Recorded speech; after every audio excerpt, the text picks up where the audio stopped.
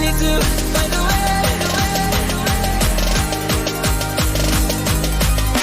Find a way.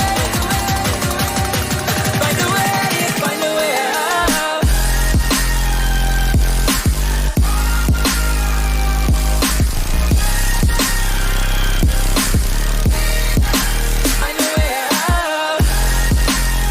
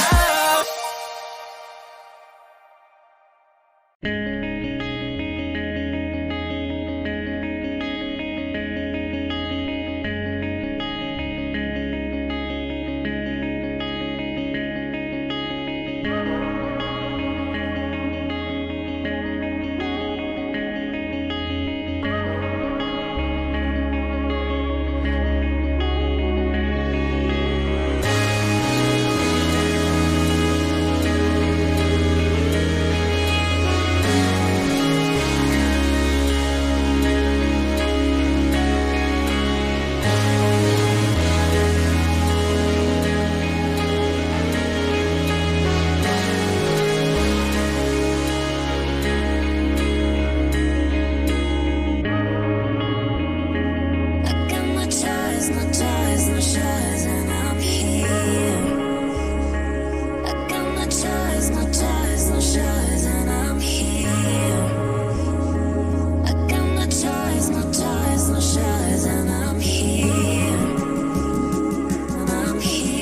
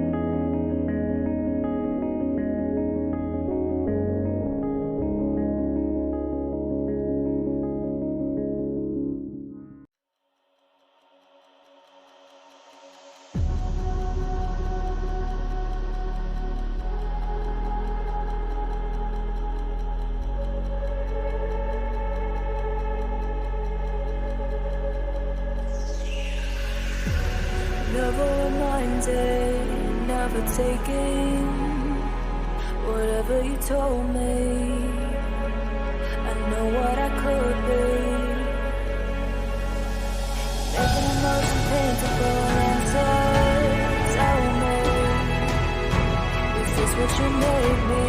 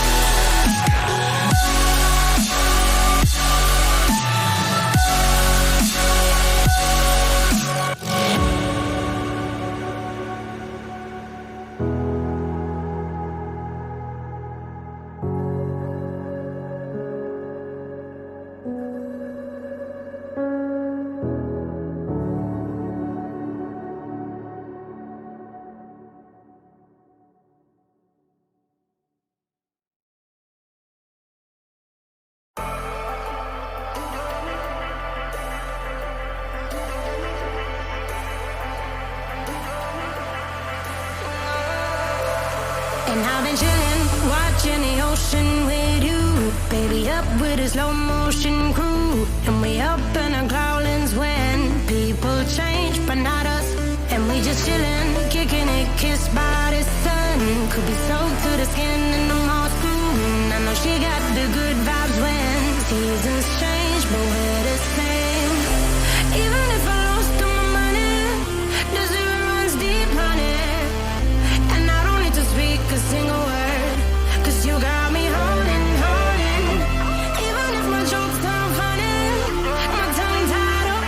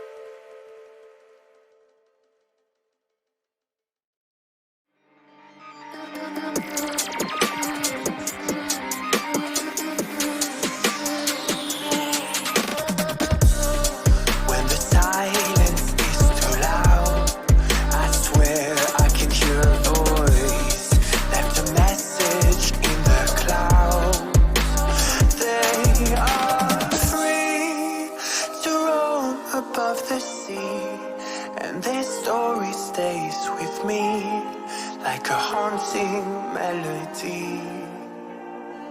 What do spirits say?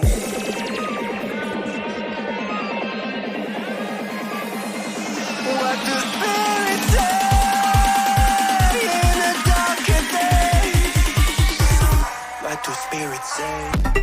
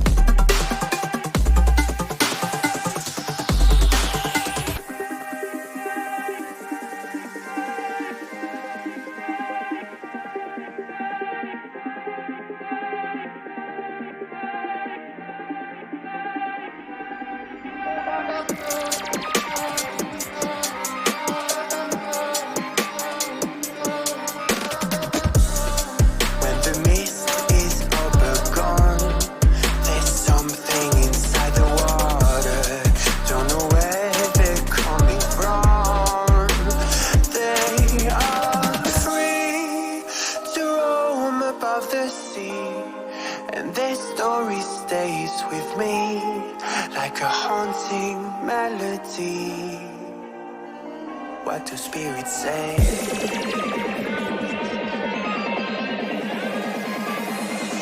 What do spirits say in a darker day? What do spirits say?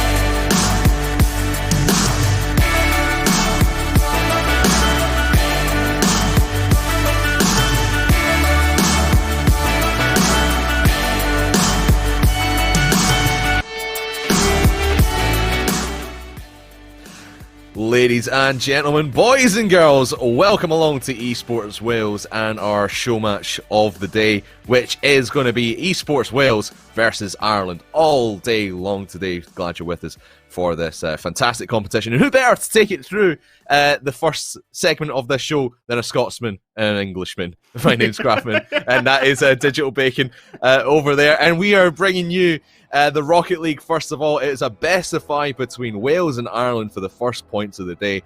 Bacon, glad you're with us. What are you looking forward to today? For me here, it's actually going to be looking at this Irish side that's got a lot of hype about it. Like, we've known Panda for ages. Shallow has been around in the community scene since day one, and then Spectre's a new up-and-comer, only 15 years old.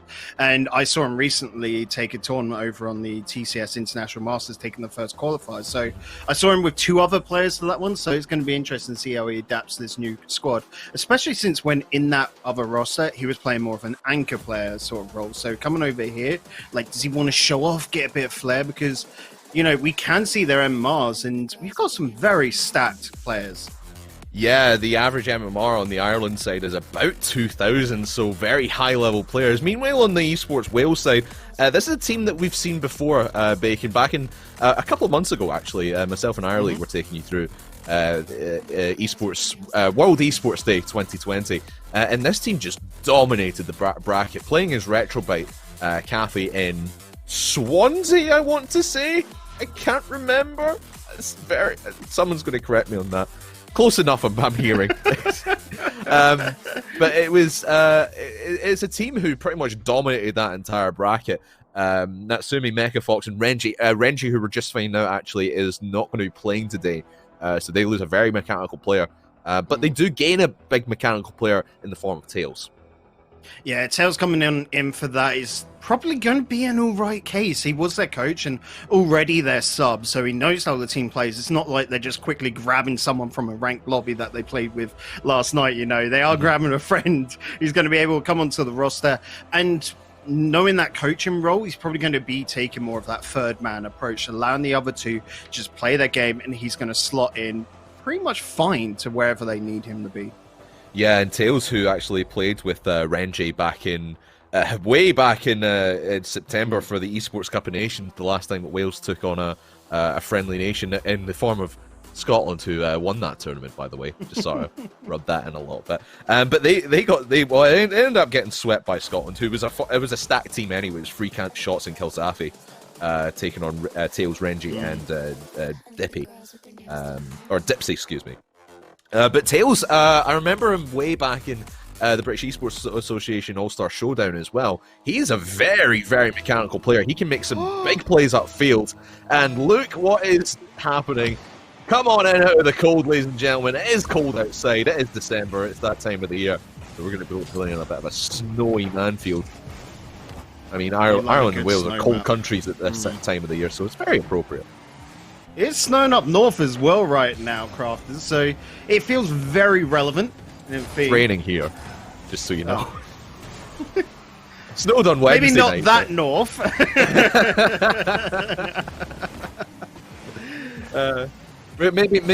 maybe Manfield. Is it Mansfield? We'll never know. But either way, 30 seconds gone in this one, and it's fairly even to start things off. Both teams in this best of 5 matchup, obviously. Wales on the blue side, Ireland on the orange side of snowy Manfield. Look at Shallow bringing this one down. Not a lot of boost, so Tails will come in, take this one away. One-on-one situation between him and Spectre. Try to find a man to pass through. Sees Mechafox, but gets picked, and the defense is just not there. Spectre spies one from out of the air and takes the first goal for Ireland. It looked all so good for Tails there, but Spectre, seeing that gap, it's definitely taught in Class 101 of Rocket League here, Crafters. You've got to have a man between the ball and net, and right there, they've gone and paid the price. Ireland going quickly, 1-0 up. Wales, they've got to look for a comeback straight away. And in these early sort of stages, quick bursts of energy will be a massive factor to a win. Ooh. Oh, dear. That's just a fumble on the back line there from Wales. Mechafox just looking very uncomfortable and just gives it straight to Panda. And Tails has to try and recover and just panics a little bit, not knowing where to take the ball. And Shell will say, thank you very much, sir. and the second on the board for Ireland straight away. Yeah, a little plan in defense there to get the ball on out. You're right, just handing it on over. Looking scarily like a ranked game. When you look at Tails here, though, he's got a plan. He's trying to dig it in deep and allow time for his teammates to come in. There's Mecha Fox following on through. And finally, a good connection coming from Wales. Yes, and Tails will be the one to set this one up and tee it up for Mecha Fox. And we talked about the defense on the Wales side being a little bit shambolic, and everyone on Ireland there just starts sucking in to the right-hand side.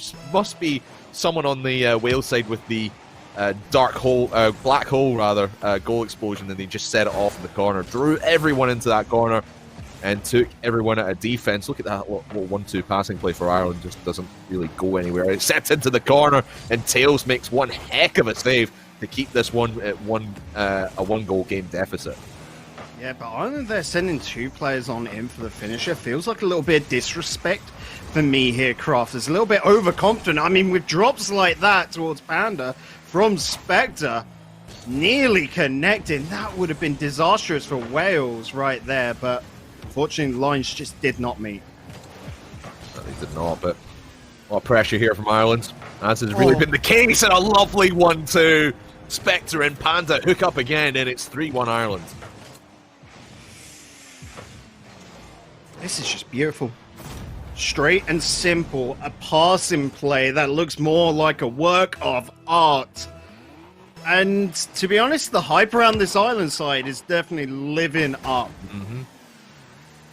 Absolutely, completely agree with you there. Taking a little bit to get things going, but they seem to have found their groove. It's just a question of can the defense hold up, because they've not really been tested all that much. It's all been Ireland down in the blue half of the pitch, and another passing play. Wales just cannot read these, and Ireland are having a field day in the Wales half of the field. Well, Ireland been given so much space to move into. You've got Spectre there, who's cheated upfield.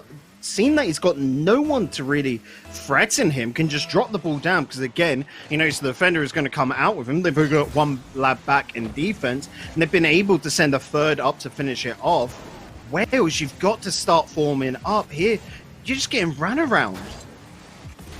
Yeah, and they're not spying out these players. You're more looking at the ball, and rather where you should be looking at where the Ireland players are positioning themselves and trying to cut off those passes and trying to cut off those shooting lanes. It's Tails' big effort there with zero boost to try and keep this in the Ireland half for more than 30 seconds, because they've not really been given too many opportunities. Every time they come down into this orange half of the field, they just end up giving the ball away. And look at there from Panda, lovely free jump to try and get that one in the backboard, does so, and the pressure still remains for Ireland. Panda will go back to the midfield and reboost, as I believe that was shallow, but it's maybe almost a bad decision from Panda, but he just clips the post. Wales still on the offense, and they still need to pull out. Ireland, what an epic performance on the back line, and they'll be rewarded for it with a 5-1 lead. Great turnaround there from Spectre. Clearly someone had told him that he was safe. There was no one challenging him. So to be able to have the time to power slide their crafters and run the ball away when Wales were off to get boost, leaving the net open, is incredible. And I think that's what it comes down to, straightforward and simple here. It's the chemistry between the Ireland players and their communication with each other, because they're always looking for each other. Every single touch has a purpose, and 9 times out of 10 is to find another teammate.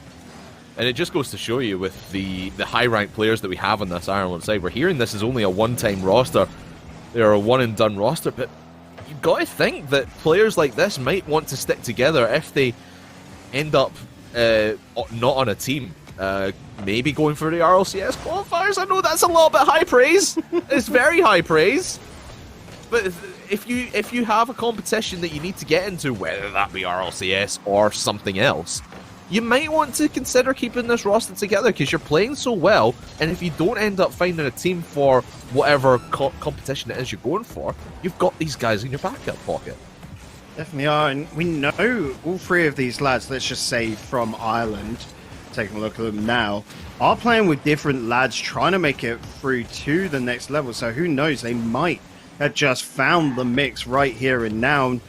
There was an interesting point. I was looking at the Rocket League subreddit the other day, Crafters, and for something like 83% of the teams in Europe right now, they're 2 from the same nationality and 1 from another. And here you're looking, well, you've already found 2. Who are you booting? That's the harder question. I mean, when you get a competition like this where it's one country versus another, you do look to your countrymen first. Even when you're trying to form your normal rosters, you do look to your countrymen, the people that you know best, and seeing what works, seeing what fits. And this Ireland roster, whether it was one-off or not, they are working so well together, and it goes to show like a team like EsportsWales, where they've been together for 3 to 4 months, and they've gone through competitions. I mentioned earlier, World Esports Day 2020, when they played as Retrobite. They were just dominating that roster, but look at that. That is what we've been wanting to see from Wales. The infield passes, and Tails finally has one on the board. Yeah, but it all comes down to Mecha Fox here with the layoff. Such a nice pass.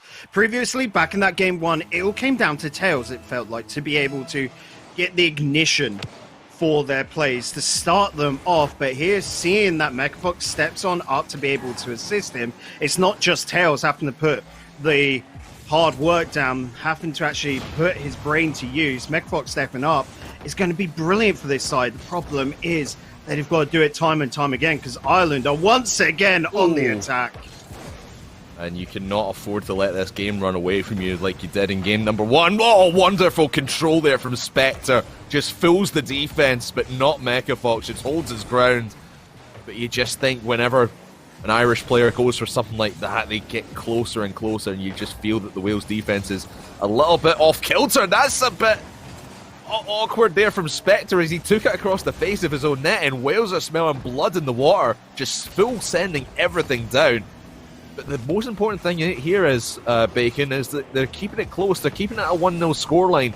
And I always say this, when you have 2 teams that are statistically disadvantaged over the other, the underdog team really wants to keep it close. And most importantly, he wants to take the lead, in a 2-0 lead for Wales. They look good in this one. Good follow-up coming here from Mecha Fox. And it just comes down to more togetherness. Wales have closed the gap between their players and are just going one after the other, just focusing on the core mechanics and just focusing on their rotations, making sure that they're not leaving a lot of open space. You got Panda stepping on through with that pass-up. A nice little clearance will avoid the danger. They'll look to hold the midfield line right now and just play a much smarter game. Big step up for Wales here. And for a team that was obviously expecting to play with Renji today, now with Tails stepping into that role, he does seem to be fitting into this roster quite well. Obviously, first game jitters out of the way, and now they have found the rotations, as you have said. But look at this wide open defense, a big long clear from Ireland. Sends it towards target, but it's just off target a little bit. And a nice infield pass. Panda finds Spectre, but doesn't find the goal. Tails is there. And the rotations, as you said, Bacon, starting to come to life for Wales. And the infield pass, Natsumi tries to find Mecha Fox, but the connection isn't there. Still stays 2-0, but Wales in full control of this one. A few cheeky demos coming out from Wales as well to look that little bit extra dangerous.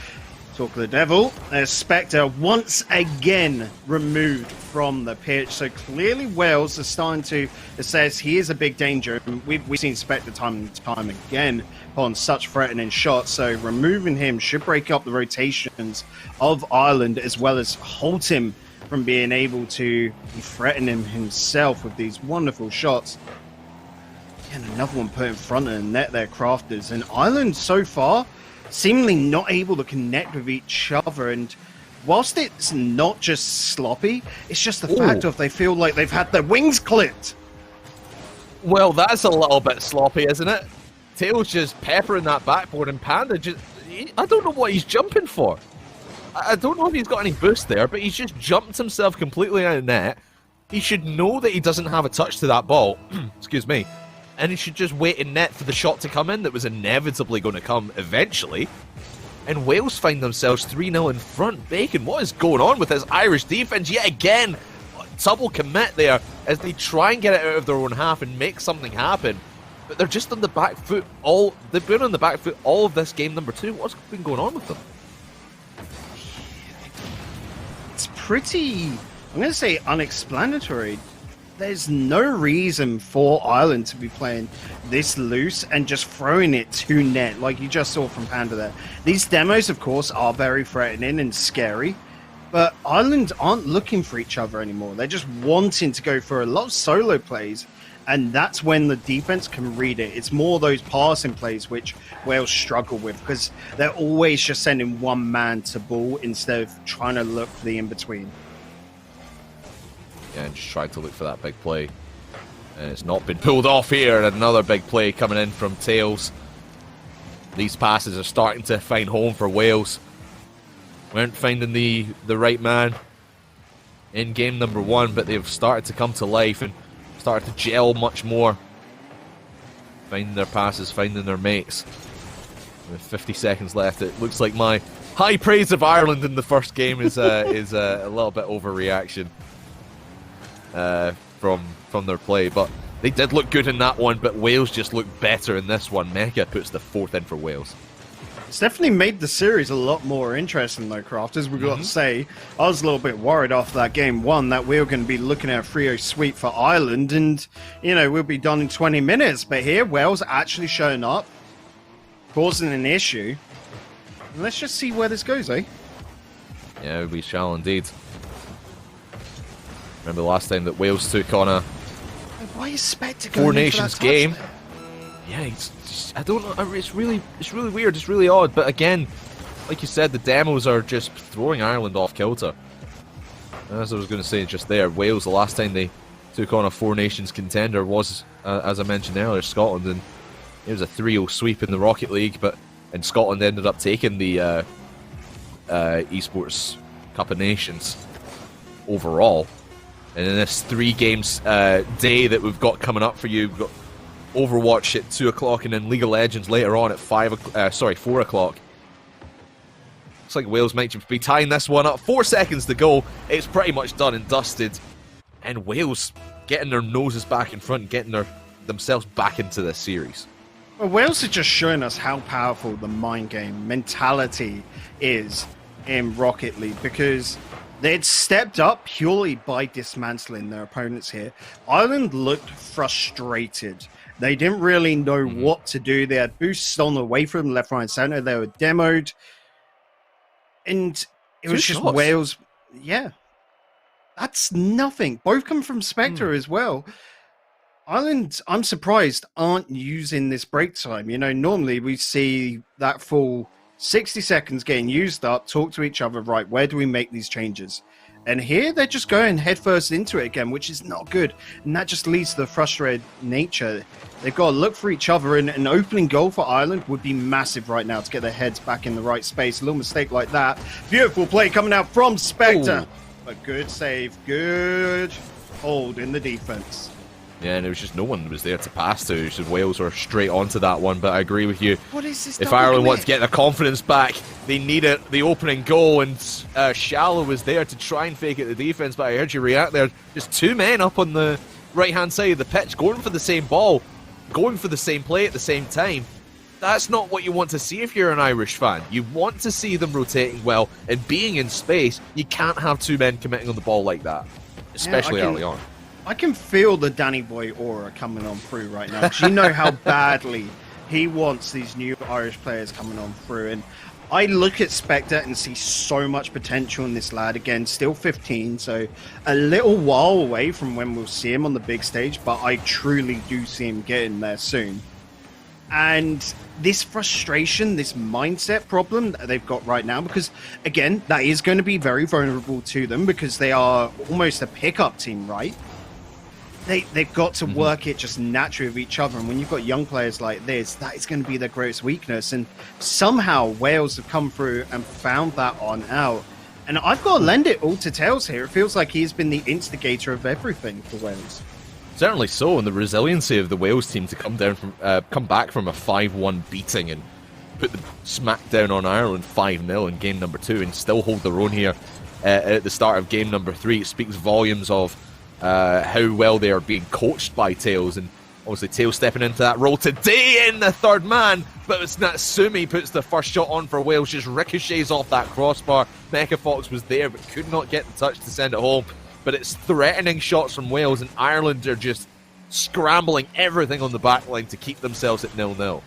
Yeah, Ireland have done well. They picked up the pace right here and now to be able to try and minimize any advantage that Wales get, try and draw them on into their own half and then go for these quick counters.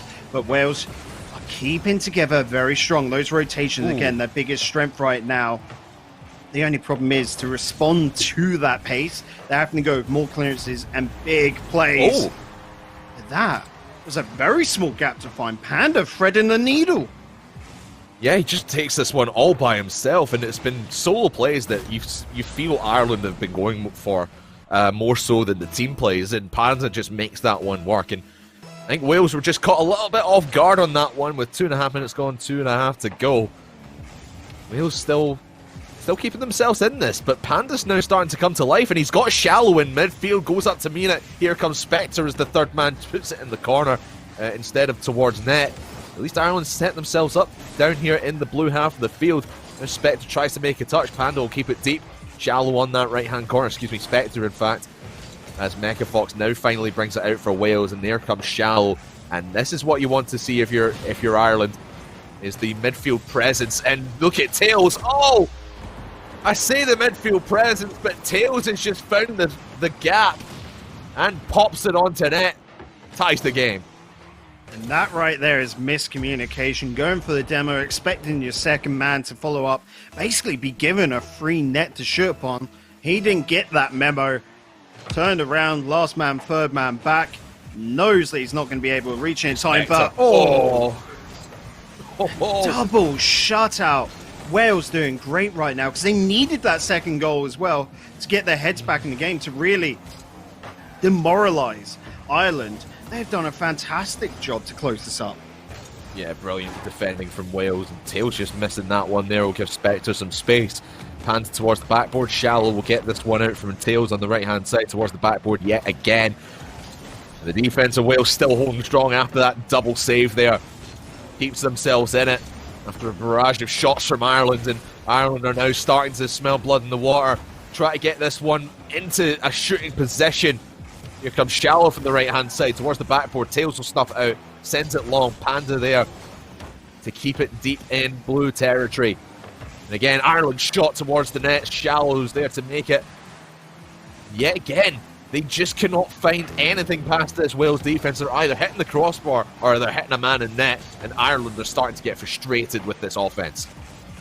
They are indeed. Spectre trying to slow things down, but gets bumped away. Pass into mid. Shallow, you've got to be quicker on these, buddy. It was turned around in the mid. That indecision where he wasn't sure whether he should be going back to defense or keeping on with the attack, and that's what cost him there. Ireland, if they want to play this game, crafters have to be so quick and snappy on their responses. And I think most of the time we've seen this ball down in the blue half of the field, and Ireland will finally be rewarded for it. Tails just so slow bringing this out, and Shallow will say, hurry up, man, I want the ball back, and just takes it back for himself. Spectre there to slam it home. And after what looks like it was going to be overtime, Ireland just keep that pressure on and finally get the second on the board for them to take the lead. But Wales will want things back with 20 seconds left. They want to be pushing. They do indeed. Oh boy. I question so much why Panda is up anyway, but, you know, just nice fake. If it works, it works. Gets the bump in there, or at least fakes out the defense and makes them think twice about it. But really, Ireland should be winning this game by maybe 5-1, 6-1. Just after the complete onslaught of offense that they've been putting onto this net. It'll be interesting to see the shot total at the end of this one, to see how many they actually put towards net, and only converted 3 of them in the end. But it speaks testament to the Wales defence, how resilient they are on that backline to keep themselves in this series. But Ireland one game away from taking the first point of the day. Yeah, and you got to look at this game as well and think Ireland got their goals in the second half. We were 0-0 for the first.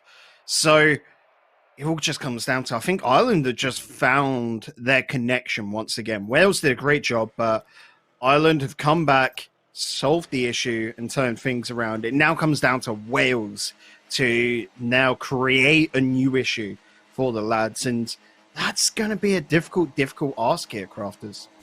It will be, and especially if they can only put 4 shots a game, which is what they did in game number 3, did Wales. Let's see how they bounce back from this one. They bounced back well from game number 1 after the beatdown that they received. Let's see how things go for them here in a crucial game number 4. Need to win this one to send us to game number 5, and that deciding pivotal game to see if we can see if Wales can claw one back and get the first point of the day overall in Wales's favour. But really even opening start, Ireland were looking to pick up where they left off. Wales are starting to push forward, and this is something we didn't really see from them a lot in game number 3. They were held on their backline for most of that third game. Now they're starting to get things working upfield, but Spectre will just dribble it through the midfield, and a big demo to Tails. It's a wide open net. Can they capitalise? Can Ireland? But Mecha Fox makes it back in the nick of time. Ireland were not prepared for that demo and not prepared for that play, and it looks like Tails was going for a bump, and it's still no defence here. Spectre's no boost, but Shall will follow up instead. 1-0 Ireland.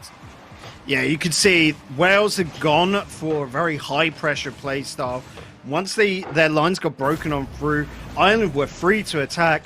Wales never really made it back in time. It all came down to just missed shots from Ireland. And then when Wales thought they were safe to get it away, nah, they struck once again. I'm looking good, but it's only been a minute. Wales, you got to turn it around now. Certainly do.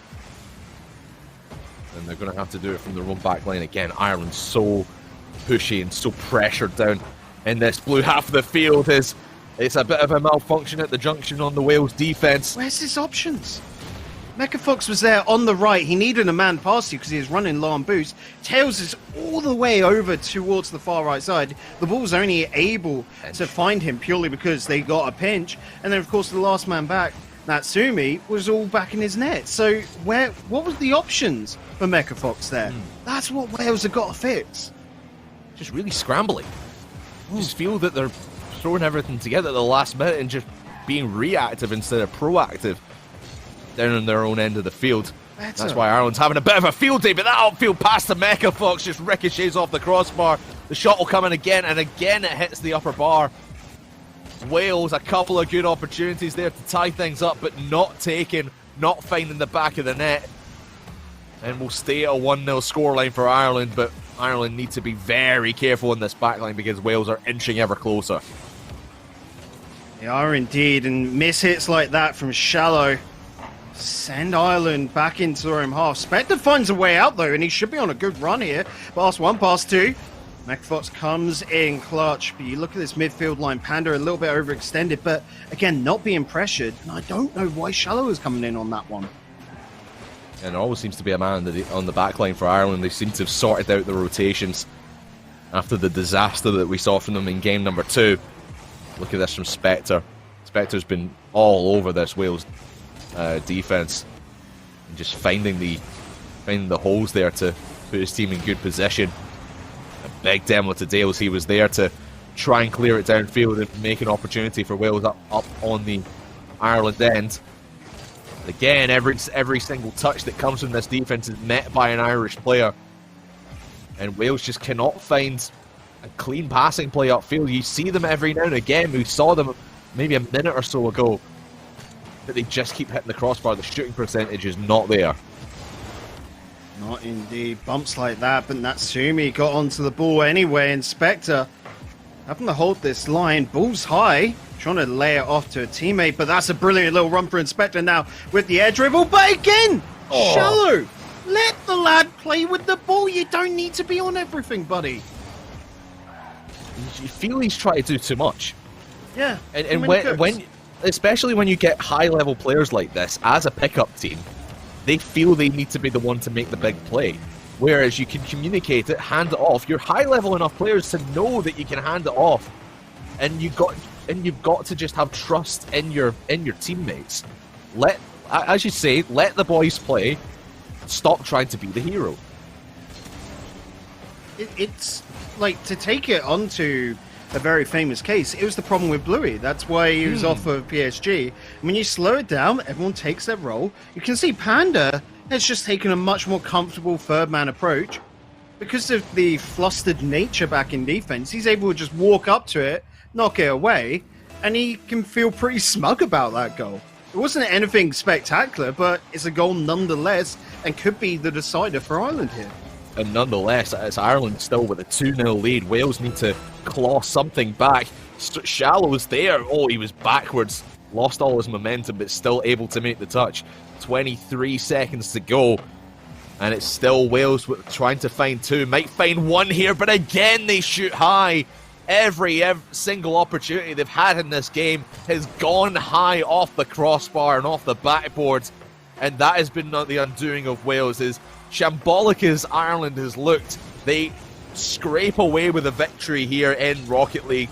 A 2-0 here in game number 4 will seal the deal as soon as this one touches the floor. Ireland pick up the first win of the first game of the day. It's got to be said, though, here, Crafters, when you look at the two sides, Ireland, the mechanical nature of these players is something else. Wales, to their credit, were able to play up. Like, when we look at just the MR difference, we're looking at 200 points. And to take that into account, that's, for the lower rank viewers at home, that's like the difference between Diamond 1 and, I'm trying to think, like somewhere along the line of Champ 1, Diamond 3. So that's a big difference in the lower ranks. Whereas, of course, when you get up to Grand Champ and all of that sort of like alongside, you know, Supersonic, you don't see that because the MR points are a little bit muddled because the bands are so wide from each other. But here you could definitely see the lads from Ireland, even though they're a pickup side, were just able to win it mechanically. Whereas Wales, massive credit to be able to step up to your opponent purely from your team plays is something to look at. The lads have just got to keep grinding to improve their skills, basically. And to take a game off of a team that you're expecting to get 3-0 swept by, it's good for them in the long run, as you say, just getting that confidence behind them. And I imagine this team is going to stick together. We'll see what happens with the Irish side as well, whether they are just going to be a pickup team for the day, or if they go on to other competitions with that roster. There are good things there, and like we've been saying, it's just the communication issues and the trust issues that need to be sorted out by the Ireland side if they've got any chance of progressing as a full roster. But either way, despite the mistakes, Ireland do walk away with the victory, as we said, and they will take it the series for the day, I suppose, 1-0 in Ireland's favour. We've got 2 more games still coming your way. We've got League of Legends coming up at 4 o'clock, but after this break, in about half an hour's time, at 2 o'clock, it will be Overwatch with It's Joe B and Daring Hard Ox to see if Wales can claw one back. But from myself, Craftman, and from Digital Bacon, it's goodbye for now, and we'll see you after this for Overwatch. My best friend.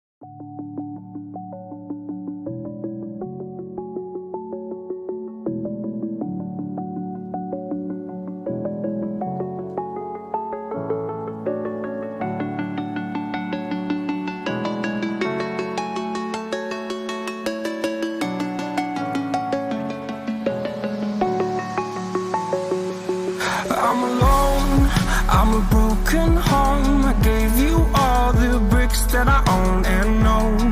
I'm letting go. I'm breaking these walls down, breaking these walls down. If you want adventure, then fly to home. But if you wanna travel, then go alone. Yeah, what's the point in us if I never know? Yeah, if you're gonna leave, I'ma let you go.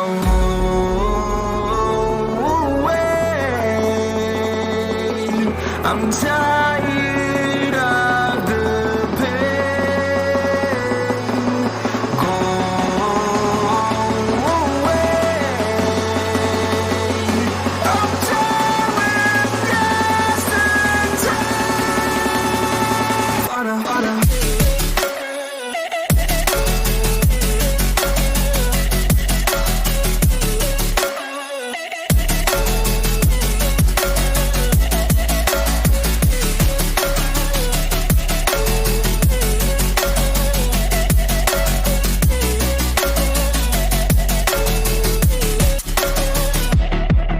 I fell where my demons dwell. My own little nightmare, I call it hell. Oh well, it's time to get back up. Climbing and climbing, I'm done with this ride, is what I tell myself, so I could feel something else.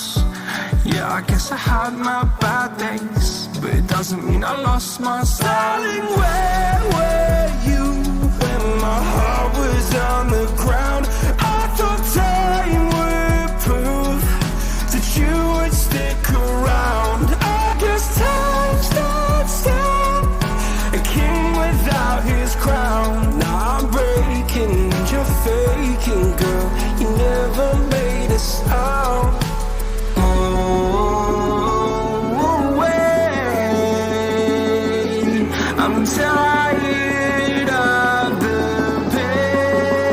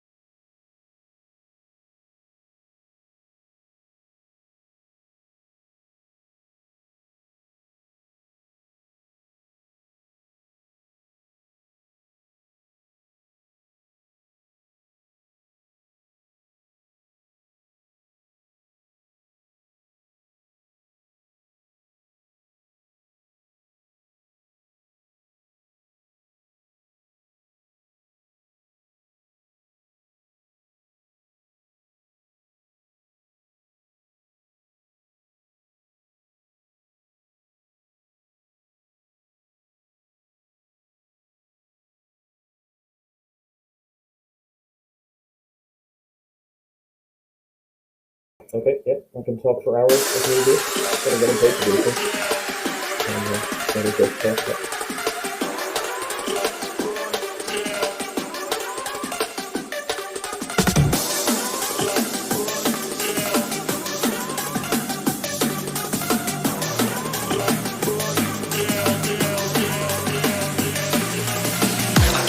It's murder. Go crazy, berserker. I killed it, it's murder. Go crazy, berserker. I killed it, it's murder. Go crazy, berserker. I killed it, it's murder. Go crazy, berserker. I killed it, it's murder. Go crazy, berserker. I killed it, it's murder. Go crazy, berserker.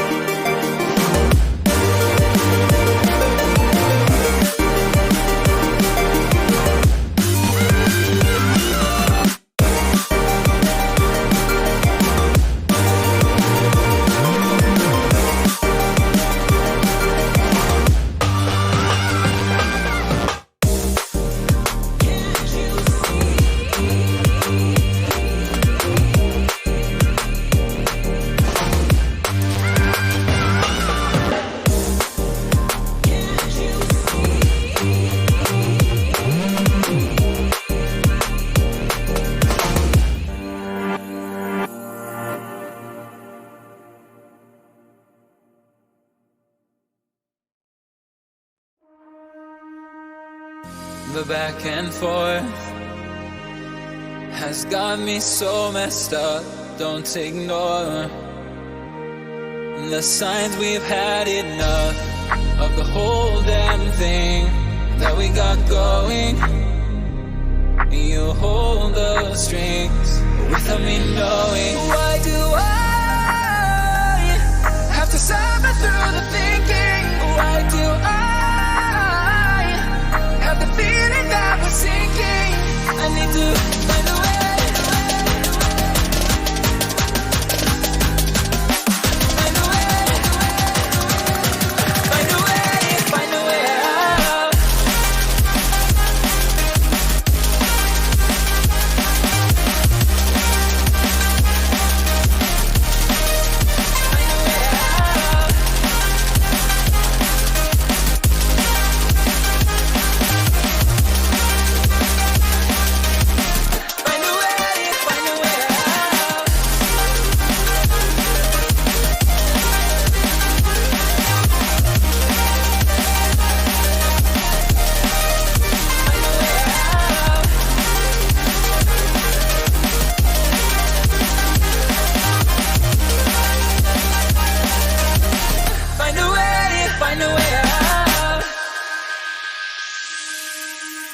What's all this for?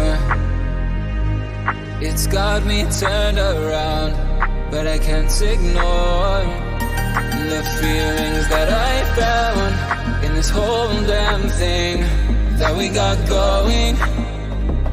You hold the strings without me knowing. Why do I have to suffer through the thinking? Why do I have the feeling that we're sinking? I need to find a way.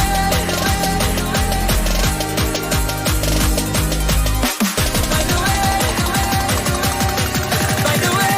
Find a way out. Find a way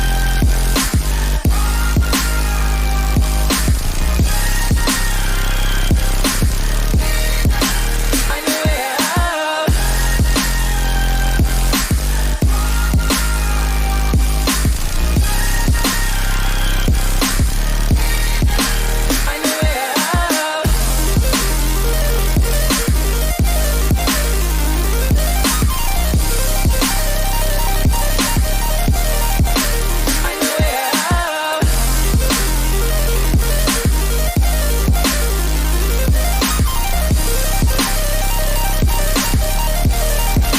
Find a way out.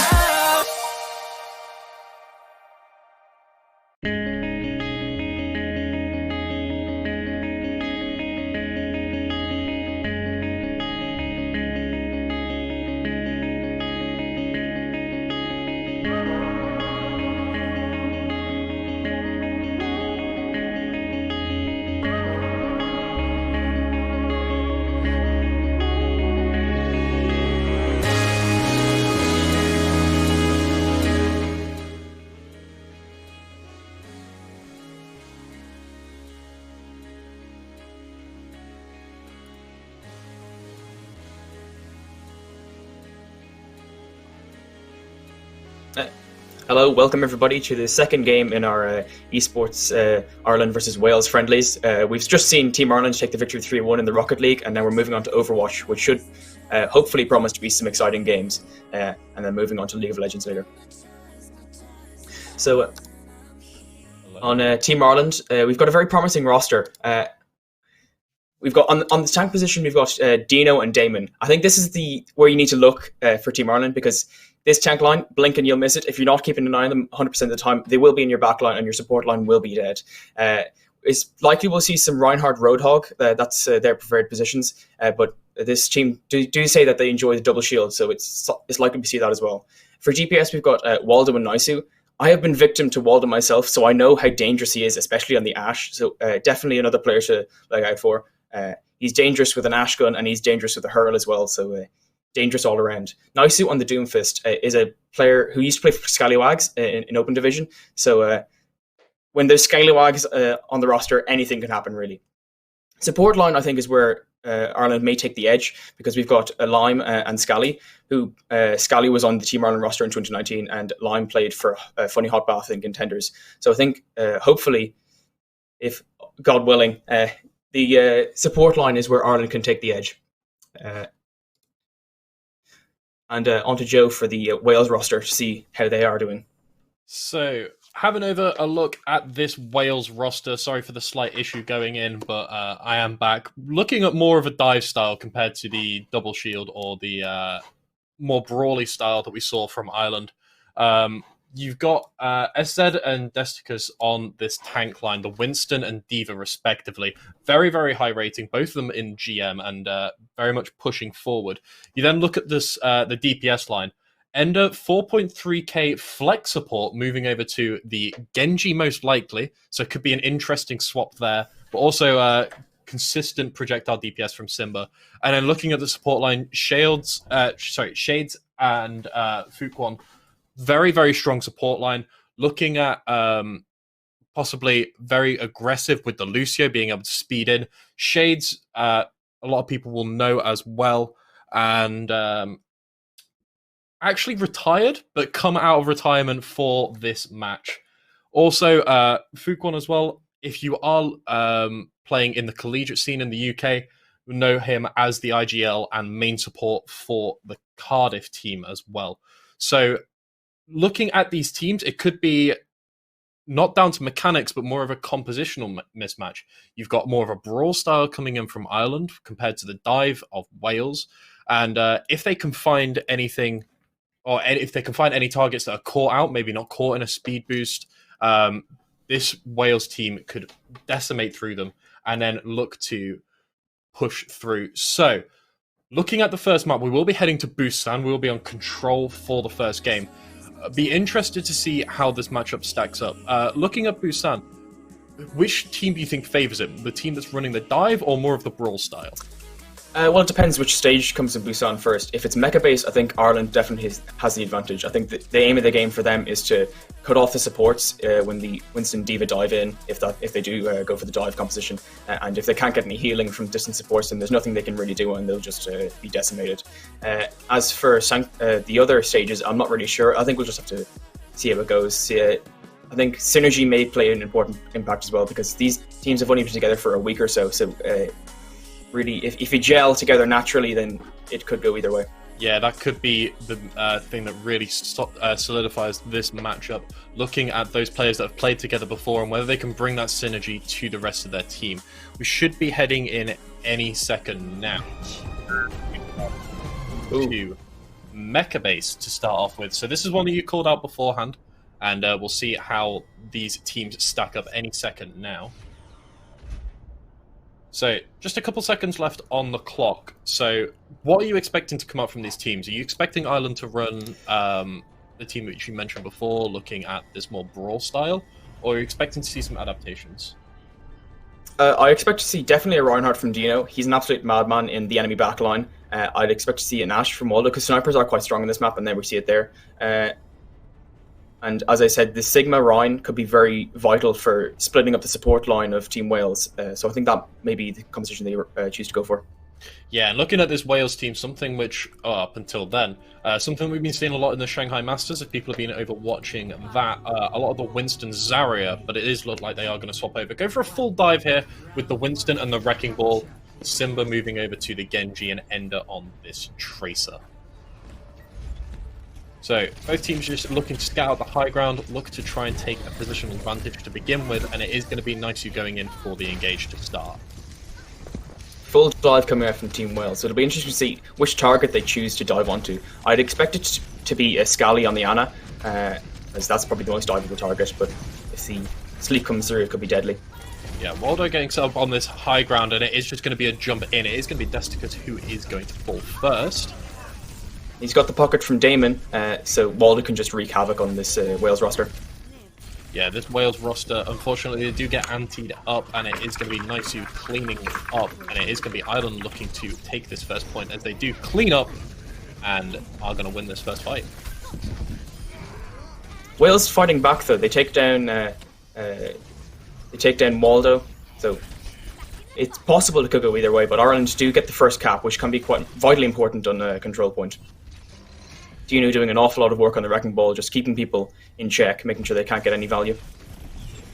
Yeah, Pulse Bomb comes in there, doesn't find anyone, unfortunately, so Nisu... Huge anti-nade from Scally there. Yeah, it's going to be that Winston getting locked up in the anti, but is going to get healed up very soon after, but it's going to be taking a hell of a lot of poke moving into this next engagement coming in from Ireland. Nano boosts for both teams, so I think that'll be the... Whoever gets the better nano boost may be the fight winner in this situation. Simba goes down early, so does... There's no DPS right now for Wales, so it's looking to be in Ireland's favour, and they don't even have to invest any ultimates for that. Yeah, and it is going to be the Lucio skirting around the outside, trying to find something, trying to just keep himself alive, but being chased down by Nisu, burnt down, and it is going to be taken out by your opposite. Destica's also looking to make the engage there, does take out Scally, and is going to also end up with the pulse Gino bomb. goes down to the pulse bomb, but manages to get the mines off just before he does, so there's some mine presence on the point, but I don't think it's really enough going to be enough to hold on to the point. There's just too many people on Team Ireland that have fallen so far.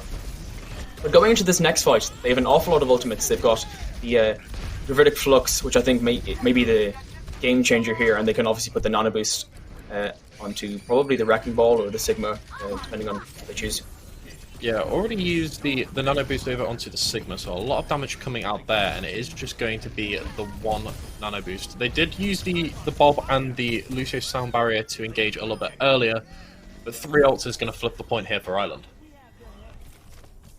So, looking Really more here. at this mid-game then, who are we looking to see? Looking at these ults, you can see Wales do have Nano Blade combination available and no defensive ult on the side of Ireland. Is that going to be what they use to flip this point? I think we definitely have to be looking out for Simba, dashing up into the air, immediately gets the Nano Boost and wipe. Oh, but an insane shot from Waldo. I told you to be looking at him in the Ash. I've been victim to it myself, and once again he shows that he just cannot be stopped once he's got a good sight line on the high ground. Yeah, it is going to be Waldo removing that Genji, removing the threat there as well, as it is going to be the Gravitic Flux coming in, finds Ender as he is floating through the air, and Nisu is Last fight for Team Wales here, and with everyone falling so quickly, it's unlikely that they'll be able to make any headway in this stage. Simba comes in. Lime goes down though. Does come in with the blade, finds one, gets slapped up and cleaned up, and it is just going to be throwing ults at this point, and it is going to be Ireland looking to take this point here. Desticus does come in along with SZ, looking to try and get some presence on the point. It is going to fall. Ender is going to get the Nano Boost and now starting to work their way through. Finds one, but is going to get taken out by the Sigma on the opposite side, and it is going to be Shades as well falling there. It's going to be Nisu trying to find something. Does have the Pulse Bomb available, but it is going to be Ireland taking round 1. There's nothing you could really do at that stage. It was just stall, with Waldo getting that insane headshot over on Simba, taking out the Nano Boost and the Nano Blade.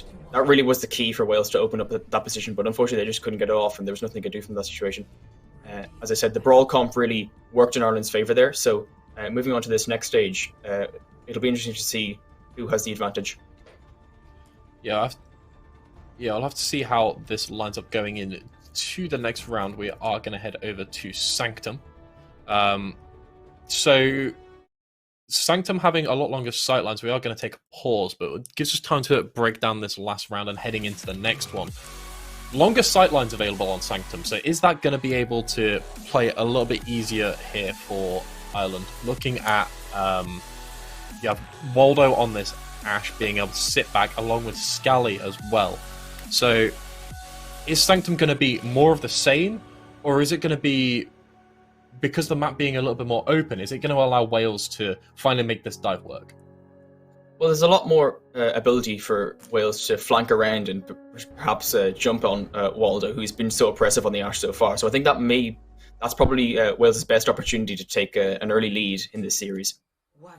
Yeah, so we'll have to see how it looks rolling out. It is going to be Wrecking Balls mirrored on both sides, but obviously the Sigma Damon is going to be it was probably the difference maker last time, and we'll have to see if it can do the same this time. Ireland's DPS was significantly stronger. On last round, the Nano Boosted Sigma. There's not much you can do about it. Really, really looking for these opening picks. It is going to be Winston eating the accretion very, very early. Gets antied and is removed from the fight. His Baptiste Immortality Field is going to keep both tanks alive, but isn't going to find anything. Simba pushing onto the point. It is going to be Wales taking the first flip hit. they managed to take out Waldo, which I think was the key aspect there, and from there they just had enough point presence to just control the fight entirely. But Ireland coming back into this, they get some picks, and I think they may eventually flip this.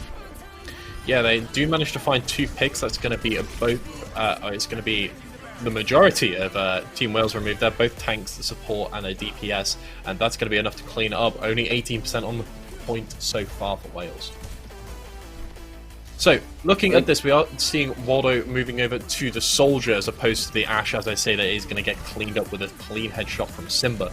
What do you think the adaptation was for here? Might be, as I said in that first fight, the Winston diving onto the Ash. The Ash uses her shift ability, and then there's nothing she can really do except hope for some support from her team. So maybe Waldo thought he might want a bit more mobility in getting away from this Winston. Yeah, definitely going to move over, get a little bit more mobility, having the sprint on the Soldier, as well as maybe a few little rocket jumps here and there. But it is going to be Ireland still holding on to this point. They do have the, or they've used the nano boost now, so they do have the gravitic flux, and they also have these mines nearly available. And no ults yet on the side of Wales, but getting very close, building up towards these tank ultimates, and a visor as well. I think the use of double support ultimates from Team Ireland last fight will bite them in the end, as they won't really have that sustainability if Wales get some, like for example, a big Primal Rage or a attack visor. Yeah, but with New Baptiste, he charges up his widescreen LG TV in about 30 seconds with the amount of healing he puts out, so I don't think Lime is having any issues here. Yeah, unfortunately this experimental change is not coming through just yet, so Baptiste still as strong as ever, and this support line from Ireland being able to allow this very, very aggressive Drunk Dino to just keep rolling forward as Desicus is going to get knocked off the map, speak of the devil. And it's going to be very, very close to Ireland taking this round very, very clean. It is going to be Wales. Nicely goes down, so there's opportunity here. Fender gets a big attack visor, but unfortunately Waldo gets the bigger attack visor, and that's the 1v1 to end them all. It is going to look that way as Shades is going to start pushing now with this coalescence, taking out Damon, looking to keep up his team as well. Lime as well. Huge anti-nade from Scally, but it isn't enough to keep himself alive. Widescreen TV popped out for the Baptiste, not going to find anyone through that as Desicus and Simba are starting to clean up now. Desicus as well getting another pick with the mine, so they are going to slowly start to get their way through this, trying to flip this point, and they do. They have to commit a lot, but do they have the sustain available now to try and keep this? And here we have Damon switching to the Roadhog. As I said, that's his preferred hero. We've got the Ball and the Hog. Some might call it torture, but I think it'll be good fun to watch it. We've got the Nano Boost. Probably stick that on the Ball or the Hog. And there's not really many ultimates for either side, so it's in the neutral. We'll have to see who's superior. Lime going onto the Zenyatta, which is interesting because he's basically a main support player. But obviously the Discord, I think, might be preferred for melting down the Winston. Yeah, I'd like to see Scally looking to pop this Nano Boost over onto Naisu again. We saw it on Mecha Base and see whether they can try and flip another fight with that. But it is going to be Simba taking out Scally, so no Nano Boost available there. Ender's just going to dip in, build up, nearly has that Pulse Bomb available now, as well as Shades having this Coalescence. So Wales are starting to build some of these ults, looking to sustain on this point. They only need to lose one fight though, and Ireland will take this. Naisu is going to get the pick over there to SZ, and it is going to start to clean up now. The Dragon does come in, finds nobody, but zones these tanks into the corner, and Shades comes in with the Coalescence now, looking to burn through the rest of the team. At this stage, it's last fight with 85% on the board for Wales, and with people falling down, I don't think Wales really have any feet to stand on here. Maybe if they can respawn quickly and run a contest long enough, but it doesn't look like it, and Ireland will take an early lead in this best-of-5 friendly match. It is certainly looking that way. Ireland now cleaning up, and Wales won't be able to touch the point, or at least for very long. The overtime timer keeps getting reset, but it's not quite enough, and it is going to be Waldo cleaning up right at the end as Ireland take game one. As always. Very, very clean coming in from Ireland. Looked a little bit scrappy towards the middle of Sanctum there, but looked dominant throughout Mecha Base, and Damon on the Sigma.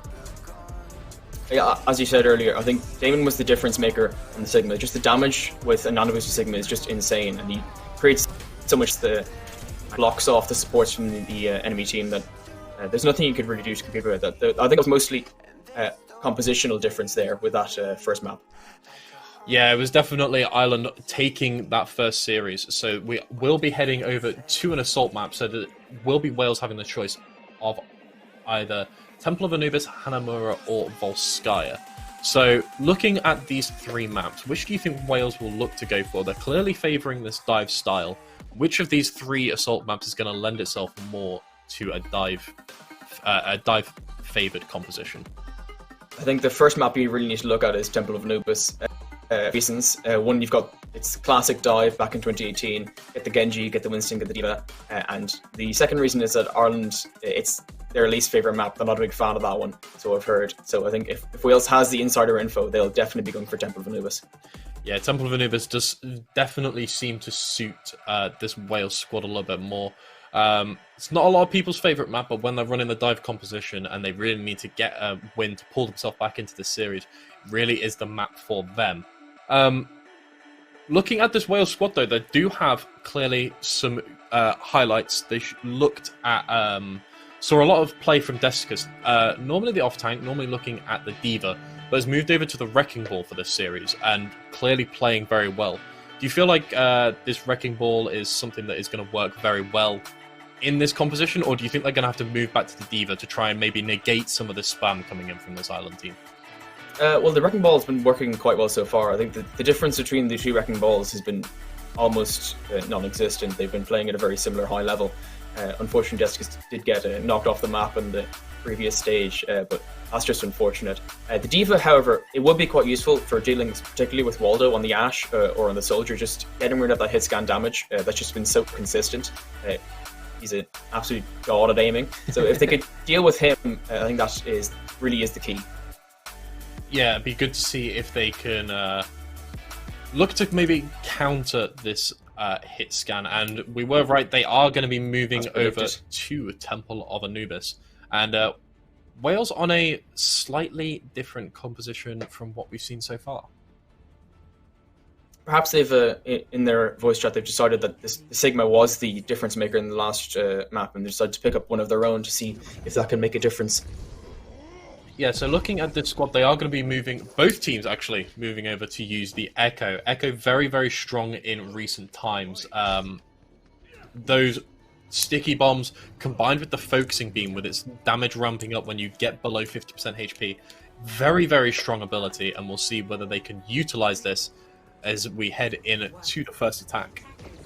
I think the player you need to look at on Team Wales here is Simba on the Hanzo. You've got the Sonic Arrow to scout out enemies if they're trying to flank, and he just was quite oppressive in the previous map. Really was the difference maker that managed to get them up to 99%, but unfortunately it wasn't enough to take the map.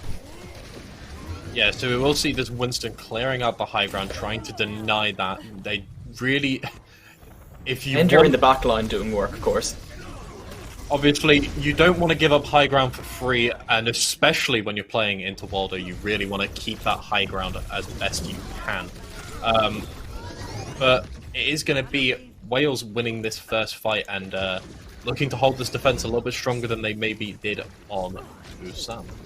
Ender on the Echo is doing enormous work, already 60% for the duplicate ultimate, which is especially these days quite strong. Probably put a copy onto the Roadhog or the Sigma and see if he can get a few tank ultimates off. Yeah, no ultimates either side yet. Yeah, no ults on the board yet. Simba probably will be the first one to get that. Ender is going to take out Scully with those sticky bombs very, very early, and Simba's going to get another pick over. That's both supports down for Ireland, and that's going to end your push right there. I think the adaptation that Ireland needs to make really here is they need to somehow deal with this Echo, who's just flying into their backline, causing enormous damage and flying out. Perhaps a McCree of some sort would be useful. Flashbang. They can get a stun off and take her down. Yeah, the other option you have to consider is maybe Scully playing on this Zenyatta, maybe a little bit too greedy. Maybe they need to move over to the Brigitte. Their tanks are going to be staying very close anyway, so that healing is going to be maximized. And as this Echo drops down, being able to shield bash her is going to remove her from the game very, very quickly. We will see, as ultimates do start to come on the board now, we do have Amplification Matrix and also Duplicate available for Ireland. And they are going to be popped here first to beat Amplification Matrix. Ender copying the Roadhog initially, which is just your worst nightmare if you're trying to kill the Echo. An extra 600 HP and an E on top of that. There's nothing you can really do against that. Nicely copying the Winston, getting a lot of work done with the Primal Rage. Yeah, splitting up this Wales side, and it is going to be Ireland starting to push through now. They managed to get a pick with their Gravitic Flux, as well as Nisu and Scally cleaning up towards the end of this fight. And it is going to be... Actually, the point opened up here for Ireland. They somehow sustained through that massive burst coming in through Ender on the duplicated Roadhog. But here they go. 1 minute 15 to left on the clock as they obviously get the extra time there.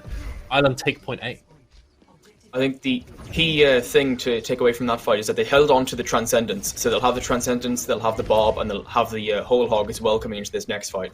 There's no support ultimates on the side of Team Wales, so they really need to be careful of particularly the Bob and the Whole Hog. And Ireland already has an answer to the Reflux from the side of Destica's with that Transcendence. And Desticus goes down immediately, so that's not going to be an issue in the first place. Two picks already for Team Ireland. Make that 3. No DPS at all for Team Wales. This is looking like an absolute slaughter with Nisu on the Echo. Nisu cleaning up that focusing beam, doing so much damage, and those sticky bombs to clean up Fuquan as well. And it is going to be 3 minutes 30 left on the clock. Ireland managed to steamroll with their ultimates, managed to snowball that and take point B. Wales needing to cap both points. A very respectable time bank from Team Ireland. Well, it'll be interesting to see if make any adaptations to see if they can match or even improve that time bank.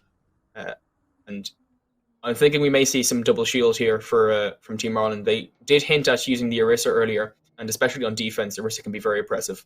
1-1. Yeah, we'll have to see how these teams stack up on the mirrored matchup. We'll have to see what kind of adaptations Wales make on their attack, see whether they can run something very similar to Ireland. That damage coming through and being able to sustain with your Roadhog, allowing them to take the point. But it does look like Wales are going to be running a double shield composition here. And even more interestingly, the Winston Zarya from Team Ireland, and they're on defense, so this is more or less locked in. I suppose that could be quite effective. Dive the Winston in, put a bubble on him, get enormous amounts of energy. Winston jumps out, and then you've got an 100 energy Zarya in your front line. There's nothing you can do about it, and that's just game. Yeah, and if this damage boost stays on Nisu on the Junkrat as well, that's a huge amount of spam damage coming through, and it doesn't matter if you have 2 shields. Damage boosted Junkrat is going to burn through both of them. Waldo's setting up on this high ground as well, so an interesting setup here for Ireland on their defense. I have no Twitch chat open right now due to my one monitor, but I assume there's some J-Lux in the chat. Immediately, Nisu taking out the main tank of all people with the damage boost on the Junkrat, as you said. Lime doing enormous work, holding right click. Definitely there, so it is going to be this very much spam-focused, well, from both sides now. So we're going to see Ender on the Echo, quite a lot of spam coming in there, and Simba on the Junkrat for Wales on this attack. And both teams just spamming to pieces, trying to find something. And it's going to be Nisu finding this first pick once again. Simba going enormously low there, in quite a dangerous position. Managed to get taken out, so does Ender, so there's no DPS here. I think this is just a one fight for Team Ireland. Yeah, definitely. Quite an economical one as well. And they've got the Riptire next fight, which obviously is quite a useful ultimate. And Nisu going all the way up to the enemy spawn balls. It's aggressive, and in comes the Riptire now, and it's going to take out Desticus regardless. Somehow, some way managing to get out as well. This Mercy is going to be the one to fall though. Is this over-aggression going to be something which Ireland pay for now? I'm not sure that was a worthy trade, to be honest. Taking down a tank who's going to respawn in 10 seconds and instantly be back where he was, whereas that Mercy's going to take a while to get back. And losing out on that one support, it can be quite dangerous. Waldo going incredibly low now. It would be nice to have a Mercy there to help him, but looks like Ireland is going to be able to keep this fight going if they just manage to take out this Sigma. Wales dropping the Immortality Field, trying to stabilize their team just a little bit, but it is going to be so much damage coming out from Waldo and Damon, burning through this Welsh team, and it's not going to be enough despite having that advantage in the early fight. It is going to be Ireland swapping it around, managing to find just a couple of picks and turn this fight. As I said, the 100 energy Zarya in your front line, there's not much you can really do to take her down. And Nisu on the Junkrat getting the 3k with the mines, make that a 4k. He's having an absolute field day on this Junkrat. And a little bit of BM coming in again from Ireland, standing right outside the enemy spawn doors, popping ultimate and emoting. And that's got to sting a little bit if you're Wales. Overwatch is as much a mental game as it is a game about reaction times and positioning. And I think that Wales will definitely be feeling the effect of that right now after that performance. Yeah, it's going to be Lime. They do manage to take Waldo and Lime by going that down. ult. I think this leaves a big opportunity for Wales to go in. If they can keep this going, they take down... Simba goes down, however, so... And Shades as well. Waldo on the legs can get back soon enough, so it looks like this, once again, will be in Ireland's favour. Last fight now for Wales. They've got the Junkrat ult, they've got the Gravitic Flux, and Ireland really only has the Riptire and the Sound Barrier, so it's quite an even fight next fight, but it is definitely probably the most important of the series even. Ender and Waldo are going to end up trading there. It is going to be those sticky bombs coming through and cleaning up. But it is final fight now if you are on this Wales team. And Naisu up on this Junkrat with the Riptire available is potentially disastrous. It is going to be Ender on the Pharaoh, though, getting the first pick. The Sound Barrier does have to come through on the side of Ireland now to sustain through Desticus on this Gravitic Flux. Lime but it is down, going to be going down. This is Wales looking to flip this now. So we are going to see Simba getting one with the Riptire as well. Shades cleaning up as well. And Wales are slowly starting to flip this, nearly up to that second tick. But are they taking this too slowly? We know what 2CP respawns are like, but it does look like Wales are going to take this and have just by the skin of their teeth managed to flip this, and it is going to be Wales now taking point A, looking to push point B. The two things you really need to be looking at here is the ultimate banks. Ireland managed to hold on to that Riptire, which will be enormously effective, and then you need to look at the time banks. Wales already have a worse time bank than Ireland, and that's without even having capped point 2. So they really need to be economical in these fights if they want to stand a chance at all of getting a win, never mind a draw. Dino all the way in the enemy spawn, popping this Primal Rage now, looking to find something. Does find Simba, and he's going to try and make it back to his goes team. enormously low and manages to get taken down by Damon on the Zarya. Slowly, they've managed to flip this, and Ireland also building up their ultimate bank now. They use the Primal Rage, but now they have the Tactical Visor, and also the Graviton Surge available. Wales don't have a sustain ultimate, really. The Coalescence might not be enough when you're looking at a Riptire and also a Graviton Surge combined. I mean, there's nothing they can really do against the burst damage of a Riptire. Ender goes on to the McCree, trying to take down the Winston and Dino, I suppose, but he managed to get taken down himself by the Scally on the Lucio. Very, very nice Riptire cleaning up, and it is going to be Naisu as well. Cleaning house, making that a third in that fight. And again, Dino all the way up to the enemy spawn, just saying hello. I sincerely hope that first prize in this tournament is lessons in etiquette, because Team Ireland need it right now. And again, another one right outside the enemy spawn. It's going to be Naisu finding that one, but does get cleaned up immediately. BM is quite simply unacceptable. I'll be having words with the lads later. But it is going to be Graviton Surge as well, used all the way in the enemy spawn, and there's Tracer that found a way around Ender, blinking round the side, manages to get a tick actually here for Wales. And it's going to be Ireland still pushing. Team Ireland have gotten a bit greedy. They've overextended and they've given him the opportunity to come in and cap the second point. It's last fight now, so if Wales lose this, they're really in a bad situation in terms of the series. Simba on the Hanzo, he's got the Dragon Strike. He's been doing enormous work on this Hanzo all series, so if he can get a big ult with that, I think that might seal the deal. Waldo coming in Scally, on the side though. The absolute insane person on the Lucio, doing enormous work taking down Simba on the Hanzo. And somehow, someway, Ireland managed to play their way out of that predicament that they got themselves in. Scally is going to chase this Winston all the way back to their own spawn. But you've got to feel for Wales there. They're getting held outside their own spawn. They nearly managed to take that second tick, but it's not quite enough. 20 seconds left on the clock, and it's going to have to be all or nothing now. This is standard behaviour of the Scallywags, Scally and Naisu on the Junkrat and the Lucio respectively. They have no respect for their enemy team at all. They're just playing their own game, and it seems to be working. Lyman, the enemy backline for some reason on the Ana, that's interesting. Last fight here, the Dragon Strike managed to split up Team Ireland. quite effectively. And But an another enormous rip tire huge from two-man Nice. tire coming in from that Junkrat does die to the pulse bomb of the Tracer, however, but it is looking a little bit scrappy, but it's not quite enough. And There with the rings the bell. support line There's of Wales the going team down. kill, and down go Wales 2-0 in the series. Still a potential for them to bring this one back. But we are going to have to take a quick look at this play of the game, and plenty of moments, but of course it's going to be Nisu on the Junkrat. See him pushing all the way up, and is this where he goes into the enemy spawn? There's the first. There's a second and a third, cleaning house on this Junkrat. Very, very aggressive play. But now is the time. Can Wales pull this back? Can they find the reverse sweep? Looking at that play, however, Ireland are definitely feeling themselves, and it's going to be a tough one to match. Well, the story of Ireland in sports is the story of the underdog, and I think it could be similar for Wales. So the reverse sweep is definitely a possibility. I wouldn't rule it out yet, especially with how confident Ireland are right now. I'd say even overconfident at times. They've been spawn camping, and they lost 0.1 over spawn camping. So if they continue to do that in our third map, then there's definitely a possibility for an upset.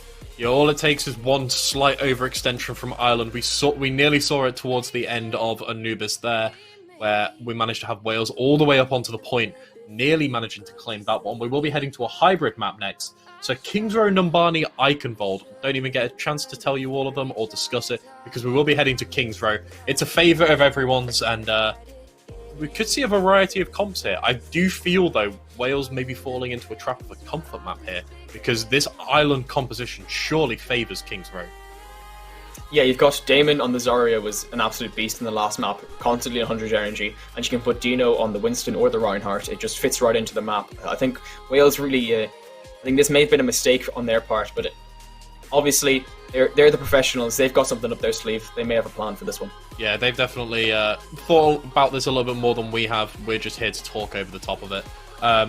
Could possibly see some adaptation from Wales. We've seen them play a lot of the dives so far. We saw a little bit of double shield towards the end of Anubis there, and also flexing over to the Roadhog, but clearly they're favouring this Winston throughout. We'll have to see how that goes looking at Kings Row. Should be heading in any second now, and really need Wales to try and flip this one. We want to see a little bit more than just the 3 maps in this series. It would be nice to get a long series. Give us a good amount of Overwatch while Overwatch League is in the off season. And of course, we could just extend all of the Overwatch by having multiple pauses throughout. Well, of course, could be an interesting setup here. But looking at these compositions, so we see Wales are going to be on the defense first, and we're seeing a double shield, but not your traditional double shield. We're seeing the Reinhardt and the Sigma. What is this composition more looking to do then? Normally, you're looking to bunker up a little bit more with an Orisa. But what do we expect from this Wales side? The purpose of this composition, it's similar to bunker, but it's just a lot more maneuver. S said on their own, I think is really going to be the staple of this composition. If he can collapse onto Team Ireland in any way, he's got enormous heals from the Baptiste. He'll probably have some sort of damage boosting, perhaps on the Sigma, or probably pocketing the Echo, or even the Junker. There's just so many targets for the Mercy to pocket in this composition that they could do an enormous amount of damage. Team Ireland, on the other hand, they're running additional Ryan Zarya. Waldo on the Doomfist at the moment, but he's probably going to switch yet over to whatever. I saw Nisu on the Doomfist briefly earlier. That's his comfort pick. So if we see that, it could be potentially lethal. Yeah, we'll see Nisu as well on this Tracer. I'm very much looking forward to seeing... Oh, unfortunately. I was looking forward to seeing more of it, but Simba is going to get the first pick. Another trap outside the spawn door. Ireland just clearly weren't expecting. Waldo on the Widow is an interesting one. As I said, he's an absolute aim god, but with the Widow nerfs, 175 HP, she's definitely more of a glass cannon than ever. Takes down Ender with a nice clean headshot. Now he's going on to the Sigma, but they get the res off, so this looks like it'll be definitely in Wales' favour. Yeah, Destica's finding 2 there, so it's probably going to have to be Ireland backing off, trying to maybe just regroup a little bit before they try and make another push. This is Zarya playing with the Rhine, trying to find a little bit more energy, but the Rhine is falling very, very low. Dino, unfortunately, not finding anything there. It's going to be Nisu coming in, finding a pick on the Mercy, but it's going to fall to Ender, and it's going to be picks going back and forth. But it's going to be Waldo cleaning up as well. 2 headshots in a row on both DPS. 1 HP hiding behind the telephone box. What else do you want in life? Yeah, there's a lot of people exaggerate when they say they're 1 HP, but that was definitely not Waldo there. And it's going to be Scally very, very aggressive on this Lucio, forcing out the enemies from his point. It's going to be Ireland taking this first point very, very aggressively and very, very efficiently. I got 2 nasty kills after nasty kills from Waldo. He's really coming to his own on this map. And another headshot onto Shades. The name Waldo 2KO1 will be feared for years to come in all parts of Wales after this performance. It really will, and Nisu finding the Reinhardt in the backline, but it's going to be the Mercy cleaning that one up. Fuquan finding that one. But Waldo on this angle, trying to find some picks, ending fights before they even begin. Quite dangerous play there from both DPS on Team Wales, peeking a Waldo who's on fire. They don't manage to survive without getting shot in the head, luckily. A lot of damage coming through, especially from Waldo, but it is going to be Ireland just pushing through this payload without even having to take fights. Just sitting further back, and it is going to be Nisu now on this Boomfist, having to use his Meteor Strike to get out, and it's going to play very, very aggressively, looking to find a health kit. Obviously can't do much with his supports around there. Both Immortality, Amplification Matrices come out. The Fire Strike is going to find one, but it's going to be Ender and Destica's cleaning house so far for Wales. Trying to mount some sort of defense so far, as it's going to be Nisu coming in from the back now. He did find that health kit, and it finds one. Gets knocked back by his own uppercut into the Riptire of Simba, and Ireland are going to have to back all the way up here. It's a good fight from Wales, but unfortunately they invested basically every ult under the sun. Everything thrown at it, including the kitchen sink. And now Arna can come in. They've got the Graviton Surge, they've got the sight, so they know exactly what Wales is doing, and they've got the beat if things start going bad. Desticus is going to fall, caught a little bit out of position, gets charged and burnt down by this Zarya, and it is going to be Shades as well, unfortunately getting chased down. As said as well, picked up by Nisu. Simba clean up, and they do manage to push this in, but it's going to be the rest of Ireland pushing this through. Cleaning up 4 minutes 40 on the time bank. Enormous amount of time for Team Ireland, and they still have that key Sand Barrier ultimate to use. Yes. I'll be coming up on a Earth Strider as well. Dino on the Reinhardt, as I've said, he's in the enemy backline 24/7, including now when he eventually gets taken down by Ender. But Desticus is going to come back out. He's going to find 2 immediately, and Waldo cleaning up Ender. The battle of the hit scans is definitely going over to the side of Waldo. Dominant throughout this match, and Ireland are just going to have to take a little bit of a back seat to regroup here.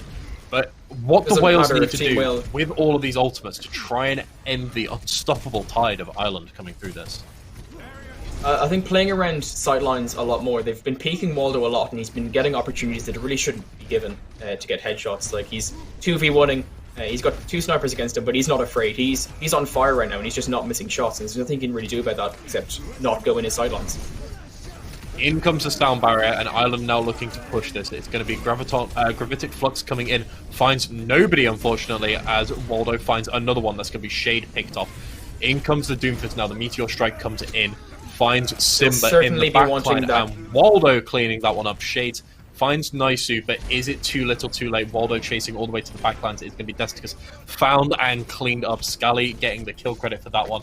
Waldo playing very aggressively into this Baptiste. The Immortality field does come out, and it is going to allow Wales to contest just a little bit longer. Fuquan cleaned up enormous there by hook from Damon. Beautiful hook coming in there. But it is going to be Wales trying to mount some sort of defense here. They're trying somehow, some way to clean this one up. But picks coming in left, right, and center for Ireland. Ireland are just too clean at the minute. Can they find anything? Shades is going to get the pick over onto Nisu, but is it too little, too late? Damon and Waldo cleaning up these fights. Another one for Waldo there, as the Winston also cleaned up by Reinhardt, and Ender falling to Damon, and it's going to be Ireland with 2.5 minutes left on the clock. And I said with Waldo, when he's on fire, you play around sightlines, but he's not missing shots. There's nothing you can do about that. But when Damon is not missing any hooks, and Scally's not missing any boops. There's nothing you can do. If there's 3 people just playing at the absolute peak, there's nothing you can do at all to shut them down. So I think Wales just needs to regroup and find some sort of game plan to shut these people down. Very, very dominant from Ireland and slightly demoralizing if you're Wales. They didn't seem to even manage to win a fight throughout that entire series. Ireland just realized when they lose one player, they back out. They don't need to take those fights and just leave Waldo to sit up on a high ground and just get a couple of picks, allowing them to just re-enter the fight. Looking more towards this Wales attack now. They are looking to run Desicca's on the Zarya alongside the Winston. Is this something that you feel like is actually going to allow them to be able to push into this Ireland team? Or do you think Ireland are just feeling themselves too much looking at this potential final defense? I think the Winston coming out from SZ could be the difference maker if he can somehow manage to dive onto Waldo and take him out. If he's got the bubble, he's a lot more sustainable and defensible. If they can manage to take out Waldo, I think that is definitely the key. You just have to ignore Damon. I know he's popping off on the Roadhog, but there's nothing you can really do about that when you've got a Widowmaker with her sights trained on your head. It's going to be Damon starting off the match right up in front of the enemy spawn. SZ going to have to back into his own spawn as well. Very, very high line being held here by Ireland. Lime gets taken down at the start. That could be crucial, but Ender going down as well. Trading out, another scrappy fight. I think the name of the game from Team Ireland is just, from day one, has just been aggression, constant aggression. There is no S key on any of these keyboards. But that aggression perhaps being slightly misplaced, as it is going to be Wales looking to flip this one. This Zarya cleaning up towards the end, Desicca's has been the saving grace for Wales throughout the series. And allowing SZ to push a lot more aggressively on this Winston, now pushing all the way up and holding this choke by himself, allowing 3/4 of the point to be taken by Wales so far. But now in come Ireland trying to flip this. It is going to be picks going back and forth. They are currently even, but it is going to be Waldo Simba now taking down cleaning Zarya, up. Waldo finds one. Can he find himself another though? This is going to be the thing that they need to do to flip the point. Scally is going to find one, and it's going to be Nisu on this Genji finding another. Ender with the TP, very aggressive towards Waldo. It's going to clean him up, but now is he caught in no man's land? Cleaned up there, Nisu, very, very nice. Finding Ender in the backline, and it is going to be somehow Ireland managing to come back in, despite their misplaced aggression, finding themselves back in this fight. I think it's safe to say the key to that fight was taking out the high energy Zarya from Waldo. You just got a headshot and then a body shot immediately. There's nothing they could have done. In comes Nano the Boost Nano comes Blade. out. And the sound barrier on the opposite side. Desicca's is still going to fall, and in comes the Reaper, popping that Death Blossom. Finds Just about Nisu on the other side. They've only got one tick to get, so I think it's safe to say Wales have gotten this one. There'll be no recontests. And they definitely have a strong number of ultimates for next fight as well. They've got the Nano Blade, they've got the Graviton Surge, whereas Ireland, they've got the Shatter, which could be useful if perhaps solo Shatter the Nano Genji, and they've got the Sights, which they're popping immediately to try and get some sort of positional advantage. Yeah, Wales still holding on to this Nano Blade. They will obviously have the Immortality Field from this Baptiste to try and find something, but the Graviton Surge is going to come in.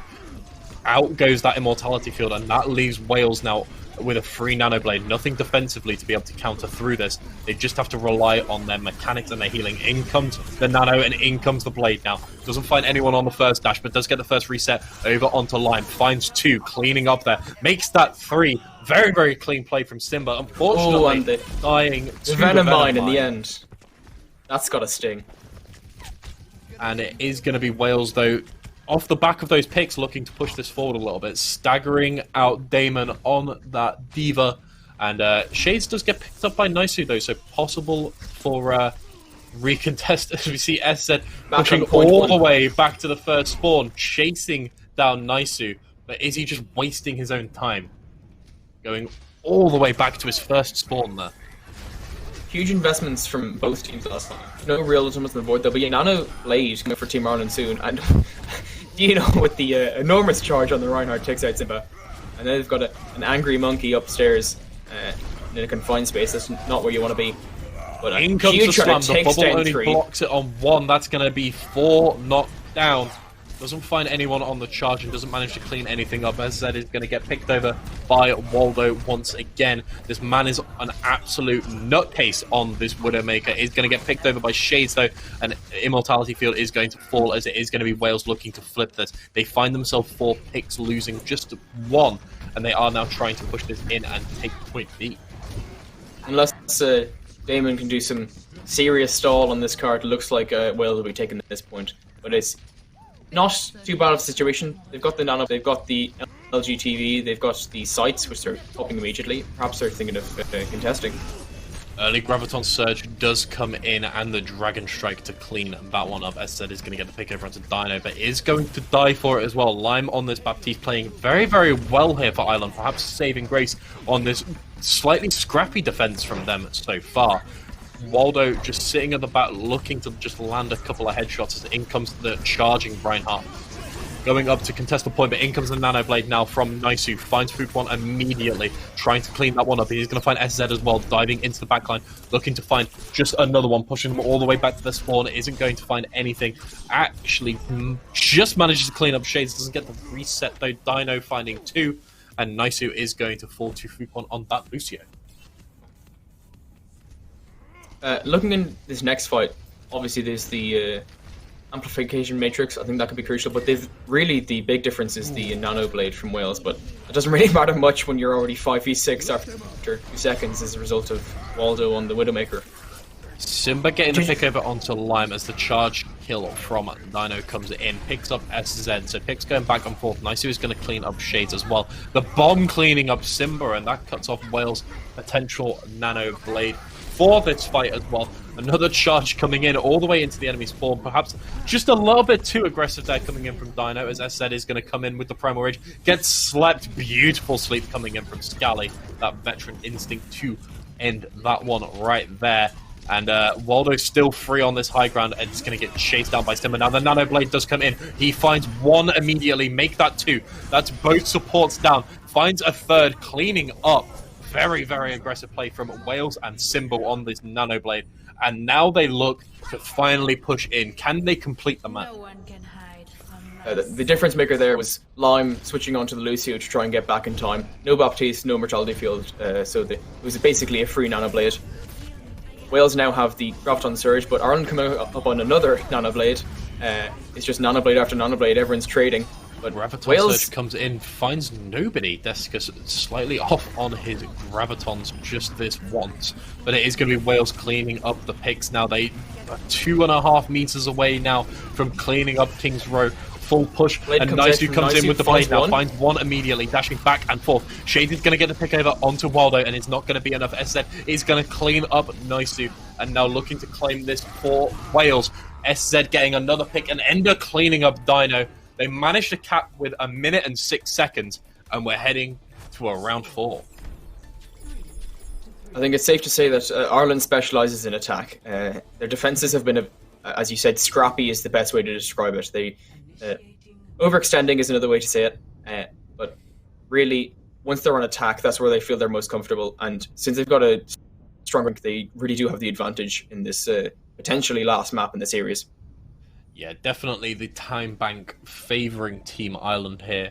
But if they're going to keep overextending and playing aggressive as they have, Wales have a chance to get back into this. And of course, all they have to do is hold for 1 fight here and secure the draw and the series with that as well. Because a draw will put them over the margin for best of 5. It really will. Looking at this squad though, Wales, if they run, there is a strategy here. They have a Bastion at the minute. If they lock the Symmetra, and they have, could we be looking at the TP Bastion up on top of the Mundata statue? It is 1 minute 6 seconds. It's do or die for Wales, so you might as well do something entertaining while you're at it. This statue right here could be the difference maker. If they land the TP up onto there, they have swapped off, unfortunately. No Mundata statue TP, and they're going to have to play a very, very aggressive dive here, Wales. Big anti-nade at the start from Scally. Takes 3 purple, but no picks, unfortunately. Discord onto SZ. Goes enormously low, but doesn't get taken out in the end. Tracer on the back line. Obviously trying to take out Waldo, who's been a big difference maker this map. Yeah, definitely. As the time bank does slip away, already halfway, or looking at nearly halfway through their time bank before Wales finally step foot on the point. They are ticking this one up, but Ireland are looking to win the fight before they contest this point. Not going to give up a tick, though. It's going to be taken down, so I think this, if Ireland can recontest at 2 ticks, potentially, but at the moment there's nothing they can really do. Yeah, SZ playing very, very aggressively, looking to deny space from Waldo and allow Wales to start to push this one through now. They do actually manage to take the point here. Waldo is going to get the pick over onto Simba, but Wales managing to cap the point gives himself a little bit more breathing room on their defense. That pick onto Simba is enormous because they won't have the blade for this last fight. They've only got 2 seconds left, so they really needed that Genji to be alive to get that nano and get the picks they need to keep pushing this card. Jessica's getting charged up on this Zarya now, and the pin comes in again. Simba going down again. Found out, so Nano is going to go over to the Zarya. This high charge allowing her to just walk forward. Cleans up the Reinhardt immediately as Scally is going to fall in the backline, so no Nano boost available on the side of Ireland. Jessica finds himself a second, and it is going to be Wales starting to roll this one forward now. Getting so close to this Graviton Surge. Maybe that is all that they will need to combo. They have a Pulse Bomb available, and they have the Blade. If they can rotate these ultimates out, they could be looking at point B. I think really Wales here needs to solo grab the Nano Blade and Genji. That is their game plan. That's how they survive in this series. They need to make sure that they're keeping at least one person. Nice, it goes down. That's enormous. In goes the Graviton Surge. It is just going to find Dino as the Nano Boost does go over. That damage reduction is so strong. Does get slapped up, but is it going to be enough? Desticus is going to fall. 360 slam attempt doesn't get found as he is going to get stunned out of that one. And it is going to be Ireland scrappily, but looking like they are going to take this one. And once again, Scrappy is the name of the game. Naisu comes back after getting picked. It's finds two. And in comes the Transcendence now, and Lime popping that one, and that is going to be the end of the Welsh push. But now, can Ireland match that push? I don't think anyone on Team Wales is going to be sad about that push. That was, for the time back they had, that was incredibly impressive. They managed to cycle their ultimates, they managed to take out key targets, like Scally with the Nano Boost. If Scally stayed alive there, it's possible that they could have gotten the Nano Boost off, ended it right there at Arch. So Wales are feeling good right now. They've got momentum, and hopefully they can keep it up to keep this series alive. Yeah, we will have to see if so let's see if Ireland can maybe temper their aggression just for one fight, just for a couple of fights, sorry. If they can get themselves set up, wait for a pick from Waldo, which has been the difference maker in the majority of these fights. If Waldo can find an opening pick on this Welsh defense, then Ireland can then use that as their entry, use that as the go button, and then put all of that aggression in and look to take home this series with a clean 3-0 sweep. But unfortunately for Wales, Ireland are now on the attack. They've got 2 minutes and 30 seconds. They do love to attack. So they've got spawn advantage, and in these scrappy fights, that really is what they can use in their favour to cap the point, hopefully, and push the cart to the end. We'll have to see what this Irish squad do look to pull out. SZ hiding in the backline. He knew that Waldo would be on the Widowmaker and looking to take this angle, and is going to just try and shut that down, stop his team from getting the early deaths. Adaptation from Wales has been incredibly good this series, playing outside of all the sidelines and sending the Winston onto him. But unfortunately, it's not enough when you just lose 4 members within 30 seconds. Make that 5. Yeah, these tanks playing so aggressive. We saw Dino charging into the enemy backline, getting pins very early, and Damon as well looking to clean up on this Winston. And Nice is just going to farm his blade here for free off this Winston of SZ. I'm sure he's happy with that. 81%. There's no nano boost to go with it, but even as a zoning blade, it can be still very enormous. They'll have the Shardar coming up as well. They definitely have a lot of tools to work with. Yeah, Immortality Field used early from Lime, so they do have no defense here. The problem with playing this very aggressive style, they do have the Amplification Matrix as well as this blade available, and no ults up on the board for the side of Wales, so it's going to be a rough defense here for Wales, but it's something that they will be looking to defend against. In comes the Dragon Blade. Now Shades is going to get picked up early, and in comes 3 the go Shatter. down, make that 4. That's going to be 4 members of Wales, 5 and 6 cleaned up. And now Wales have to make a last-ditch defense on this next point. Ireland have no they will have the Infrasight available, but they do have Primal Rage and Sound Barrier. Is it going to be enough for the defense here? I was going to say, Wales are in a bad spot, but they could be in a lot worse spot because Ireland made a big investment into making sure they won that fight.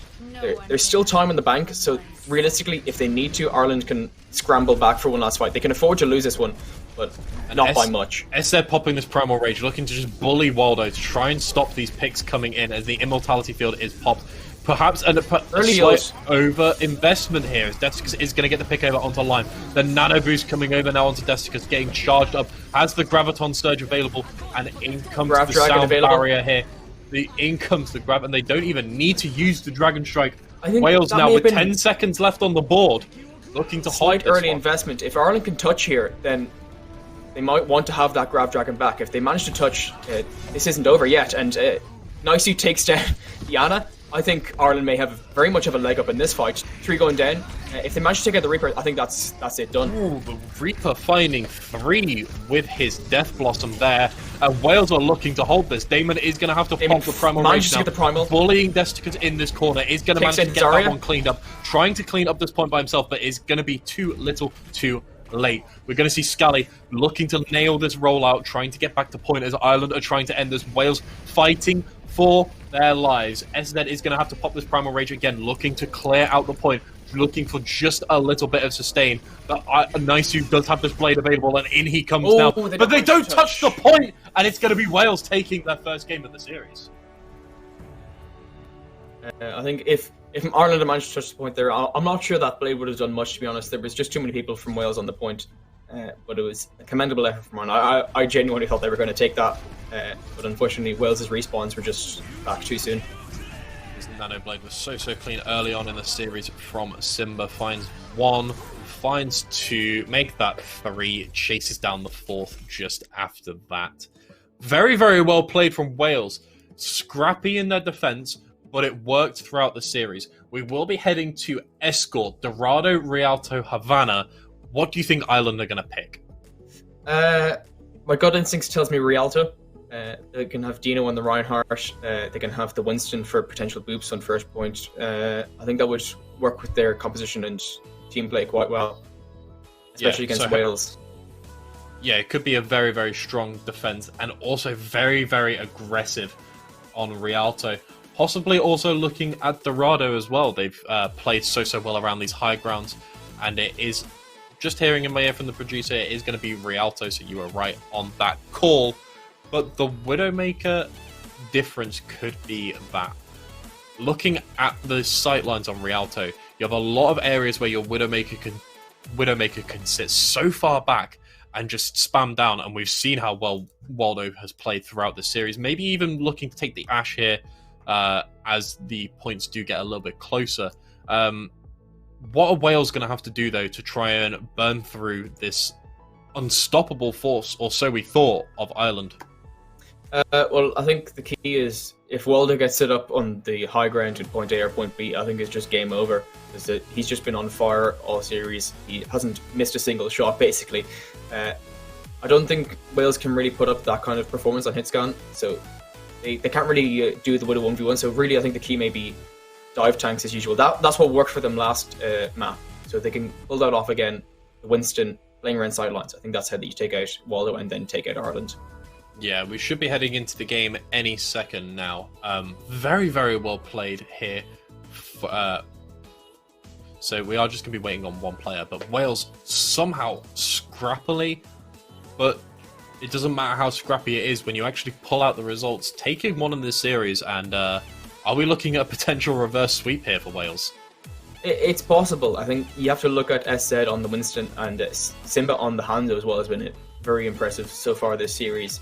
If you get the Grav Dragons going, they're basically a free win if you manage to get the Immortality Field first.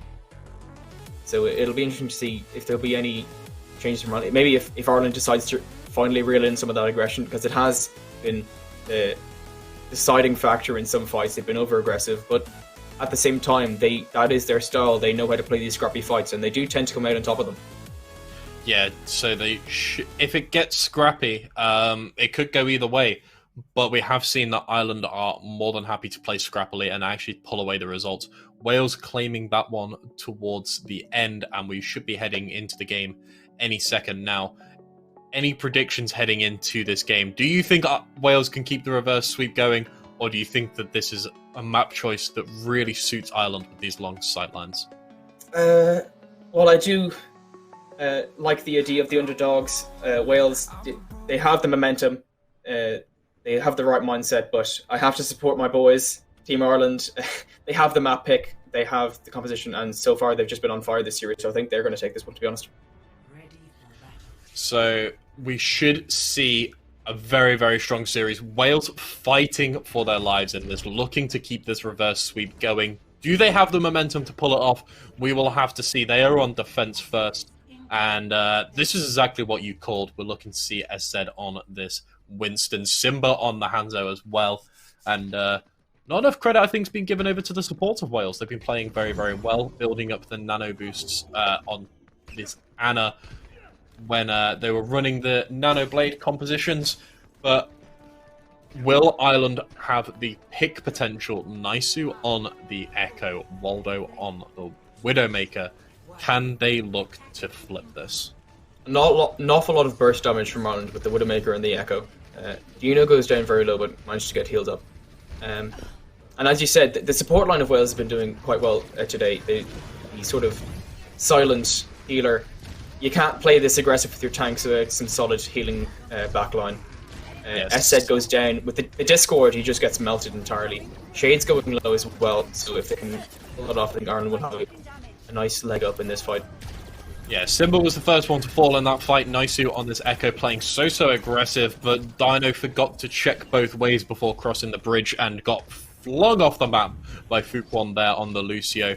Nice little rollout from him to end that nice and early, but it is just going to be Ireland continuing to push this one forward. Waldo taking more of a defensive stance here, looking to just try and find a couple of picks, but you don't need to be finding these picks when your tanks are rolling through. Dino finding two, and Damon as well, cleaning up another one there. Looking at this, Damon finds another two, and this Irish squad are finding their feet again, playing this very, very aggressive style, and Waldo's going to find another two there. Can Wales find their way back into this? They don't have a lot of ultimates available. Ireland getting close on a couple here. Flux, You're looking at I think, is Flux. the big deal for next fight. The amplification matrix as well. Team Ireland very successfully in the break between maps.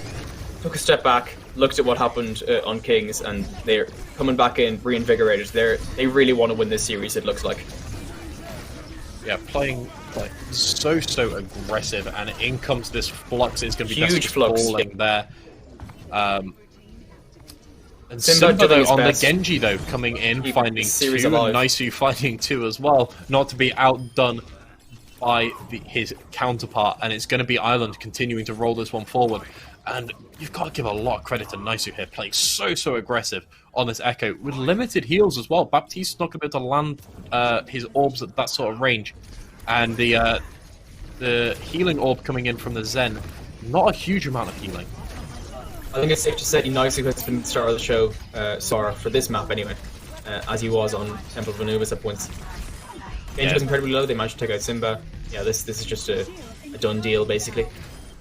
And Ireland as well. The Transcendent popped here from Scally.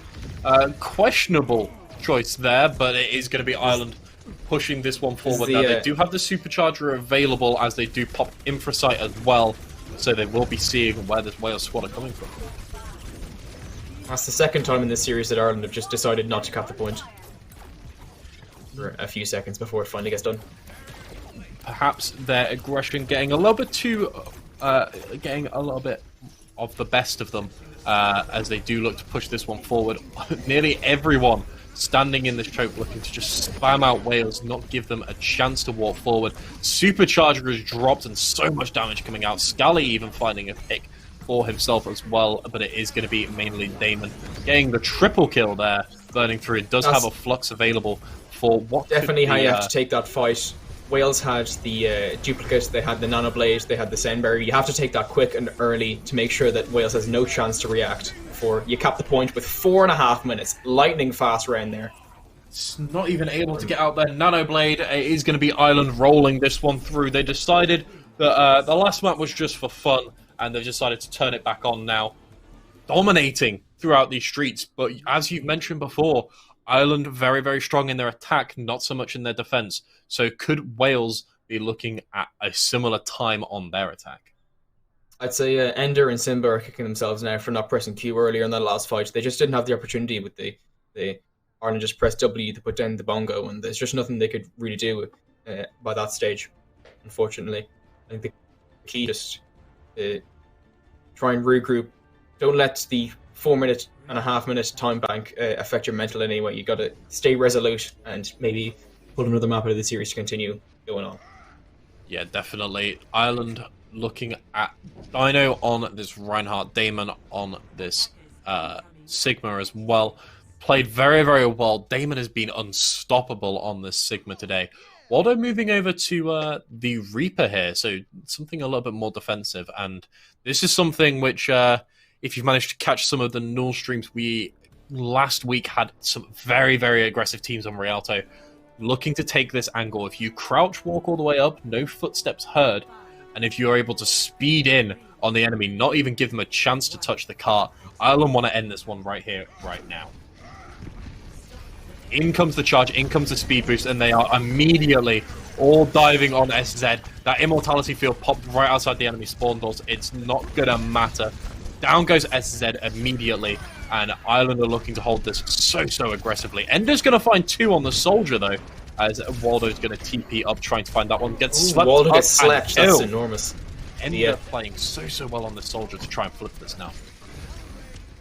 The Reaper versus Tanks equation is definitely in Ireland's favour, but Endo is really doing work here to try and keep his team alive in this series. Ender finding 4 throughout that one, Fupon finding 1 himself as well, and it is going to be Ireland now. They played so aggressively, but they ate up so much of Wales' time bank as well, so they can actually take a second fight here, and they're not too fussed about that one. Desicus is going to slam himself off the map. Again. And Wales are now going to try and push this one in without either of their tanks, as SZ is going to get picked up by Damon here. Lucy's going incredibly low, and yeah, that's just that's all she wrote for Team Wales, unfortunately. With the Ana trying to reset, but does get the environmental there. Damon cleaning that one up. And taking a look at the ultimates on the board here, you have Shatter available for Ireland, and you have the Amplification Matrix as well. But a Nano Blade on the side of Wales. Ooh, that was this Immortality field is going to have to come in clutch. And they're going all the way into the backline. Simba's going to fall as soon as the blade's pulled, but no nano boost dropped on him, so not both of them wasted. And Ireland again are looking to hold outside the enemy spawn doors. I think somebody on the Team Ireland heard me talking about over-aggression and decided you don't know what over-aggression is. They've really stepped up for this defense.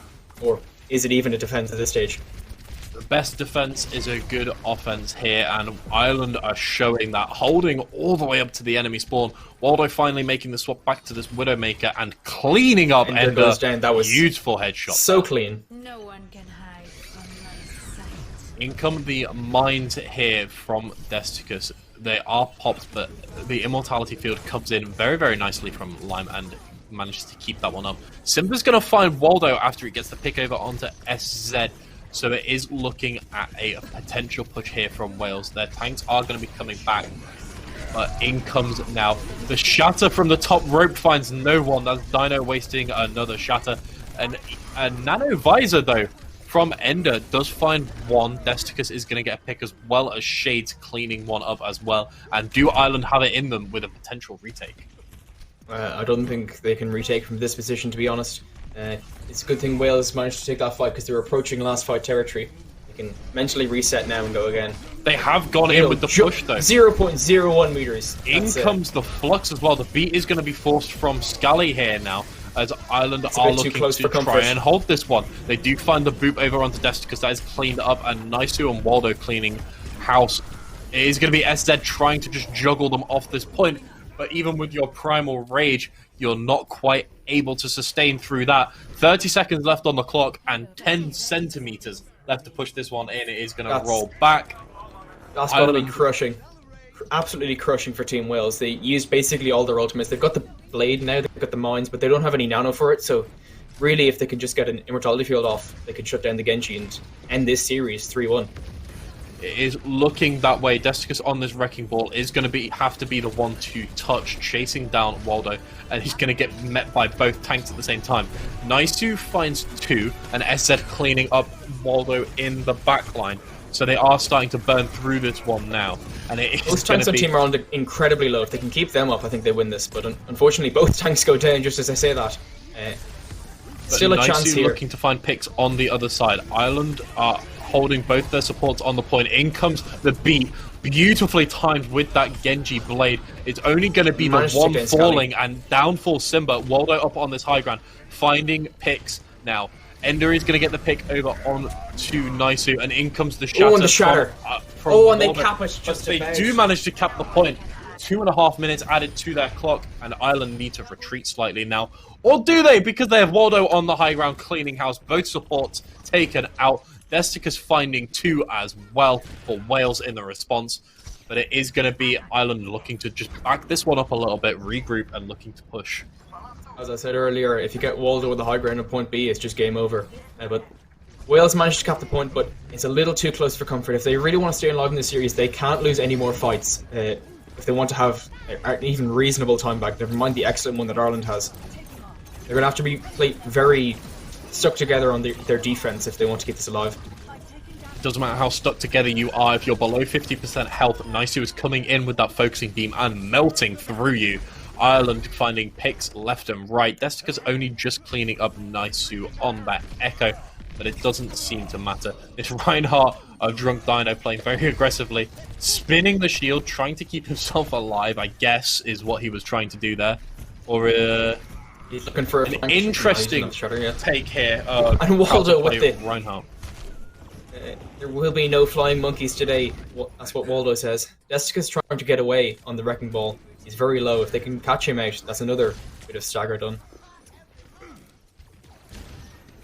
Yeah, we will see again Waldo taking this angle. Beautiful shot over onto Ender. I don't know why you're attempting to take a hit scan duel with Waldo. Nothing can really be done against Waldo on the high ground there.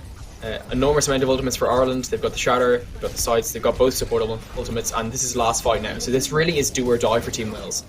Their best hope is try and get this Nano Blade up. Although they swap off onto the Moira, and so they no longer have that Nano, so they just have to go in with the Blade alone. They will look to do so as Naisu is going to pop the duplicated Primal Rage now, looking to find something, and is going to find... it is going to be SZ finding Waldo, actually, in the backline. Scally now pushing all the way up, playing very, very aggressive on this Lucio, trying to find something, trying to keep the enemy away from the point, trying to keep its team alive primarily as well. Does have the sound barrier available as they do look to push this one in. Dino pops the Shatter, finds nobody. Naisu going low. If they can kill him, there's an opportunity here. Finds Shades, but is going to fall to Ender. In comes the beat as Simba does pull that blade. Beautifully timed once again from Scally. Doesn't find anything as Dino now is looking to clean this one up with Damon. Simba's moving super low, over to this Diva. It is going to be diving in, the mind procced on the point. But is it too little too late? It is going to be Ireland cleaning this one up. And congratulations, Ireland take this with a clean 3-1. A fantastic performance from both teams, but especially Ireland. They really cleaned up their team play in that last map, and I don't think Wales really stood a chance, to be honest. But it was definitely a good performance from all involved. Lucio played the game, something you not see too often, but very, very well played. A lot of this calling will have been down to Scally, the veteran instinct, and very, very beautifully played from him on the Lucio. Does get the environmental at the end to clean it up. Congratulations to Wales, though. Very, very dominant performance. You called it at the start. Their aggression, perhaps too much for this Welsh team to deal with throughout. Yeah, you say there's not many Lucio play the games, but you don't often have Scally in the lobby, and he's really a force to be reckoned with on that frog. He really is.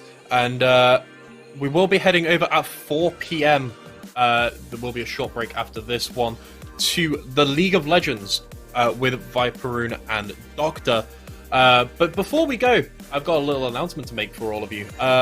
There was actually a small competition run by Esports Wales to give out some of their new face masks. And congratulations to the following people. You have Colin R. Mason, James Hook, Wendy Green, Cassandra Darrensborg, and Ryan Walters. I'm sorry if I've pronounced any of your names wrong. Congratulations, you have won yourself one of the new Esports Wales face masks. If you have a look on screen, very, very nice designs, and hopefully we can get a couple more picked up. Might have to pick one up myself as well. Very, very well played from both of these teams. So from me, I will be heading off. You'll have to come back at 4 p.m. to catch the League of Legends. You can follow me just down that side. Yep, down there, at NotJBurton on Twitter. And if you want to say your goodbyes as well. Thank you very much for joining us. That was a fantastic series. Very much enjoyed it. And you can follow me at twitter.com/daringharadox. Thank you. Thank you very much. And we'll see you at 4 p.m. for the League of Legends. See you later.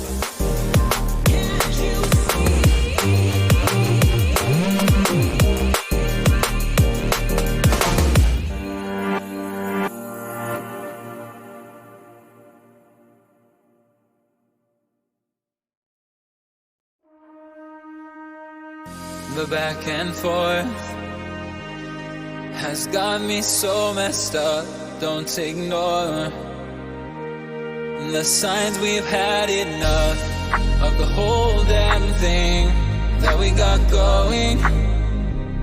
You hold the strings without me knowing. Why do I have to suffer through the thinking? Why do I have the feeling that we're sinking? I need to find a way.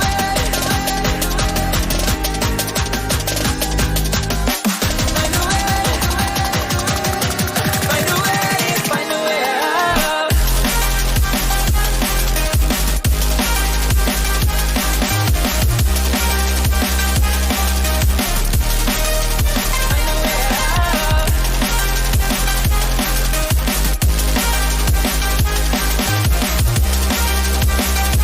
way out. Find a way, find a way out.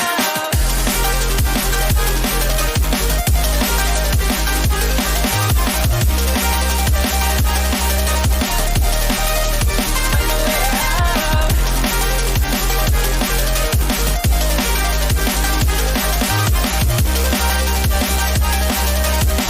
Find a way, find a way out. What's all this for? It's got me turned around, but I can't ignore the feelings that I found in this whole damn thing that we got going. You hold the strings without me knowing. Why do I have to suffer through the thinking? Why do I have the feeling that we're sinking? I need to find a way.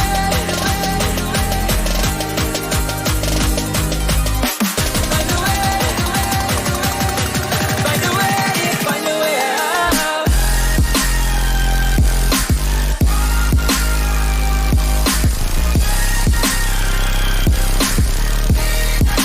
Find a way out.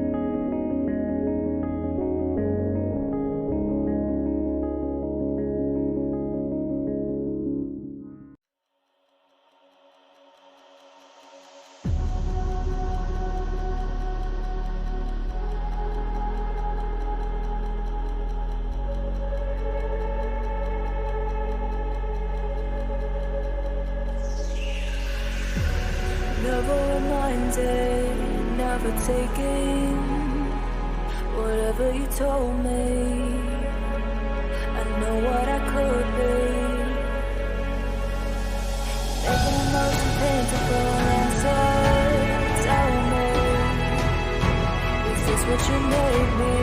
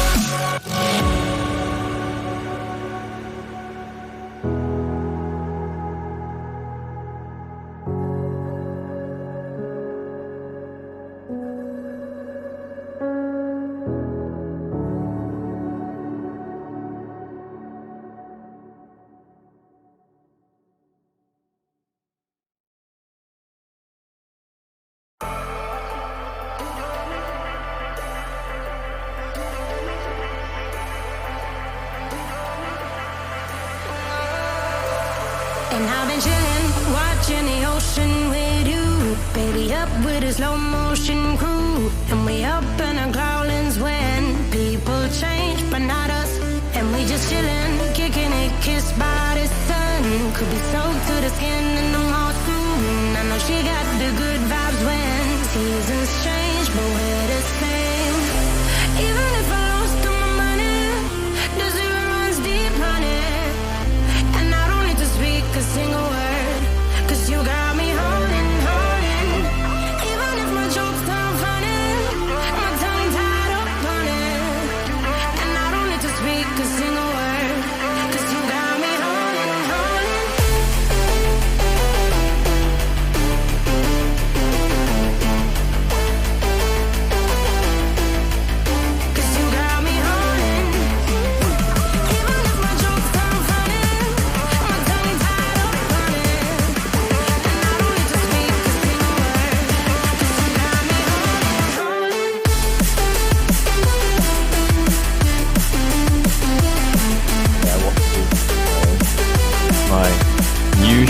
volume is speaking.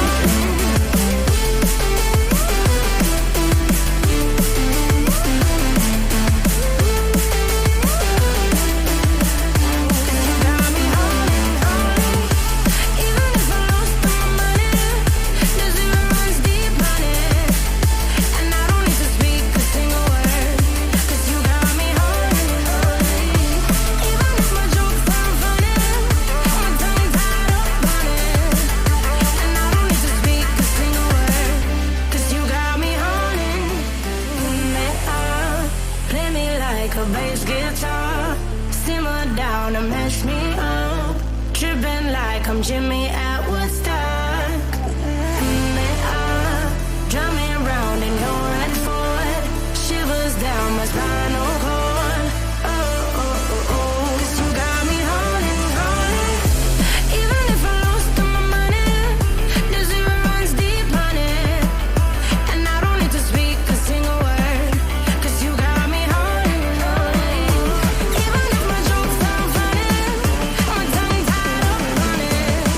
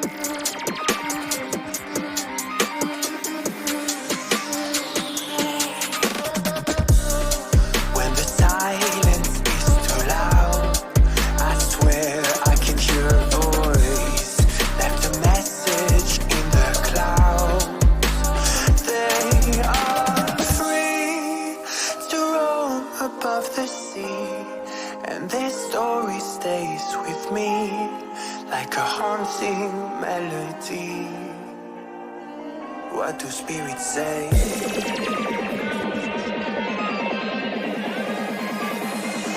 What do spirits say in a darker day?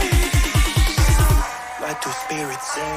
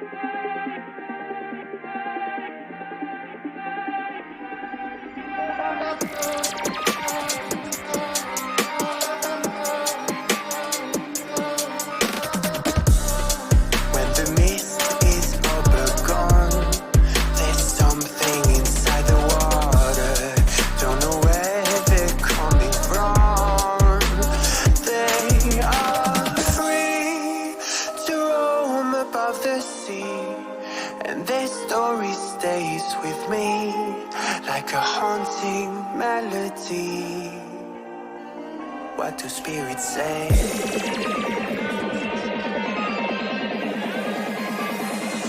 What do spirits say in a darker day? What do spirits say?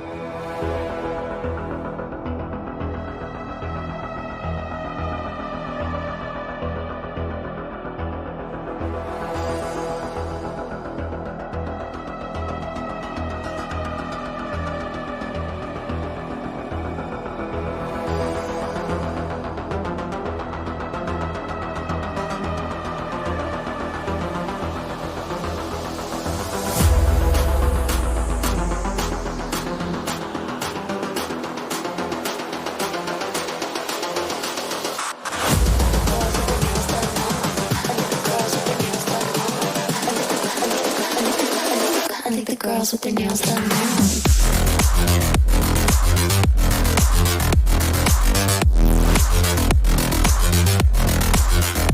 Girls with their nails done. I think the girls with their nails done.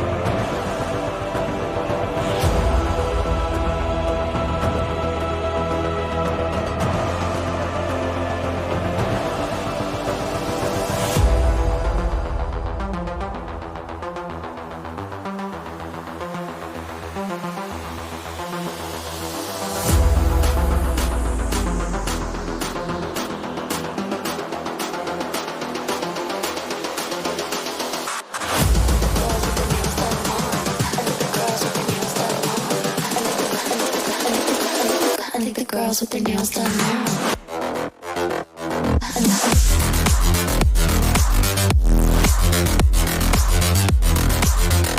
Girls with their nails done. I think the girls with their nails done.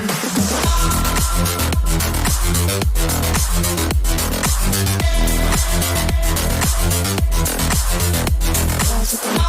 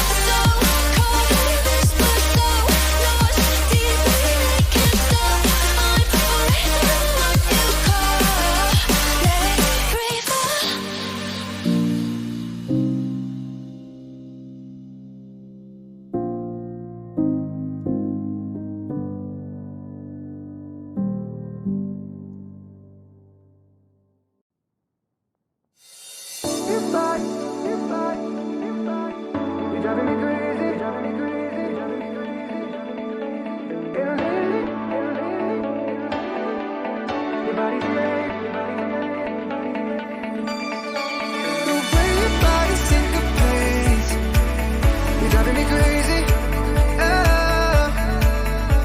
And lately I ain't thinking straight. Your body's amazing. The way your body syncopates, you're driving me crazy. And lately I ain't thinking straight. Your body's amazing.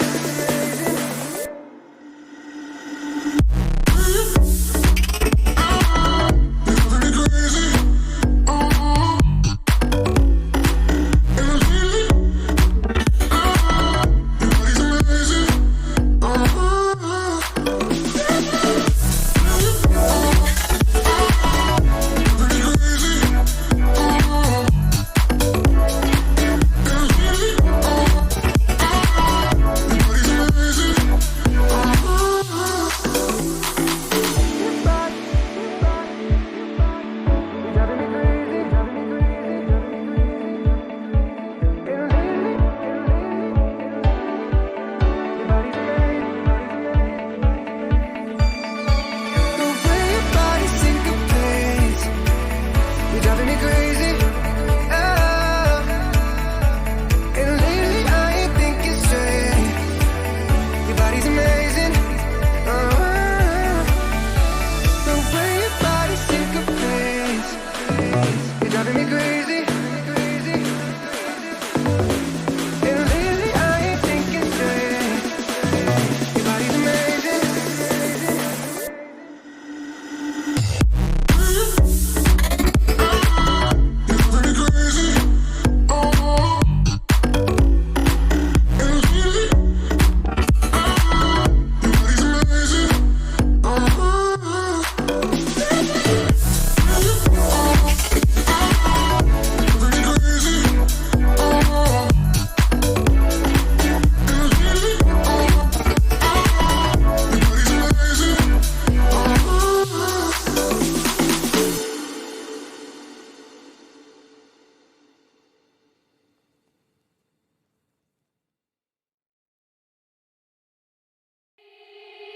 They said, don't fall. Don't forget all the things you've been taught, you've been told. Don't blink, don't run. Don't turn left or turn right or look straight at the sun. My mind's going in circles, I'm trying to fight it. Getting these voices inside to stay quiet.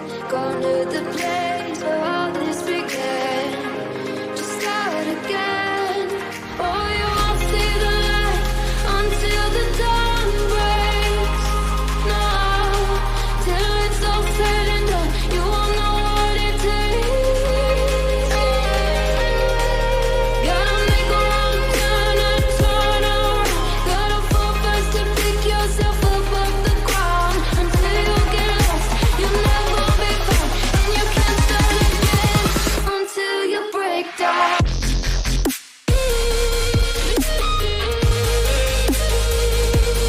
Break down.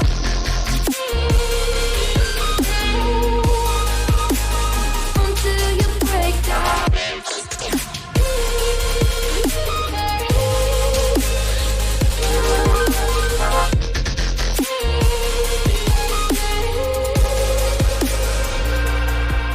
They say, be meek. Look beneath the bed before you go to sleep. Keep on, eyes shut.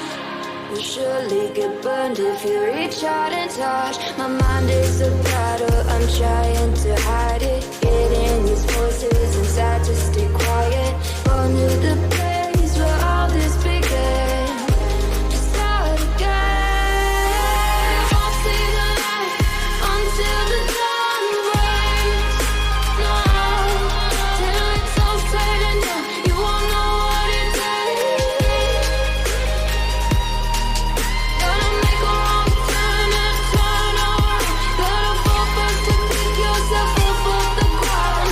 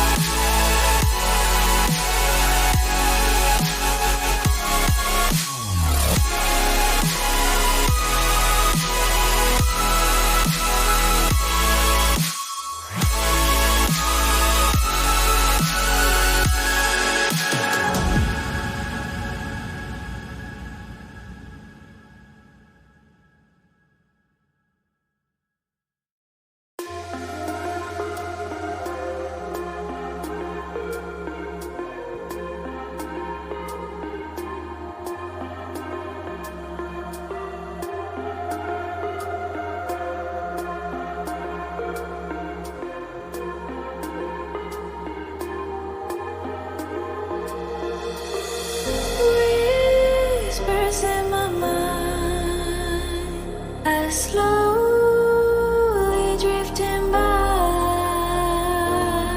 All the poems I wrote for you, they made me blind, they made me lie.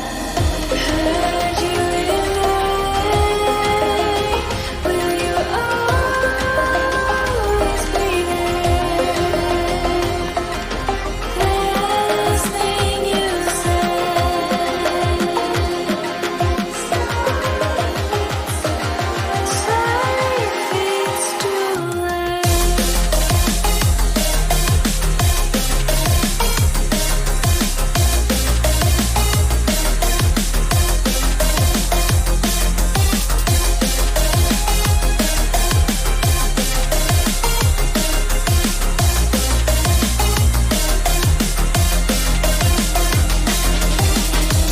Heard you in the rain,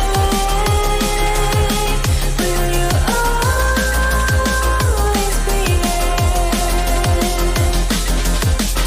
Last thing you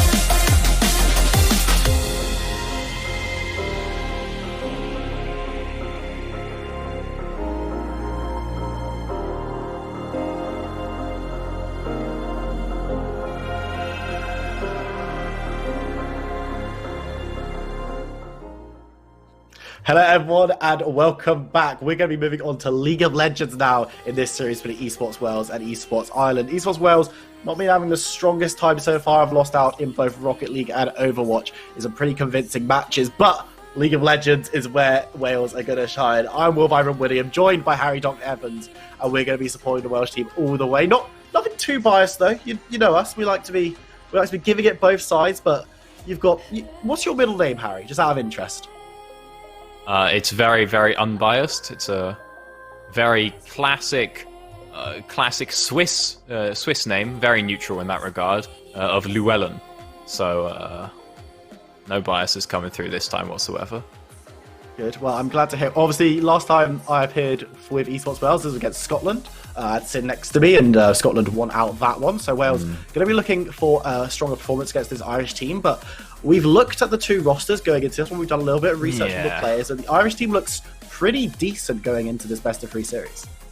Yeah, I mean, we go over and we look at the Irish team, and there's quite a fair few Masters players in here that have been tearing it up in the UKEL and whatnot, and then we go over and we look at the Welsh team, and it's essentially on one side, Irish side, we've got Disco Dano, and then on the Welsh side, we've got Kybit.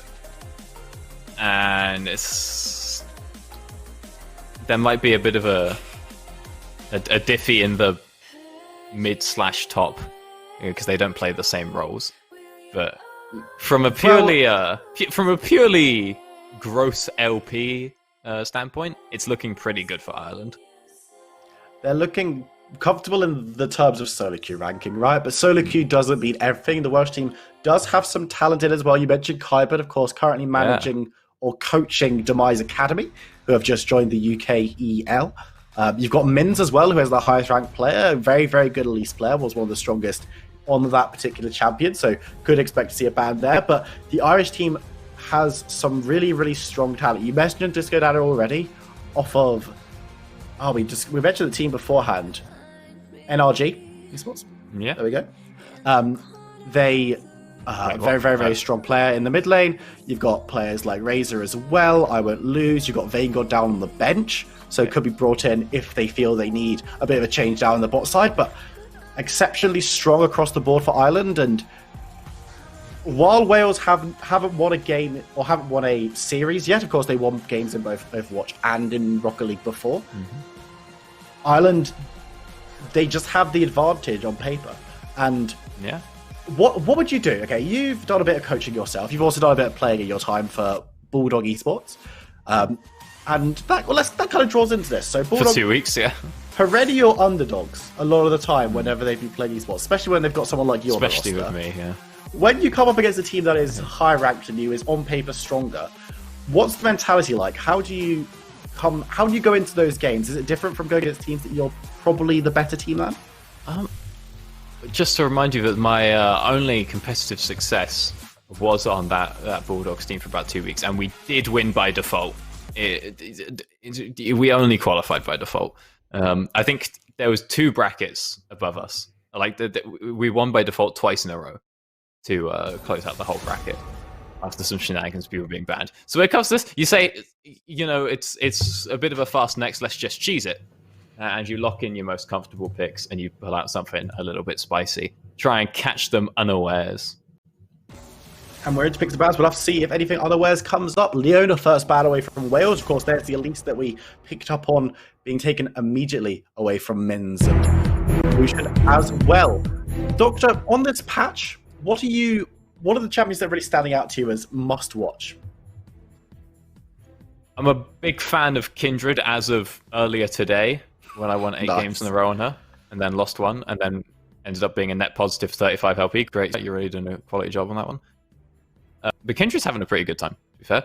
There's also a new old Graves build coming back up, where it's back on the lifesteal sustain side of things. There was a guy doing mid lane for quite a while. I think LS has been saying it for like a year. It's been really strong.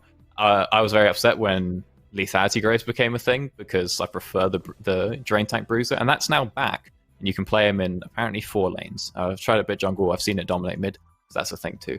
There's also a fair bit of Katarina coming through. She's got a lot of builds. You can do AP, you can do like AD, you can do on hit. You can just get some like tankier variants in as well. And then anyone that can basically build lethality is having a pretty good time as well.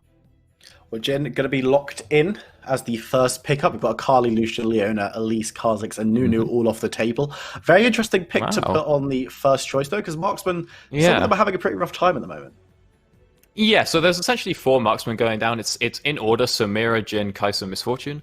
And so it's strange that you'd like first pick your Jin when Samira could be a potential option, but also none of them really completely dominate the others, except maybe Samira. And it's just strange because there's other options available. Like KO is ridiculously strong right now. Basically doesn't have a losing matchup. Shen, his only losing matchup is Kale. So you could pick either of those dominant top lanes, which are really good in competitive play as well. Or you could go for something in the jungle, like the Amumu and Sejuani, who are very standard. Or potentially match a tank with a Kayn as well. He's a champion that's been doing real nice. So to go for the B1 ADC and then potentially the R1, R2 bot lane double response is a bit of an interesting one coming out this patch, but maybe there's a lot of value being put into counter picks. For example, picking Kayn into a tank jungle. With the Amu being locked in, that's certainly what we're going to see in the jungle. Pantheon Misfortune, very, very aggressive, but Malphite also going to be option. And you know what? I asked you how do teams go into games when they're maybe the less likely to win on paper. Going for simple win conditions and going for a team fight composition is often what teams like to default to. And having a Amumu Malphite gives you some of the easiest go buttons in the entire game. True. And that's not including how absurd these champions are right now, especially the Amumu. Yeah, tanks are having a pretty happy time right about now, and Misfortune is going to struggle to deal with them. She is as similar to Jin, a lethality stacking ADC. That's usually pretty hard to get through a Malphite. Could make the game very, very scary for Daz Nesty in that situation, so keep an eye on that one. But also, it's a Malphite blind pick. We're assuming it's going to be a Malphite up in the top lane. And I feel like that one's pretty counterable. You just go ahead and lock in Silas and call it a day. Never mind. Go ahead and lock in Vlad and call it a day. Don't tempt them. Don't give them the second ban. I've seen Vlad played once, but when it was in a game I was casting, I was watching it, and I was like, this might actually be insane, because all of there's loads of items that now give huge amounts of health and AP, and then no other useless stats like mana. Things like Cosmic Drive. Just what an item for him. It just gives 30 ability haste, 700 health. Good. I feel like a Night Harvester as well gives health and AP, so you can double dip, and Proto Belt as well. I feel like Vlad should be in a much better spot than he's given credit for right now. it might be just one of the cases of preseason. A lot of stuff's in a very good spot. So stuff that is good but not absurd may well not be on the table, with Nautilus and Oriana both being taken off the table for the final bans of this first game. Gonna have to see where Ireland want to prioritize their counter pick. So they've already picked up their bot lane and jungler, unless they're putting some weird stuff in weird positions. You know, it could be Mage Fortune, could be Pantheon top. You never know. But there's the KO that you talked about being an exceptionally strong pickup. How's it do into the Malphite? I mean, it's just pretty free. You might struggle a little bit at before level 6, but after then you're having a good time. The one thing to be aware is if Malphite does build a little bit of AP, it suddenly becomes very much a skill matchup in that can you ult the Malphite ult? If it's relatively even and the Malphite has a little bit of AP, one combo the K. If she's not ridiculously ahead and able to sort of sustain through any poke he can put down to her. And so if you can't ult the ult in time, as I have learned the hard way, you do start to chain int just a little bit. Okay, there's a couple of questions coming out of this Wales draft. Ireland are going to get their counter pick in either the mid or top lane, depending where they want to send KO. But Aurelia coming through as well suggests that one may be going mid, or is that something that you want to see played into KO? I can see Aurelia having a really good time versus KO. Just having so many dashes and gap closes, and also like a stun as well, makes it very hard for KO to get anything done. However, again, this now means that you've got blind pick Malphite mid, which I'm not too much a fan of. And this is Kaibit we're talking about. The man is lightly auto-filled. He's a jungle main. They're coming up here in the top lane. So I feel like Aurelia would be a champion that is not exactly comfortable on. Like playing Malphite, it's basically the same as playing Sejuani. You're good. But Aurelia, not something that would be intuitive to a jungler's champion pool, right? So I'm 100% sure on what's going on with that one, but they're all getting up in position, and we'll see in about 30 seconds or so where those final locations are going to be. Of course, there is a chance that we could see lane swaps as well if Kaibit's already a little bit filled. We've also got Hawk Solaris coming in the mid lane rather than Gregor's, which was your regularly presumed first 5 for Wales. So there is already a substitute coming in. There's a chance that Kaibit could be walking mid into that Cassiopeia, but let's turn our attention a little bit to this bot lane because I want to talk about this one. We saw Miss Fortune and Pantheon being the R1 and R2 picks for Ireland. Jhin, of course, being the priority pickup for Wales as well. How does Jhin do with Braum? Because that doesn't seem like a natural synergy to me. Oh, he has a pretty decent time. I mean, usually the Braum is actually something you want with the Jhin to stop it countering him, because Braum has a pretty good time versus Jhin. But Braum is real nice versus Misfortune and versus Pantheon. You know, any engaged support, Braum has a good time versus, because the support goes in and then the Braum just blocks all the damage from the ADC and turns it into a 2v1 very quickly. As it stands, yeah, you can't really stack up the Braum passive. It's not like an Ezreal or a Lucian who have auto attack resets and high attack speed, ways to cheese out that passive. But you don't exactly need it, because you think if you're playing the Braum Jhin side of this, you're mostly trying to be defensive. And if you're being defensive versus the Pantheon's going to jump in on you, and then for Braum, it's just auto Q, and then Jhin autos and Braum autos again, he's stunned. You still get the stun out very quickly. On top of that, if the Braum ever hits a Q trying to be aggressive, it just sets up for a really easy route coming through from the Jhin, and then again, there's going to be a couple of autos coming through at some point to finish off that stun. So it's not, like I say, it's not like the most obviously very strong lane, but it's still A-okay. The auto attack speed cap of Jhin does not really negatively impact his ability to play with a Braum whatsoever.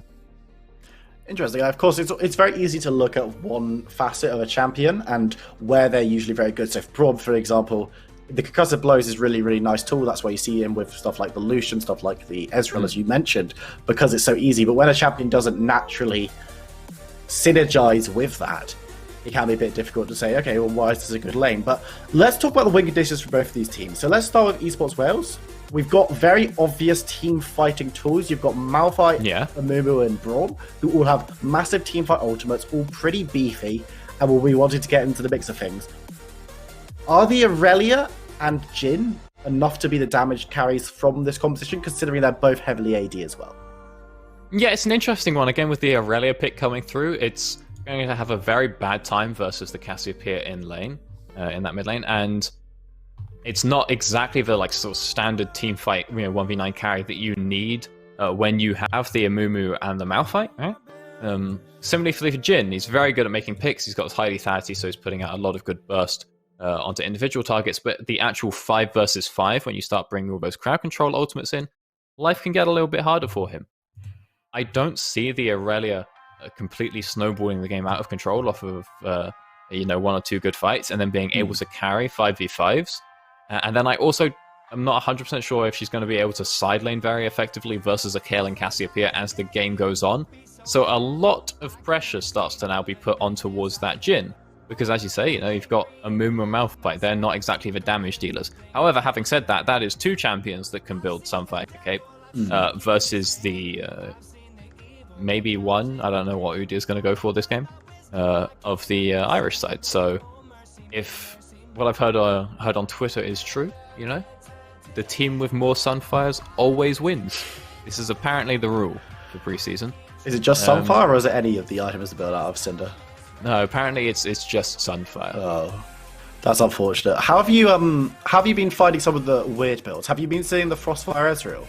A few people have been playing recently. I have not seen this one. What's that? Wait, Frostfire is a skin. No, so it's Frostfire Gauntlet. Okay. What I've seen a couple of players do is they'll build the Frostfire Gauntlet and then just build normal AD Ezreal. But you're gaining health for every Frostfire item. And while it doesn't do damage anymore, like, assassins will jump onto you. I've already seen it built into, like, hard assassin teams. Where, like, a Pyke will dive in and be like, hello, and Ezreal will be like, I have 2.8k health.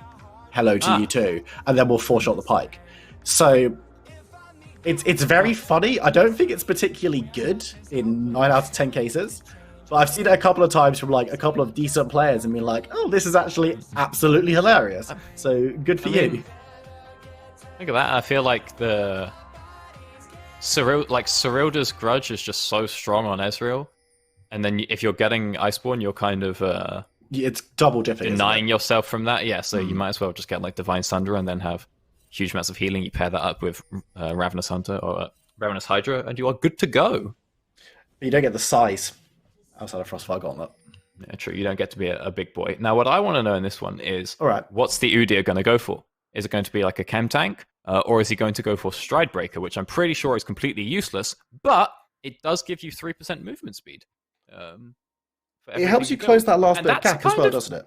Pretty broken. Yeah, I'm pretty sure that Stride Breaker is literally the worst item in the game, except for Udyr, and then it's his absolute best in slot. I feel like it's the...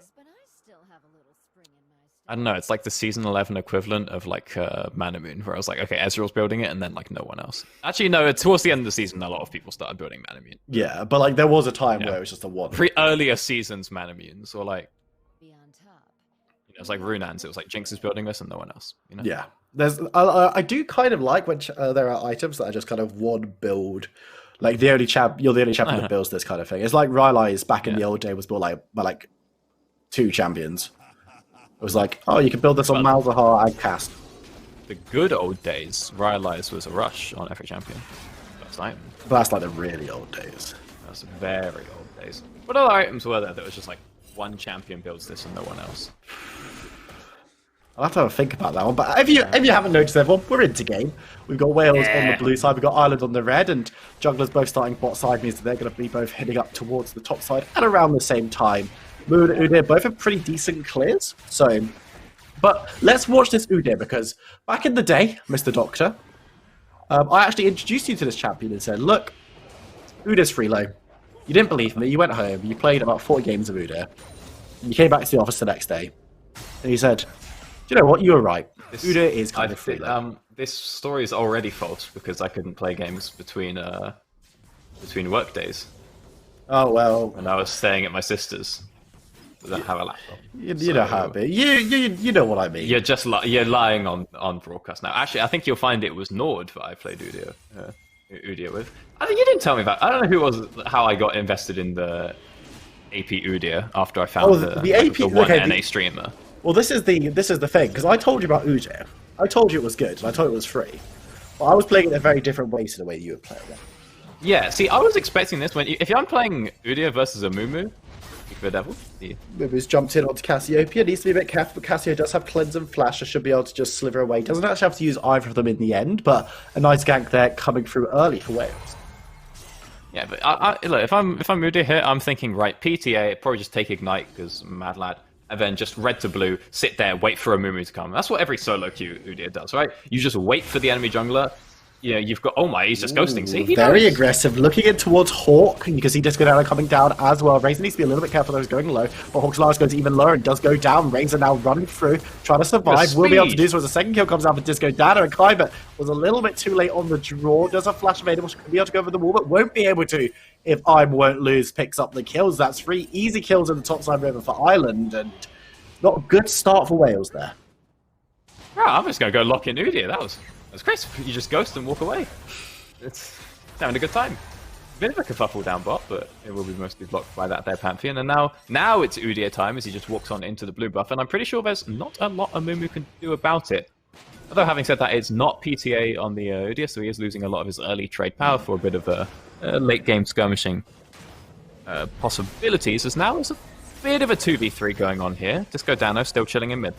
Yeah, Hawk's Lars moving up through the river's tricolor for Razor will be able to get the stun as a Mumu dives in. Udyr could be all but dead. Will go down with Aurelia picking up the first kill for Wales, and now Disco Dano is in a bit of a spot. I might lose flashes over the wall to try and get involved with the Mumu. He's got no mana. Need to be careful. Cassiopeia has gone down, and now the rest of the Wales are looking towards the KO. Picks up a kill before going down. It will be Disco Dano who falls at the final end of that fight. But a nice turnaround from Wales. They pick up 3 kills for price 1. Now Teleport coming in behind from them as well, looking towards Mark Gappo and Des Nesty. Won't be able to get a gun blows just yet. A flash away might keep this one alive, but a flash from Lexicon will be able to get the stun down. One more auto might be enough. Lexicon needs to reload, but will get it. It's not going to be enough to get the kill. And Lexicon in a lot of trouble. Mark Gappo flashes forward, will be able to pick up the kill himself and follows on towards Gizmo, who's running away on a very low amount of health. Kyber is even lower. And this Pantheon is just waiting for mana triangling as well. There goes the shield. The Unbreakable will stand, and Rom will be able to stumble away from that one, but it almost looked like with a little bit more mana, Pantheon could have cleaned up that fight. Yeah, well, that was a little bit something going on mid. Going very, very low. Disco Dano needs to be getting a couple more abilities down. Flashes forward to try and get the last blow. Will be able to do so, but Wazin Mins is there. Disco Dano chasing on towards the Mumu, who's only level 3 still. Wow. And so much damage coming down from this Cassiopeia in the early stages. Ireland are leading 6-3, but fighting all over the map.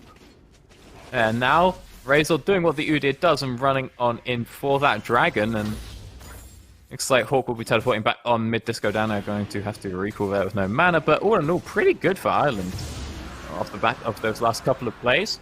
Ocean Dragon, get that one going early, always going to be nice. Now Razor moving on in, might even be able to find out a red buff depending on that one when that one spawns, as Solara's going to be pushed off the wave in that their mid lane. Don't think anyone's going to be grabbing a plate anytime soon, but Razor should be able to walk on in, take away a couple of camps there, get himself a little bit of an advantage over that Amumu. Yeah, going to be couch jungling, stopping the Amumu from getting all of that farm that he desperately loves for level 6 to really become the team fighting powerhouse that Amumu has become. And the tanky damage dealing powerhouse as well, because apparently balance doesn't matter all that much at the moment. Kyber has 7 CS. Yeah. Yeah, he does.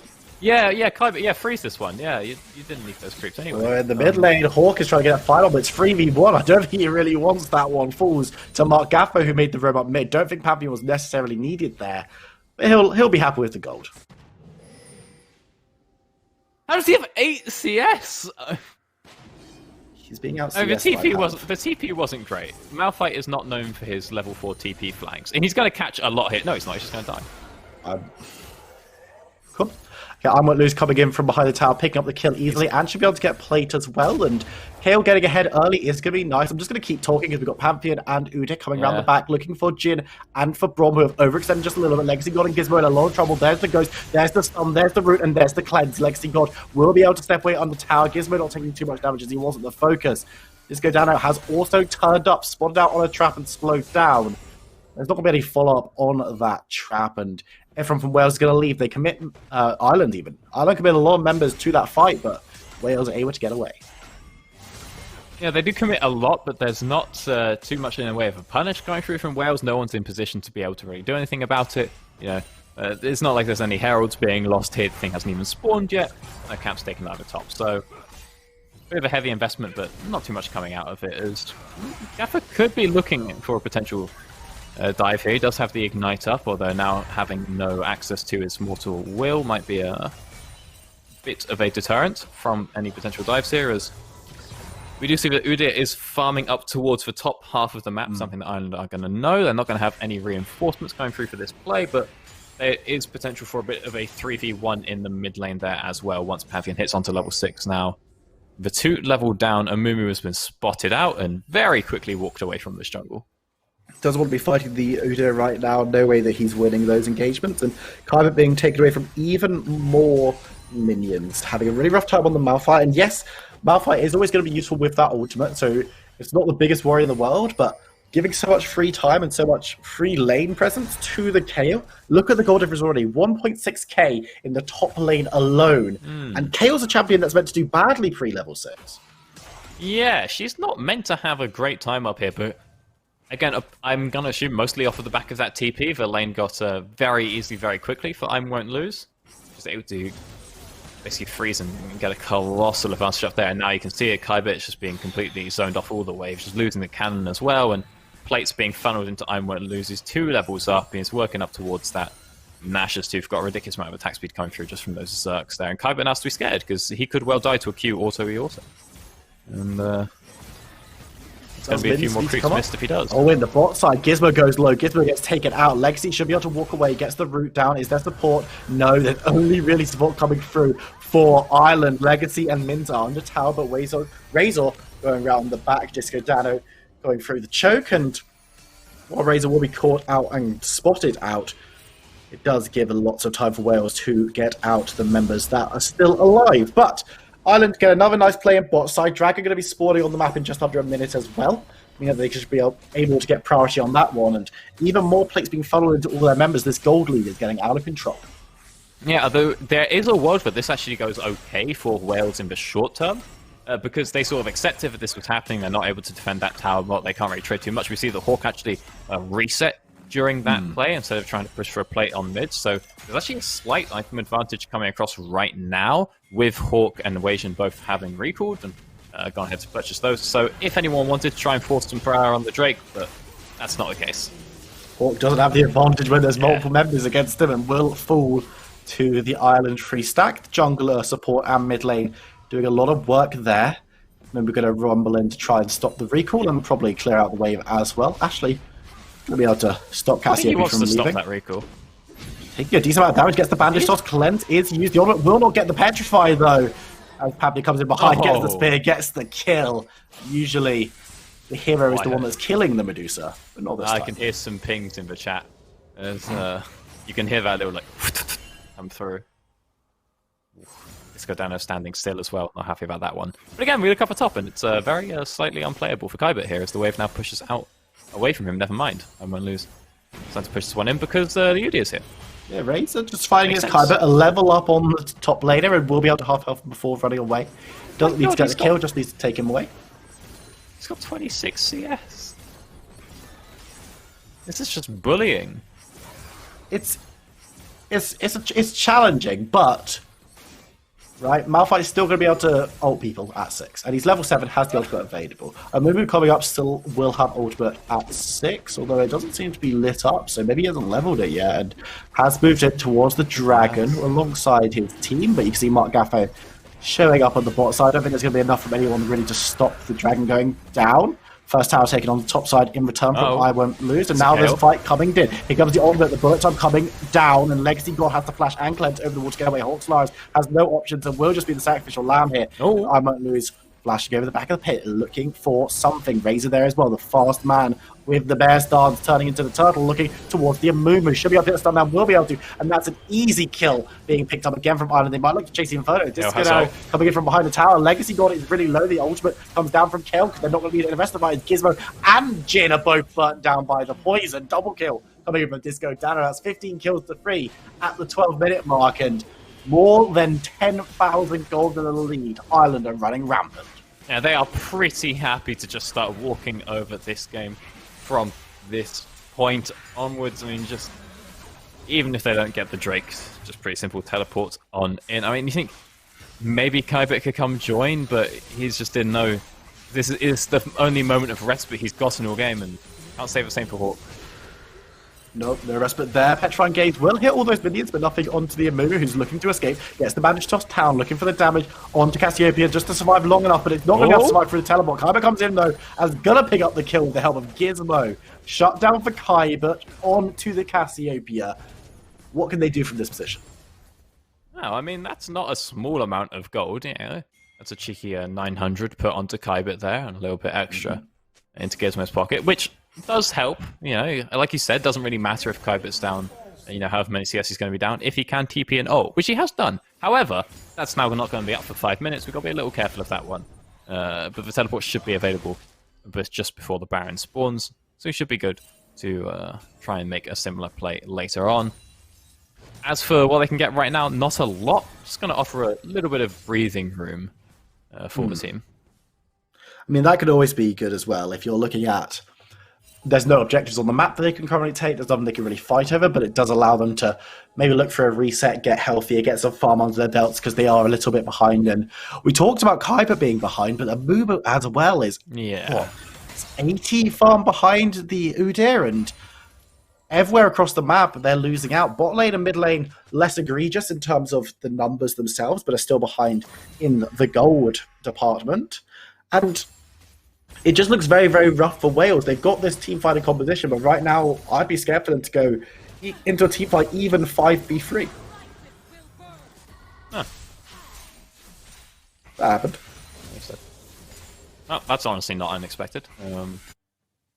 That's a pretty strong Cassio. But yeah, I wonder what the smallest number of people that can clean out 5 here is. I mean, I'm pretty sure that like I won't lose and Razor can just 2v5. I think Razor and Gaffo, or I won't lose and Gaffo can 2v5. Disco down. I think actually just any 2 people, as long as one of them's not Das Nesty, can 2v5.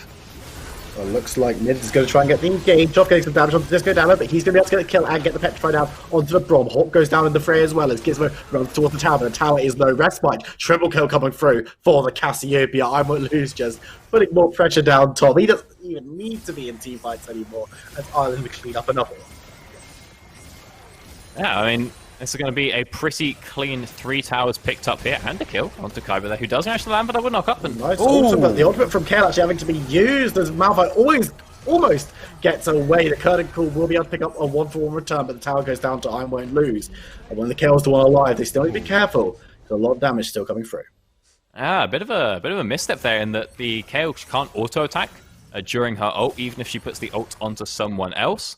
So the ult goes down onto the Pantheon, and then suddenly that tower's still alive, and you're wondering, why has no one last hit this yet? And the Kale kind of can't. And this does mean they're able to again pick up 1 extra kill there, and honestly, Kaiba not worth too much. Legacy God, don't go in there. No. Gonna get slowed up, but should actually be able to walk away. Nice from actually secure the kill for Legacy God. Just go down and maybe being a little bit brave on half health to try and start that fight. A couple of Dark Harvest procs coming in. I didn't clock that he was that low, but I think he took 1 or 2 tower hits coming through there, and alright, good times for Legacy God. The dragon spawning up in about 30 seconds, so Disco Down should be able to get to that one. Maybe a little bit late, but team should be able to stall it out as Razor is chilling. Didn't need that smite anyway. Not like there's an objective. Yeah. I mean, it looks like the smite will be back up, because of course you do get 2 stacks right now, which is very nice. Mins needs to be careful, will be jumped on by Mark Gaffo, and Death Nasty putting the damage down. We'll be able to pick up the kill on the Amumu, and Udyr can smite minions all he wants if they're just going to kill the enemy jungler. Yeah, true. Just for what it's worth, Mumu yet to finish an item, just clock that one. And whilst we're looking at jungle items, Razor going towards a Lich Bane, which is a bit of an interesting one. If AP has gone for the Cap Tank as well. Yeah, I miss AP Udyr. I miss Cryo Udyr. I didn't play it. I was tempted to play it in like the hour before preseason, but I was like, no, I'll cherish the memories. I won't taint it. Cherish the memories by not playing it. Yeah, I was like, I'll remember it as it was, because I don't want my last memory to be me like just inting it or something. Gotta end it on a high note. Of course, Shadow's no longer with us. Blessed. Yeah, but Margafo goes in 2v2 with the kill there as well. Ultimate comes down as Hawk is gone. Gizmo running for his dear life as Amint is looking for a way out. Can't find it just yet. Flashing over the wall towards Kaiba, but the ultimate comes through from this fort. The bullet time almost spells disaster as the movie gets cut down. Legacy got the next target. One more auto would have been enough. I might lose. We'll get bruised up. No ultimate available, remember, but does get the double kill. The Curdy Call coming through, and Kale looking for the dodges. Will be able to get one more. Oh. No, not enough. As Legacy God will be able to pick up the kill with the final shot. But mid lane tower on the inhibitor will crumble 18 minutes in, and he's going down and picking up the kill onto Jin. Looks like this could be towards the end of the game. Members from Ireland are pressing on towards the inhibitor, taking it very, very early. Shows that they're confident to end this one up pretty soon. Looking towards Kyber now as they all rotate. Stun comes through from Pantheon and another stun from the Udyr. That'll be all that they need to pick up the kill as they go towards the second inhibitor tower. Flash coming through from Mark Gaffo, who steps forward with the ultimate to try and clean up as the base will explode. The FF has been called and Wales will fall for the first game of this series. That was a pretty cut and dry game for Ireland. They had themselves a pretty good time there. Yeah. It was very, very easy for Ireland to win that game, and you have to look at how early they played and how early they dominated in not only lanes they should have, right? You look at bot lane Misfortune, Pantheon, that's going to be very, very strong early, and they did have the better of that lane early. But KO shouldn't be bullying the Malphite as hard as they potentially were. Yeah, that was... I mean, KO basically, once you hit level 6, just becomes Quinn, right? Quinn that scales better, or like Teemo. It's the same as like any sort of obnoxious range top laner, especially when you have like an auto-attack reset, like KO does with her E. Just makes it very easy to harass with PTA procs. But I think it's all off of that teleport from Kyber early, and something must have gone horribly wrong in the lane, actually, because he was like level 4 when he teleported, but only had 7 CS. So I don't know what went wrong up top, but it was not a happy time for Kyber. And I feel like I'm kind of happy to see it, because line picking Malphite's a bit of a whoopsie there. But then there's other elements of draft as well, because like, oh, okay, we'll blind pick the Malphite big brain, we'll just send the Malphite mid, get the Aurelia counter pick top. Oh wait, we don't. It's not counter pick because they, they can just send the KO they already have top lane. And that's fine, and then they'll just counter pick mid with something else. So it's a bit of a rough situation for Wales. Wasn't the easiest game for them. Will they be able to come back in game number 2, or will Ireland clean this one up with a nice 2-0? We're going to go to a short break. When we come back, we're going to find out the answer to all of those questions, and hopefully a couple more as well. So don't go anywhere. We'll see you in a minute.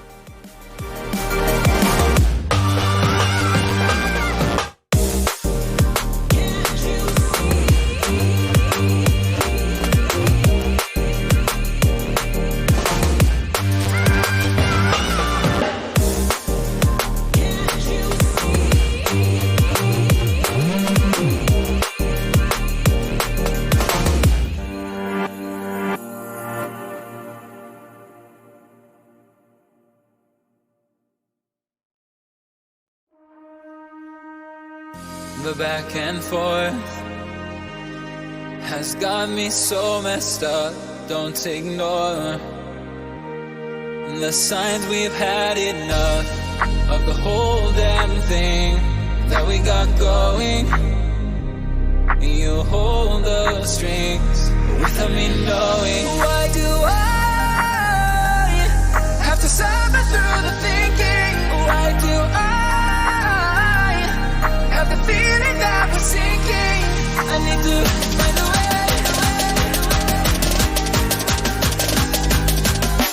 Find a way.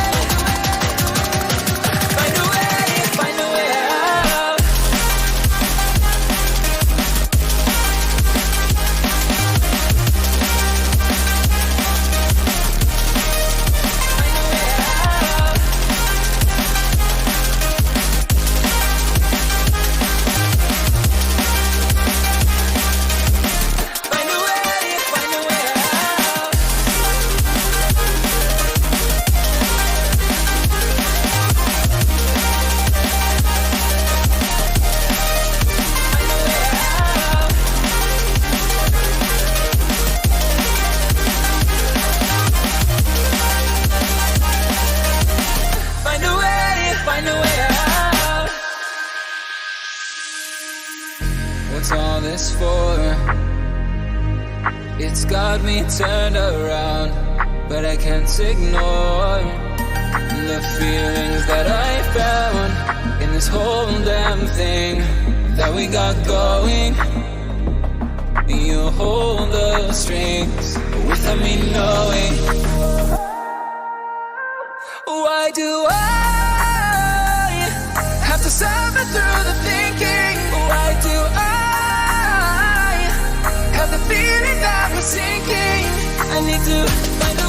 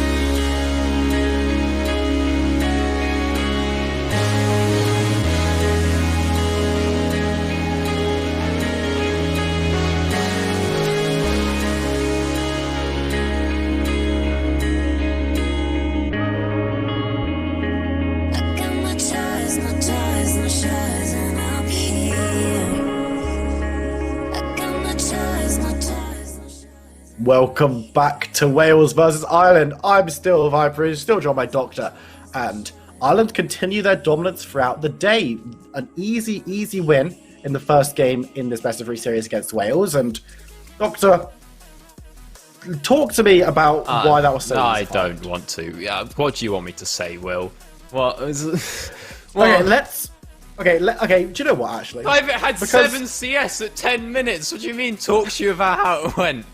Okay, let's just wipe. Okay, let's wipe away the last game from our memories, right? We'll pretend that we're you and Solo Q, and we'll just pretend the last 8 games didn't happen. 8 games. That's and we'll go towards the next 4,000. But same thing.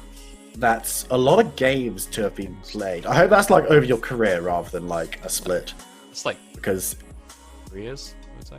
If that's 4,000 games in 3 years, and you can't get out of Diamond 4. I have, I get out of Diamond 4 for 2 days at a time once every 8 months, alright? Yeah, but Plat 1 isn't much better, is it? You know what, Will? The Plat 1 stint I had today was only an hour long, so... I'm shocked and appalled by just everything you've just said, but let's look at this game we've got coming up.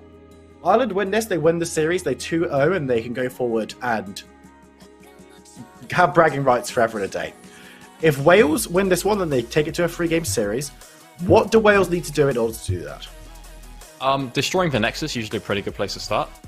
Yeah, true. That one's usually pretty opportune when it comes to taking out coming to the dubs in these kinds of best of 3 situations. Pretty similar in best of 1s actually as well. But not have 7 CS at 10 minutes. I mean, you gotta put out something spicy. That's what you gotta do. You gotta bust out, like I said last time, get some of the comfort picks coming on through, and just see if you can try and cheese your way through something. I hear there's been a substitution being made for this game. I'm not exactly sure where it is. I think it's for Wales. I'm not sure which lane it is it's going through. I would assume that will be mid lane, because Gregors was their supposed starting mid laner. We saw Hawk coming into mid lane, and... Alright. Yep, it will be Gregors coming into the mid lane. I mean, Hawk... It's hard to say Hawk didn't play well, but it's also very easy to say that when you look at the score and you look at how the Cassiopeia did. And will Gregors be able to do much better? We'll have to wait and see. We're into picks and bans. Wales decided to go for blue side, and you questioned their priority on Jin. It's going to be banned away by Wales this time, showing that they're going to go for something completely different. What do you want to see them prioritize in the bans and in the picks? Let's get rid of KO this time round. Okay. Pretty sure that you can just R3 KO no matter what the situation is in any game. So if you're not going to be on it, you might as well just ban it. I'm not too much a fan of the Jhin. I mean, I think there's definitely like other options available, or just not ban any ADC at all. Essentially, because there's about like 4 really strong junglers, 4 really strong ADCs, and then like 2 or 3 really strong top laners. You kind of just pick one of those to pinch, and so to only ban one ADC, it's kind of like, well, there's still 3 good options. So, and all the ADCs are the same, right? But this time around, the Kayle is off the table, and then actually going for the Samira on that first pick. I don't know if I've actually cast the game as Samira yet, you know? I don't know if that's been something that I've done, just because NLC Fall didn't allow it.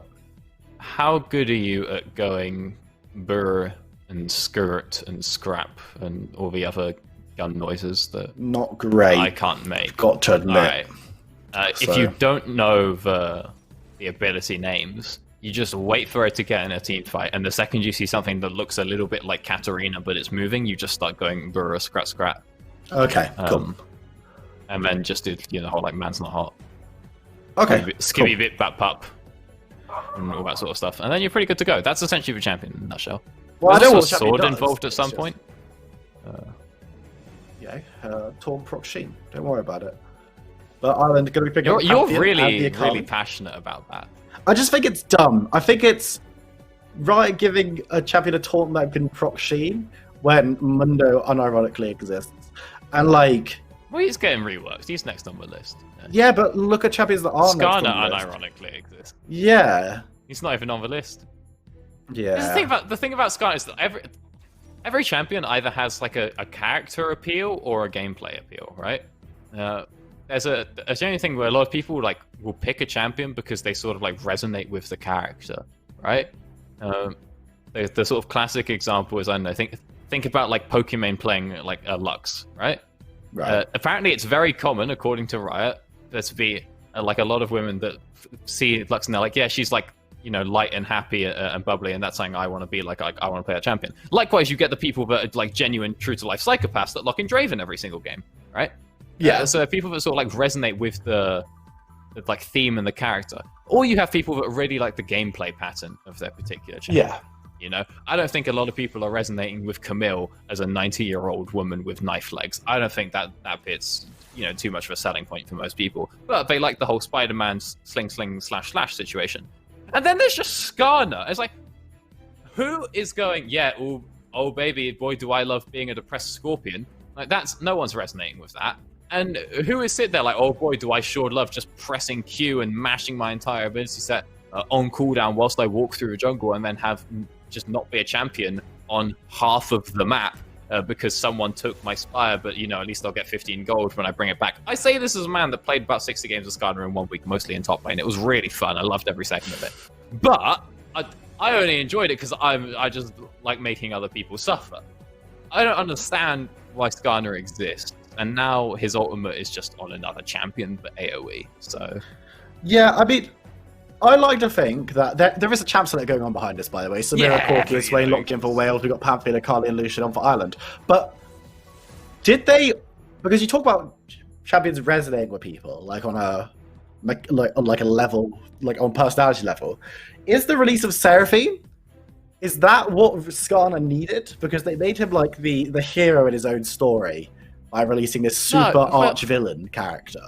Yeah, so they did Skarner a little bit dirty in the old lore situation, with this whole Seraphine being a big fan of genocide, right?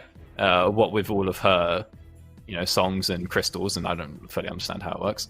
Yeah, she's got some mean crystals going on.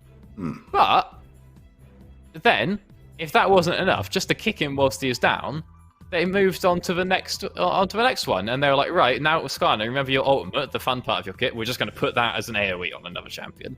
But good luck. And Skarner's not in a bad spot, by the way. He's kind of slept on, but still. Just gonna let you know that Corky is on in on the Wales side because there has been a proxy pick, but it makes a little bit more sense. I mean, Corki could be played in the mid lane and wouldn't have been out of depth, but we're going to see what they decide to round out their composition with. So, Samira in the bot side alongside probably the Swain you've got to imagine, Gragas in the jungle on top, and this Vel'Koz mid. Yeah, so this is an interesting one here with the Swain support. I thought it was actually potentially going to go into the mid lane because Swain and Samira are both champions that have their point and click CC, but they really rely on someone else to set up for them. That's why Swain is having a really good time as an AP carry down in the bottom lane. You know, if you were just playing like Swain Pantheon is a really strong lane and you carry the Swain. Or you can play him support. It still does okay if you play him support with something, you know, like a Jhin or Ashe, or I don't know, some ADC that has a little bit of CC. But to put him as the support with the Samira, they both need someone else to set up for their point and click CCs. And Swain isn't really setting up for them. I mean, the benefit you have is that Swain, if ever you're playing versus a lane that can run towards you, has a really bad time. Because it's very easy to hit it on the tip when it does the little pullback. Because it's just really hard to dodge, right, at that moment.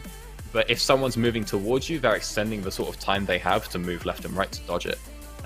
So if you have a partner in your lane that people are scared to run into, like, you know, Pantheon, for example, or someone that can run forward with you and push people back, you're having a good time. And Samira does fill both of those roles, so maybe we're going to see a lot of those never moves actually connecting. We're back in Picks and Bans. Of course, if you're just joining us in the last couple of seconds, this is a remake of a proxy pick lobby. So there was a Corki that was picked that was actually an Ornn. So we're just going to get the A champions banned away. But there is a chance, of course, that there could be a Vel'Koz going in to the support role with the Swain going mid. There is a world where that could happen. True. That would sort of have the exact same issues. And then be amplified a little bit because Vel'Koz in the long lane, he would just rather be mid. He's just better mid lane if he needs support, really. He can go through and one-hit those waves in the way that the Swain cannot. And he can get run down in the long lane in ways that the Swain cannot. It's nice that Wales are banning out champions to spell out what I imagine their reaction was last game. Yeah. Just, really? Pain. Let's have a look at what Ireland has picked up. So they went with the Lucian as a pretty early pickup in the initial draft and have now flexed that to the top side with the Kaiser being locked in at the very end there alongside Mark Gaffo on the Pantheon, which is something that we know that he plays very well. We saw it last time around. What do you make of this Irish composition? It's a little bit on the squishy side. That's going to be something to worry about when we have got the double AP assassin mid jungle, very easy to itemize against, and then, you know, 2 ADCs, one of which is up in the top lane. There is a fair bit of potential for just, you know, one rogue bit of CC coming out from the Gragas, the Swain, or the Ornn combo. That was the smear, and boom, you're just dead. There's not a lot you can do about it.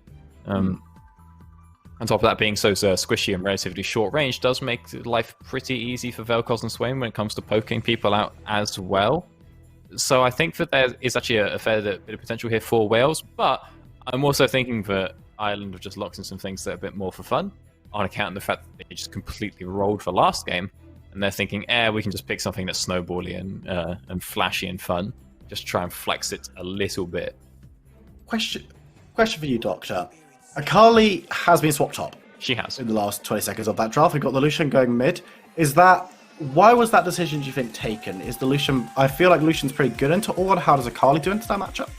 Yeah, I mean, I feel like it's pretty free for Akali, right? She can just sort of chill and scale. Akali has a really good time versus a lot of mid laners, but she really needs to be like level 6 to properly get things going. You put her versus the Vel'Koz, and she's just going to be permanently pushed in under the tower, right? She has not got the best wave clear.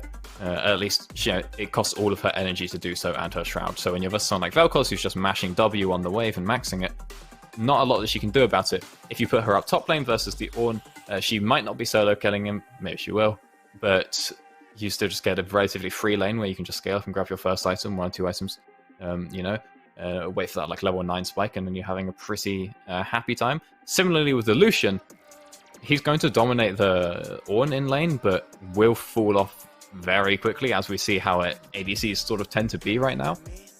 You know, the Ornn gets, played to steel caps and it's kind of the lane's over, right? So it's a little bit better if we just sling him down into the mid lane, where he can actually start to then take over the game and influence the map a little bit. Having pressure over an Ornn isn't very important, but actually having pressure over the Vel'Koz in the mid lane is. And you can then turn that into dragons, turn it into camps, take a couple of chickens here, some wolves there, a couple of crabs in the mix as well. And you're just getting a lot more for your buck with both sides of these lanes. So it's a good pick. So to conclude, good choice for Ireland to go for that swap at the end there. Yeah, pretty awesome. decent. Glad to hear it. Which composition do you prefer? So I know you said that Ireland is a little bit on the squishy side. I know you weren't in love with all the picks from Wales. Yeah, the Wales one is pretty nice. Other than the Samira Swain situation, everything else is fine. You've got AFK farm top. Admittedly, that one didn't go too great last time, but at least you're not versus a KO this time, right? But admittedly, the Akali probably does punish you a little bit harder, but at least she only punishes on a very heavy long ult cooldown. But you've got the Ornn, so he's going to be scaling up, getting free stats, giving everyone free monies. That's a good time. Gragas at least offers a little bit more utility when behind than the Amumu. Obviously, all Amumu ever has to do is throw himself into the middle of 5 people and press R. This one didn't happen last game because I'm pretty sure he didn't actually skill his ult at 6. But you can throw yourself into 5 people and die, especially when you're like Conqueror Amumu. The Gragas, if you're behind, you don't have to go into 5 people. You can just go ahead and ult, and you're good, right? So there's a little bit more safety and utility and a few more options as well. Amumu when behind, all you can do is engage. Gragas when behind, you can disengage as well. So have some flexibility there. Vel'Koz just fits into basically any comp. He's a really good wave clear. Mage mid, I think he's having a pretty good time on this patch with all the new items. And then Samira is the strongest ADC. So it's pretty decent looking for Wales compositionally. But again, I think Ireland just trying to flex it a little bit. Tell me about Ornn, because it's champions that I haven't seen too much with the passive. Did the new item situation buff Ornn because everyone's going to be building towards a mythic pretty early on, so he's always got options? Or is it worse because the items themselves are worse? No, so Ornn got double buffed. It's the items I think are for the most part same. It's a nerf to Ornn personally because he doesn't get his 2 items, and the way it was is that essentially the items that Ornn would build were about 1500 gold efficient. Give or take a bit. So things like Sunfire Cape Mask and Iceborne Gauntlet. And then down on the sort of support end of the spectrum with Locket and Redemption, they were only like 500 gold efficient. They were only worth about 500 gold, I should say, to upgrade. Now they've been standardized that all of them are worth about 1k more or less. So it is a bit of a buff to Ornn late game because no one else was really building the like 1.5k version items. But for Ornn personally, it's a bit of a downgrade. But he also got changed a little bit so that I think he gets bonus armor and magic resist for every mythic that he upgrades. But bit of an invade. But then Faye coming through, Nitro coming through for Swain. Ireland deciding that they might actually want to leave this jungle attempt. Just go down in the mid lane, just putting a couple of bullets down towards the Vel'Koz before a mass recall. So nothing gained by Ireland just yet in that invade, but they didn't lose anything either. Oh, wow. Nothing gained for Ireland, but look at that gold chart. A couple of spell feast procs coming through there for Wales. Oh, damn, you're right. Yeah. Absolutely tearing it up. Having a good time. Do they? No, they didn't clear any wards out there either. But, yep, not a lot going on there. Something to note going into this game is that we've got double AP junglers, and they did get nerfed a little bit with the new items. Not how Runic Echoes was very OP, and not having it anymore, pretty rough. So clear speeds for like the likes of Evelyn and Gragas can be slowed down a little bit, but again, Gragas has Predator, so he's here for the team. He's playing utility. Just keeping an eye on where these junglers are starting up. You've got Evelyn on top side. You've got Gragas on bot side, so you could potentially be looking at vertical jungling, could be looking at ganking on opposite sides of the map. Gragas gets a much earlier start than the Evelyn does, because of course she's going to be starting on those Raptors first and foremost. Much slower start. Well, it's slower on the buff, I should say. It's probably the correct terminology to use, but it's not as pivy. Doctor, where do you want to see these junglers starting off? Where do you want to see the first action being used? Well, I'm not 100% sure what Razor's plan is here. because he's just done Chicken's Road Krugs, so he's now backed himself into a corner, which is going to be pretty detrimental for any early action. Because now where do you go? You just double back and run halfway across the map, or do you reset and get a very early Dark Seal? What's going on here? I mean, for the Evelyn, she doesn't have to do anything. You just sort of try and chill and hit 6. But for the Gragas, it really has to be down bot. You know, you're not snowballing an Ornn versus a Akali. You're probably not snowballing a Vel'Koz versus a Lucian, especially when the mid lane's going like that. So I feel like if you're Waves in here, you want to be pathing top to bot, coming on down, and then just very simple, you know, Eve Flash. That's a double knock up. You only have the Swain and the Samira coming on in with their point and clicks. So there's a lot of potential for chain CC when we look at the Graves, when we look at the Gragas, sorry, coming into that bottom lane. We'll keep an eye on that one. Because right now, he is chilling up top. And perfectly dodging that Akali vision. Yeah, sneaking around into the jungle. In his own jungle, it should be said. Now looking to move towards mid lane with the Lucian. But not going to be the easiest champion to gank, especially when he walked over a ward to get there. Lucian able to just dash away and put some decent damage down. But is going to move towards this Scuttle Crab. Evelyn hasn't met up with him yet. I'm completely outside the map. So they are going to get one Scuttle each, which is always nice as a jungler. Yeah. To be able to pick one of those up. But a much, much quieter start, which is strange to say, 3-4 minutes. Well, bit of a disagreement there, because there's been a bit of a kerfuffle down the bot lane, as we see that Nesty was a lot lower health before chugging his potion, and Ignite was used by Gizmo. Yeah, but no one's died yet. Yeah, that's true. Although a lot of potions have been slammed across the board, just for what it's worth. We got a 2-pot advantage down bot lane, and Shankar had to use both of his pots in the mid lane as well. So it just go down, to be fair, but I feel like it's a little bit better to be Evolution in that situation, because he's dashing on in with the Ignite. Gonna get exhausted though. Shaker will be able to escape. Will be burning low, but will stay alive. Gragas on the side, making sure he's not gonna get caught out by any roaming Evelyns. And Q wasn't big enough to get the kill, but it does put a bit of damage down onto Lucian. And both junglers will be looking towards this mid side. Evelyn, maybe less so, but Lucian needs to be real careful because Mins is coming in. Pretty sure he saw that on a ward. And I mean, I think, good flash. Very nice flash to pick up the stun on first blood there. Going for the execute didn't work out, and so it's greedy from the mid laner from Ireland. Yeah, that was a really good situation for Dano. He had the wave really nicely set up to just slow pushing towards him and deny a lot of creeps away from God if he wanted to recall. But spent a real long time trying to thin it out. I don't know if he was greeding for an item or something. Maybe there was a particular spike he was looking for, but doesn't mean that is a kill going over towards Wage, and he'll be now able to go recall grab his Predator boots. But losing the flash does hurt a little bit when we think about how he's trying to get the ganks through onto this bot lane as Swain stacking up that passive. We're 2 for 1. Looking for the stair, won't be able to find it this time around. Daz Nesty in a pretty rough situation with health currently. He's on about half health, and getting locked up near Samira and Swain could well be enough to secure a kill for the Welsh side. Already picked up first blood in this one though, so things already looking a little bit more promising. And look, Ornn's got 23 farm at 5 minutes this time. Ooh! Tearing it up. Big improvement up at the top lane. That's the power of Coach Kybit right there.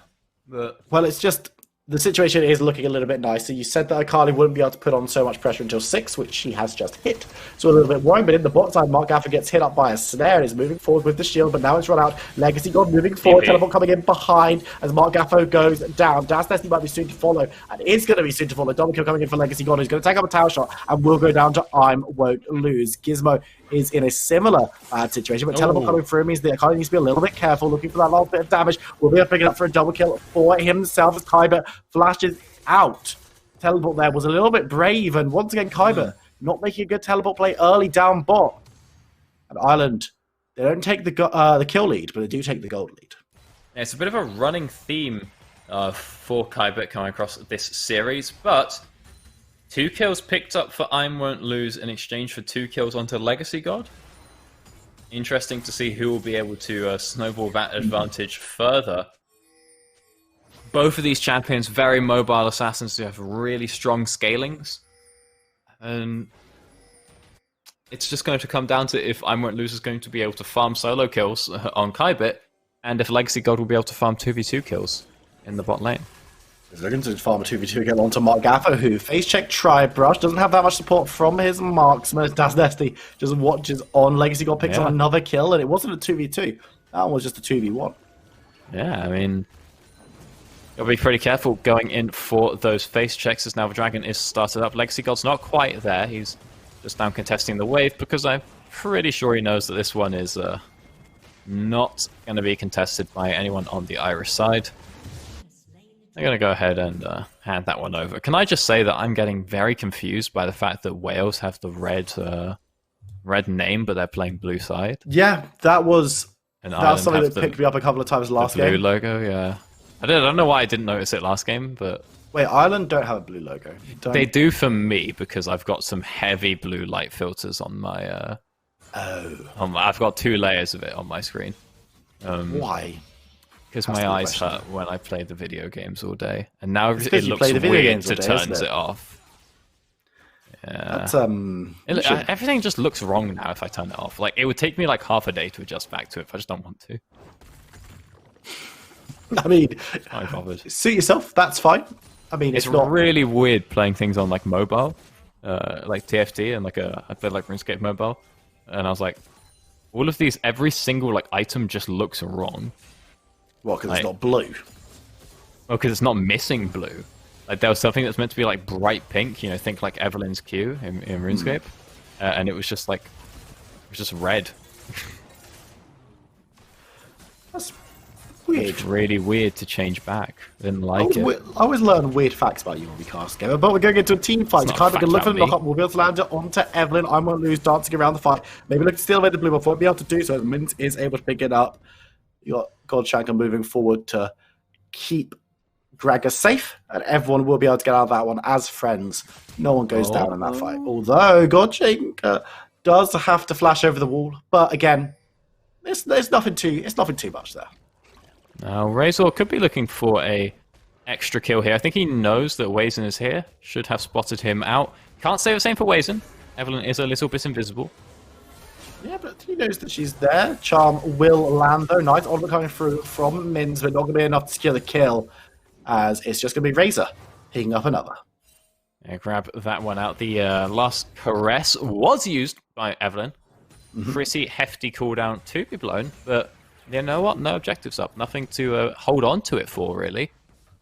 So, pretty able to use that one. Just go ahead, grab yourself a free kill, pick up a Gromp as well as a Scuttle Crab off the back of that, and start to expand out this lead. You know, if that's a finished Lich Bane before the Dragon spawns, that's a really good situation to be in for the Irish squad, even more so if it's something like a Night Harvester or a Proto Belt instead. I think it's looking okay for Wales, though. Much better position than they were in this time last game. Yes, they're still behind about 1,000 gold, but they've got a few kills on their belts. They've got the kill lead, in fact, and they've got that first Dragon as well. Yeah, it's definitely looking a lot better, especially down in the bottom lane. Yeah, like we say, having those 3 kills onto the Samira is pretty useful. But I think this Akali is going to become a problem, for sure. It will be something to keep our eyes on. Gizmo's getting run down a little bit, but he does have level 6.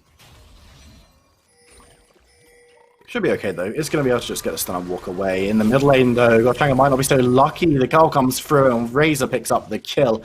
And now in the back, Mins needs to be a little bit careful on the Gragas, clearing out some vision, but there are enemies in the neighborhood.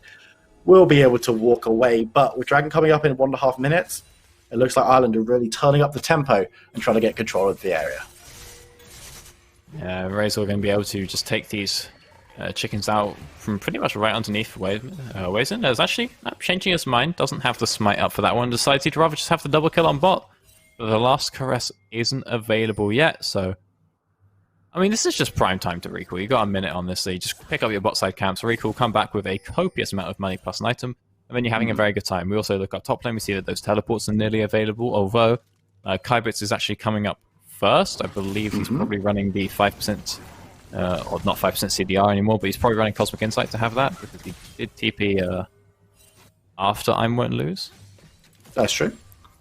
I'm pretty sure he was probably a lower level as well, just knowing how top lane's been going, but in any case, nobody is going out and picking up those items quite just yet. And we've got 30 seconds on the Drake, so it's kind of now or never if you want to have those big spikes coming through. And the choice is never for Wales.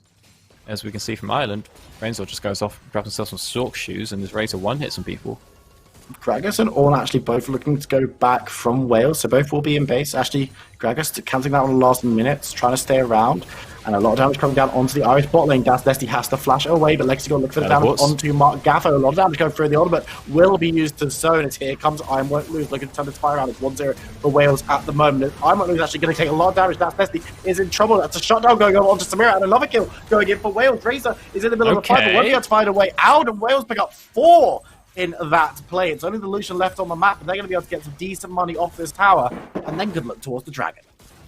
Again, this is sort of what happens with this Ireland comp when you're also squishy. If they're not able to find that one pick-off kill, suddenly when the CCs start coming through, it's opened up with a very nice route from Gizmo, chained that with the Samira, and a very skillful display of talent when you press that right-click button. But then actually bringing in Kybit as well, landing out that ultimate, which makes the fight so easy. There's now Gizmo in a bit of a sticky situation, and Pantheon trying to do what he can. Down. Kybit could be in a very bad one as well. Double kill going over to Disco Dano. The Dragon is secured by Wales, though. So they do manage to get the objective. Disco Dano still on the hunt, but Mark Gaffer will be burning low, will be able to stumble away.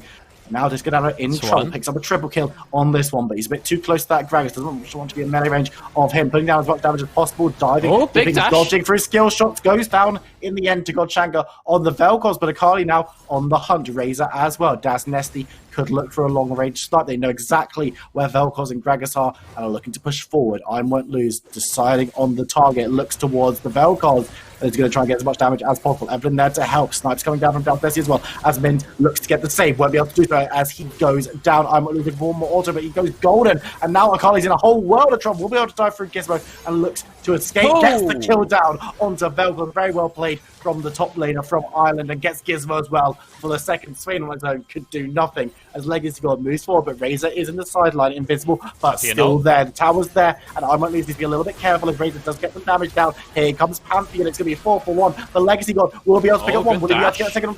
Yes, he will with the ultimate. And now looking towards Mark Gaff and Razor, both below half health. Can he get the combo? Yes, he can. Triple kill coming through. Quarter kill coming through from Legacy God with the godlike play to clean up Ireland. Alright, doing a couple of Samira things on that one, coming through with that finished shield bow. Picks up a nice quadra, very back and forth on that fight. Real nice moves from I Won't Lose, going in towards that dive as well. He's having a pretty good time with the that little ER sidestep, dupe, engage, kill. Good times. Meanwhile, Kybit not having a good time stuffing the top lane, and a couple of reports coming out for Disco Dano, stealing the penta of Legacy God like that. Honestly, very rude. Disrespect from one, I think. Even though they're completely on the other side of the map. And other side of teams. Yeah. Still rude. But you know how it is. Nothing that can't be solved going forward into this match. Of course, we saw excellent plays from both Akali and from Samira in that one, and this is the storyline you built early. You said, will I Won't Lose be able to get more solo kills than Legacy can get doubles? Currently, the answer is no. I Won't Lose only got 5 kills so far and has only been involved in 6 overall, whereas Legacy God has got 8 and involved in 11. So, really, really nice play so far from the Welsh bot laner, and I Won't Lose looking to get the 1v1, but on the tower, don't even know if I fancy Akali in that 1v1. Yeah, I think the Akali is fine. She probably needs a second item, just get like the Lich Bane or something. Really just to make it, just as easy as possible to try and get the one hit through onto the Samira. But when we look at those two in the team fight, it's a little bit different because there's no actual CC to lock down this Samira other than the Pantheon W. And because everyone's ranged and squishy, the Pantheon W comes through onto Samira, and as long as she puts out her wind wall just before it hits, she's going to be blocking all of the damage from the Kai'Sa and the Lucian as well. So there's really a lot of pressure on I Won't Lose to be able to one-hit the Samira, because he's really going to be the only person that has the potential to actually deal with her during a fight. Otherwise, she's just going to be allowed to lifesteal up to full, through the ultimate, through the autos, through the crits. Mins move forward, looking to mark Gaffer, gets a decent amount of damage down onto the Pantheon. Pantheon's not really the target you want to be going for. As Das Nesty dives into the backline, will be able to onto the Velcros that easily gets the kill alongside Razor. I'm Loose still alive, still dancing, still dipping in and out of the fog. Das Nesty and Razor on the side looking for a flag, but Mins is standing strong on pretty much full health on the Graggers. Will be able to get the blue buff for his team. Legacy God able to nab that one away, and the re-engage could come through. Razor on the back gets a lot of damage onto Legacy God, but just goes down to the Samira. Gizmo standing strong. Ashley manages to get a kill onto Mark Gavin before going down himself. And now Akali looking for the smoke, looking for a way out. Das Nesty doing the same on the other side of the fight. But Legacy God does look like he was looking for Akali. Won't be able to find him though. Graggers does not have ultimate, does not have the explosive cast to get the kill. Das Nesty and I Might Lose do get away. Pretty even fight, all things considered. And with Dragon coming up in 40 seconds, we could see a repeat. No, and there it is. We see in that fight that the Evelyn tries to go in for the flank, and then boom, body slam, and then instantly chain CC'd with the Swain and the Samir. So there's not a lot of on-demand CC for those two to be using, but if that body slam ever does connect, then it's very, very hard for these assassins to be playing the game. And off the back of that, the fight, it's suddenly very lost because no one is actually going to be able to kill the Samira in that situation. I Won't Lose. He manages to pick up one kill, but it's not exactly the priority target. It's not the 500 gold shutdown, who now has 2 finished items at 18 minutes. Look at the teleport on the side of this fight. Razor picked up the first kill on 2 Velcros. Mark Gaffo will be returned 1-for-1 though.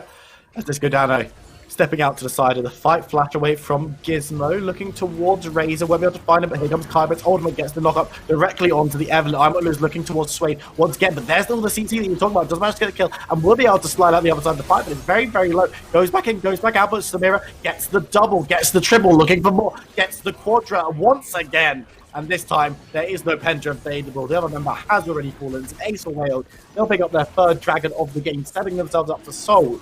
And this is a very different Wales team from the one we saw last game. Yeah, and again, there's just no CC. There's no way to stop Legacy God on his Samira here. I think that I Won't Lose fell short a little bit with the ultimate. I think the Legacy God was just out of range.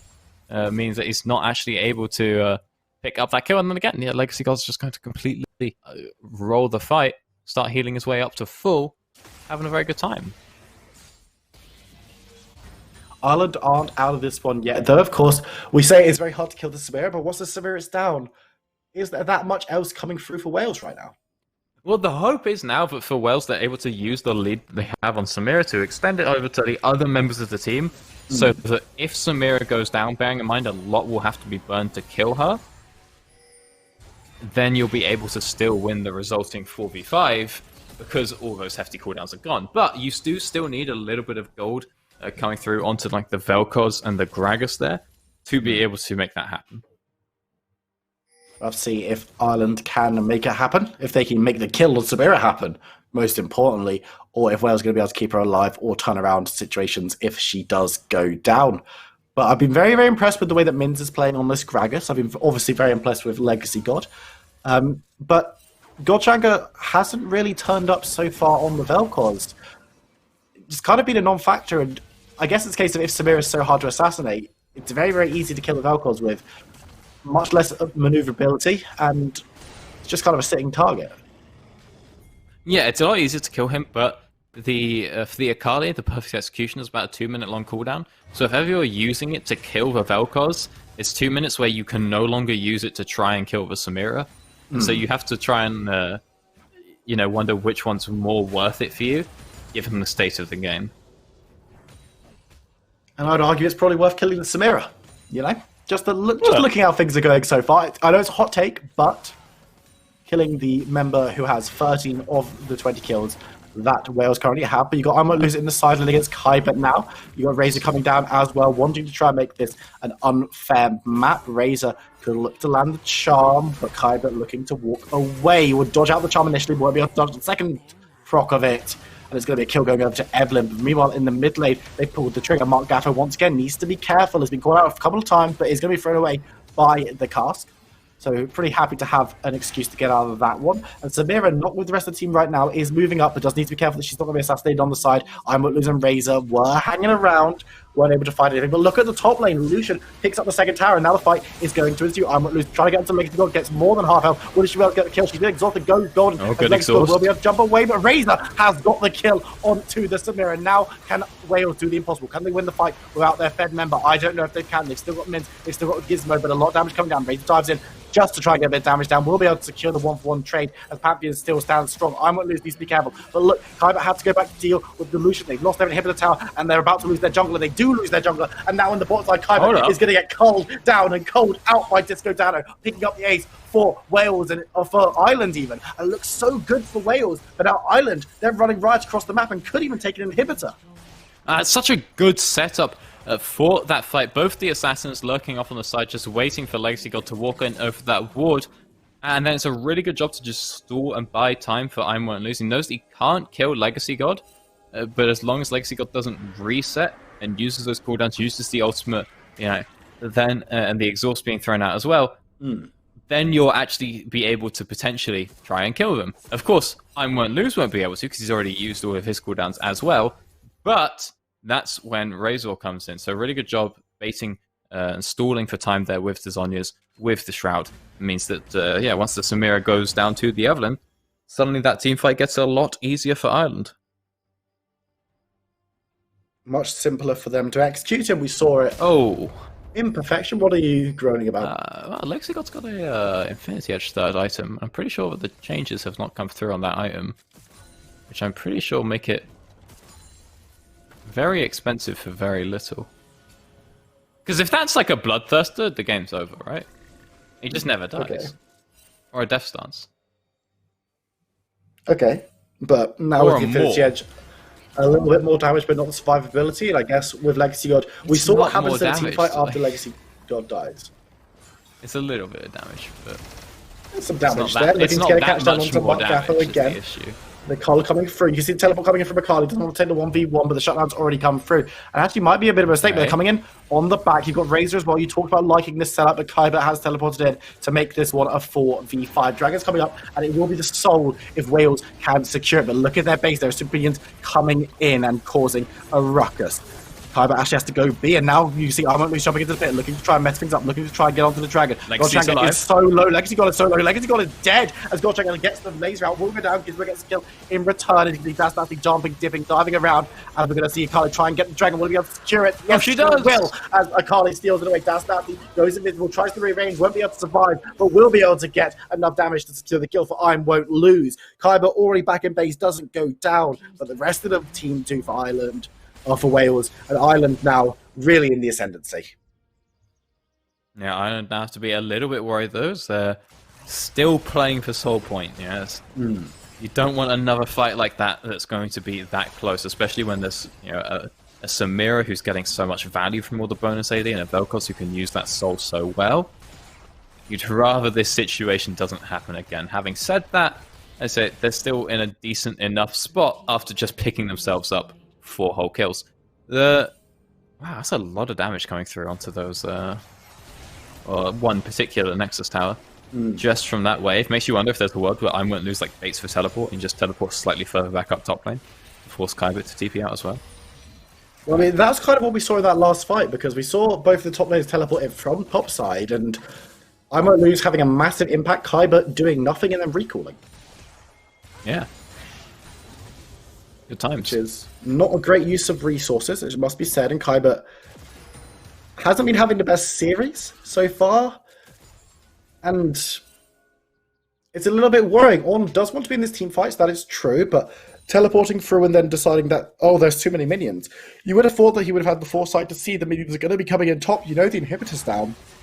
So if you're going to have to go back and clear it up, you might as well just stay top. I think that the rationale is that, like, if the fight happens immediately, you've got this like 20-second window where you can try and fight, secure that soul, and then recall for the minions afterwards. But because he teleported and nothing happened during those 20 seconds, that's when he started recalling. I think that he probably could have stayed though. Like, a second or two before the recall finished is when the fight kicked off, so there was definitely like a window where he could have reacted, I think. Would that have made the difference in getting the soul point? Probably not, but might have, I don't know. The team fight was very, very close, and having that health bar on the Ornn, as well as the Ornn ultimate, There are tools there that could have maybe swung the fight a little bit. And even if that fight had just swung to allow for the Soul to go over to Wales rather than Ireland, would that have been worth losing that top Nexus tower? Yeah. Well, I'd take that trade any day. I'm pretty sure. Like, I'm not too worried about getting backdoored. If you've got the dragon already, then you can just always have someone sitting in top lane, clearing out those waves, waiting for the inhib to respawn. So the soul is permanent. Inhibs are only temporary. Nexus towers are permanent though. Yeah, but like when the inhib respawns, then the Nexus tower doesn't matter. That's what I. True. So I'm trying to get that. Like if the inhib is up, then they can't hit the Nexus towers. That is true. That is very much the case. But you can see Baron has been started up by Ireland. They're looking to bait out though, as I won't lose and Disco down, looking to get damage on to this bot tower. You can see Mins coming through there, and they might look to fight this 3v2 as the Culling dives through. Legacy God takes a whole heap of damage from the Culling, but now that ultimate has been wasted. Mins will go low, but Legacy God healing up a decently large chunk. Currently, it is going to be an easy Baron take coming through from Ireland, but do they lose their two most fed members? They'll definitely lose the Lucian and will lose the Akali as well. Baron comes through just as the Akali slumps down to the floor. So 3 members of Ireland have this one, but they don't get the tower bot.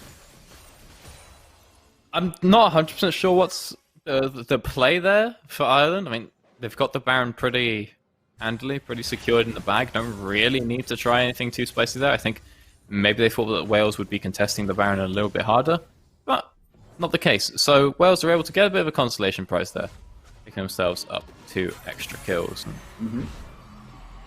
Outside of that, they're still down a Baron, which ain't great. No, not optimal, especially when your inhibitor top is bare. It has respawned though, which means that the pressure is going to be completely different from the last time we saw this Dragon Soul fight. It will be up in 40 seconds, and both teams really want to get it for pretty different reasons. In fact, Razor jumping in, trying to get damage onto Gizmo, won't be able to get enough for the killing blow, but enough to make Swain have second thoughts about being involved in this play moving forward. But that is Evelyn Ultimate down, which is a pretty important tool, not only for damage, but also for repositioning and disengaging if things go badly wrong. Yeah, it's a pretty hefty ability. It kind of defines the champion in her entirety, so I'm going to be picking that one up relatively soon. Or not picking it up, but, you know, getting it back off the old cooldown of Rooney. And if it's something the Wales can do, if they can stall out, or not Wales, if Ireland can stall out and wait for this here dragon, then they'll be in a pretty decent spot. Meanwhile, there's a bit of a cheeky push going in on mid, and Wales recognise it's their time to pull the trigger. And they pull the trigger on the dragon, but all 5 members of Ireland are here. The Cole comes through. Look at the damage. Look at the dragon. It's going to be secured by Wales. They've got the soul now in this fight, but Mins is going to be taken low. Shango already got the kill onto Pantheon, but look at Samira. She's just still alive. She's rinsing through members, and triple kill coming through for Gizmo on the Swain. Means that they're going to be able to clean off the Baron buff and secure themselves the dragon soul. Baron, getting a little bit ahead of ourselves. Oh, you mean get rid of it? As in they cleaned it off the Irish team. Yeah, okay, that one makes sense. It's late. They're not going to be able to take a buff that isn't on the map for 3.5 minutes. Oh, like, that's what I was thinking. Well, I'm not that bad at my knowledge of the game. I know what the timer means. Well, they are going to be able to take some mid towers. At least 2, if not more. Pantheon is on the map, but the next members don't go up for another 10 seconds. But Wales might not want to push their luck too far. Actually, it looks like they're going to try and siege this one up. Pantheon needs to be a little bit careful, but the inhibitor tower next on the menu should fall pretty handily as Mark Gaffo walks away. It could be a big flank here from I Won't Lose with the teleport. You send Mark Gatto in to just blindly ult, see what happens. Maybe he cancels a couple of recalls, I don't know. But do Ireland want to take a fight right now? Well, if you can pick off 1 or 2 kills, you're pretty happy with it. Of course, you know, teleporting in to the middle of the enemy team with zero vision isn't really a guarantee, but it's going to be a...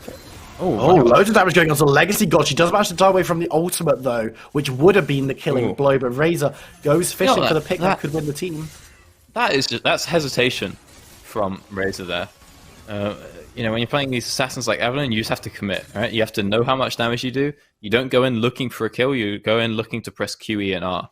And right there, he went in looking for a kill. So he pressed Q and E, and then I had to figure out how low Legacy was. It was like, oh no, yeah, Legacy will die. I should ult. And then by the time that you go through that process, Legacy's already out of there.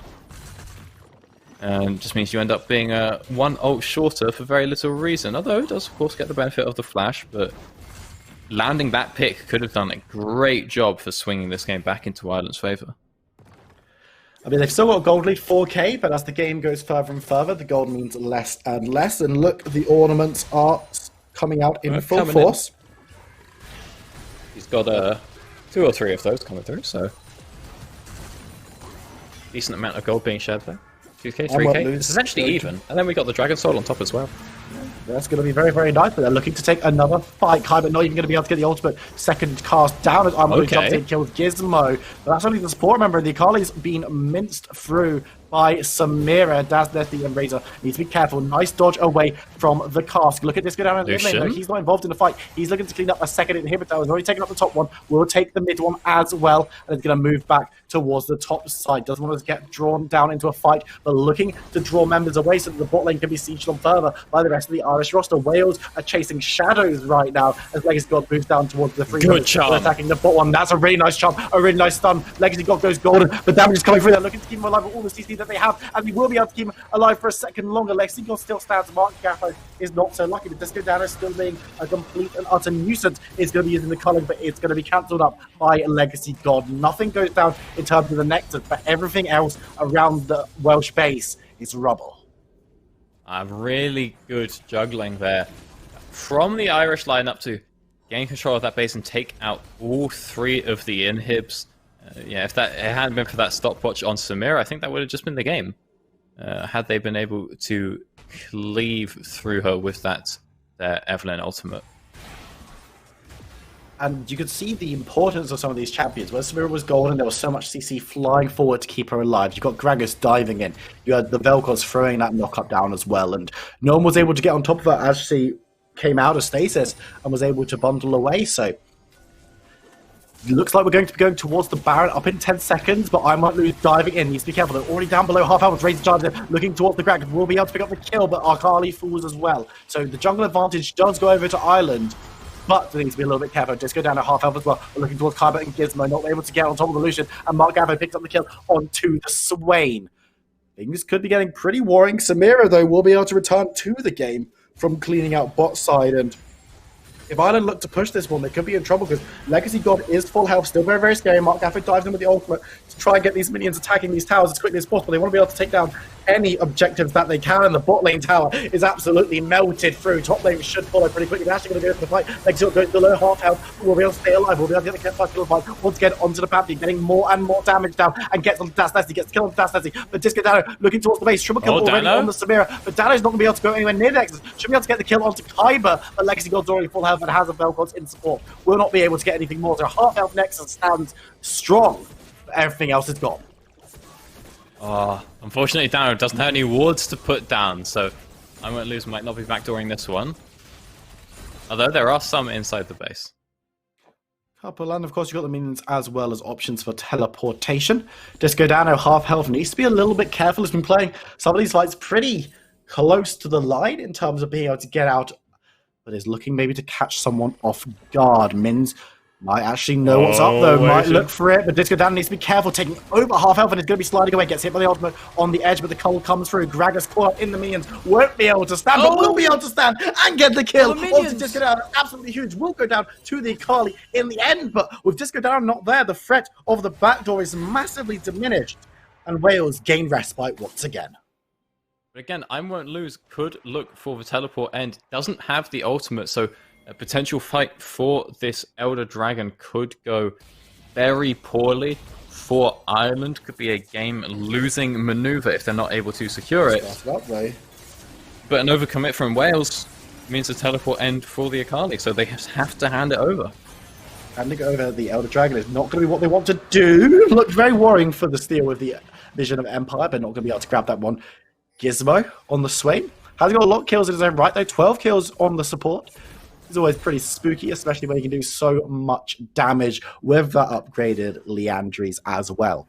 But 35 minutes into this game, 2k gold lead for Ireland, but at this point, that is negated and some by those ornaments coming through on the mythic items for Wales. They're going to be starting up the Baron, though Ireland want to be picking this one up as soon as possible. They've got Akali threatening down bot. and there's going to be no kind of contest whatsoever. So both of these massive buffs will be going over to Ireland, and they'll be hoping that will be enough to secure them the game. Yeah, and really all Ireland have to do from now is just wait for their own players to get out onto the map. You know, we've had a couple of deaths and resets here and there.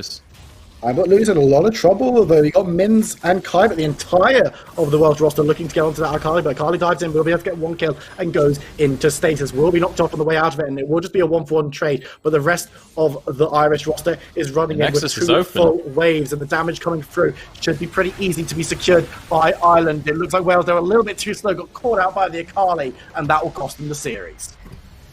Oh, and that one was a lot closer.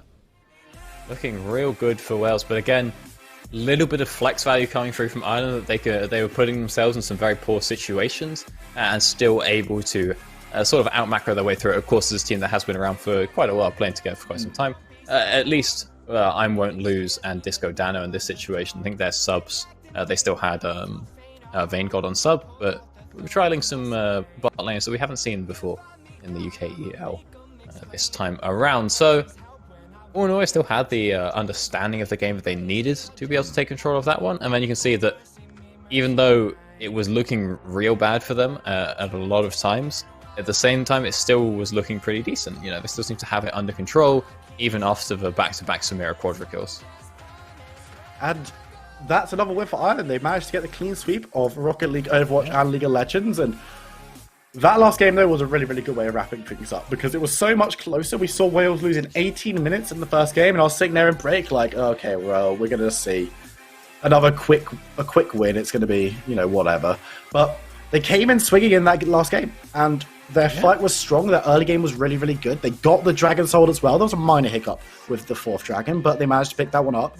And their fighting was, on the whole, really, really good. The end was just Ireland's macro play within the Welsh base was super, super good. Massive credit to Disco Dano for large periods for being able to kind of completely drive the flow of the game in these latter stages and allowing for Ireland to claw their way into a situation where they could just end on any single play. And it took them a couple of attempts, but they did manage to do it in the end.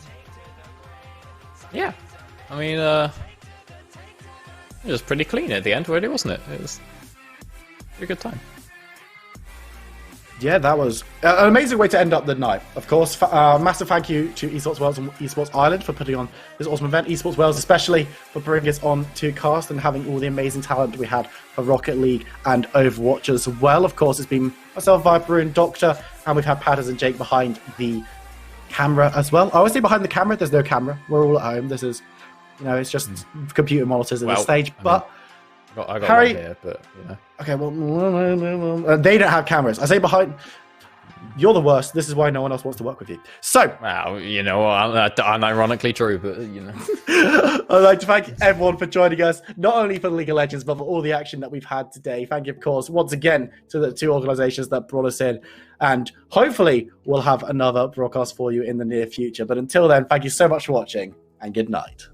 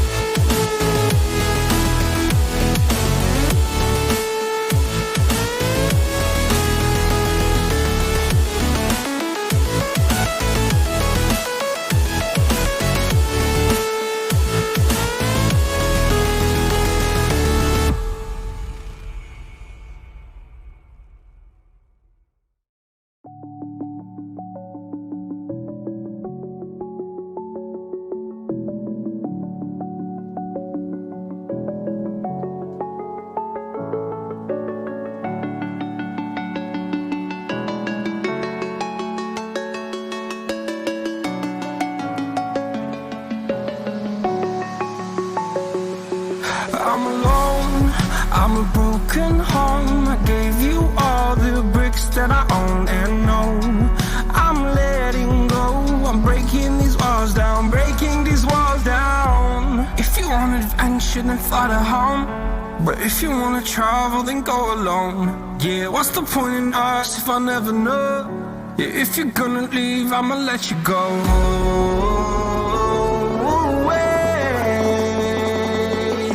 I'm tired of the pain. Go away. I'm done with yesterday. Harder, harder.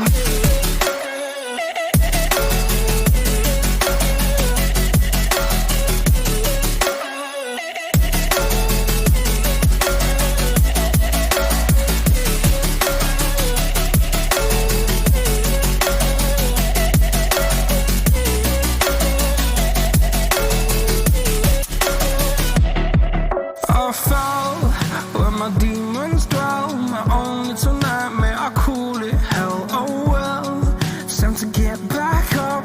Climbing and climbing, I'm done with this ride, is what I tell myself, so I could feel something else. Yeah, I guess I had my bad days, but it doesn't mean I lost my style. Darling, where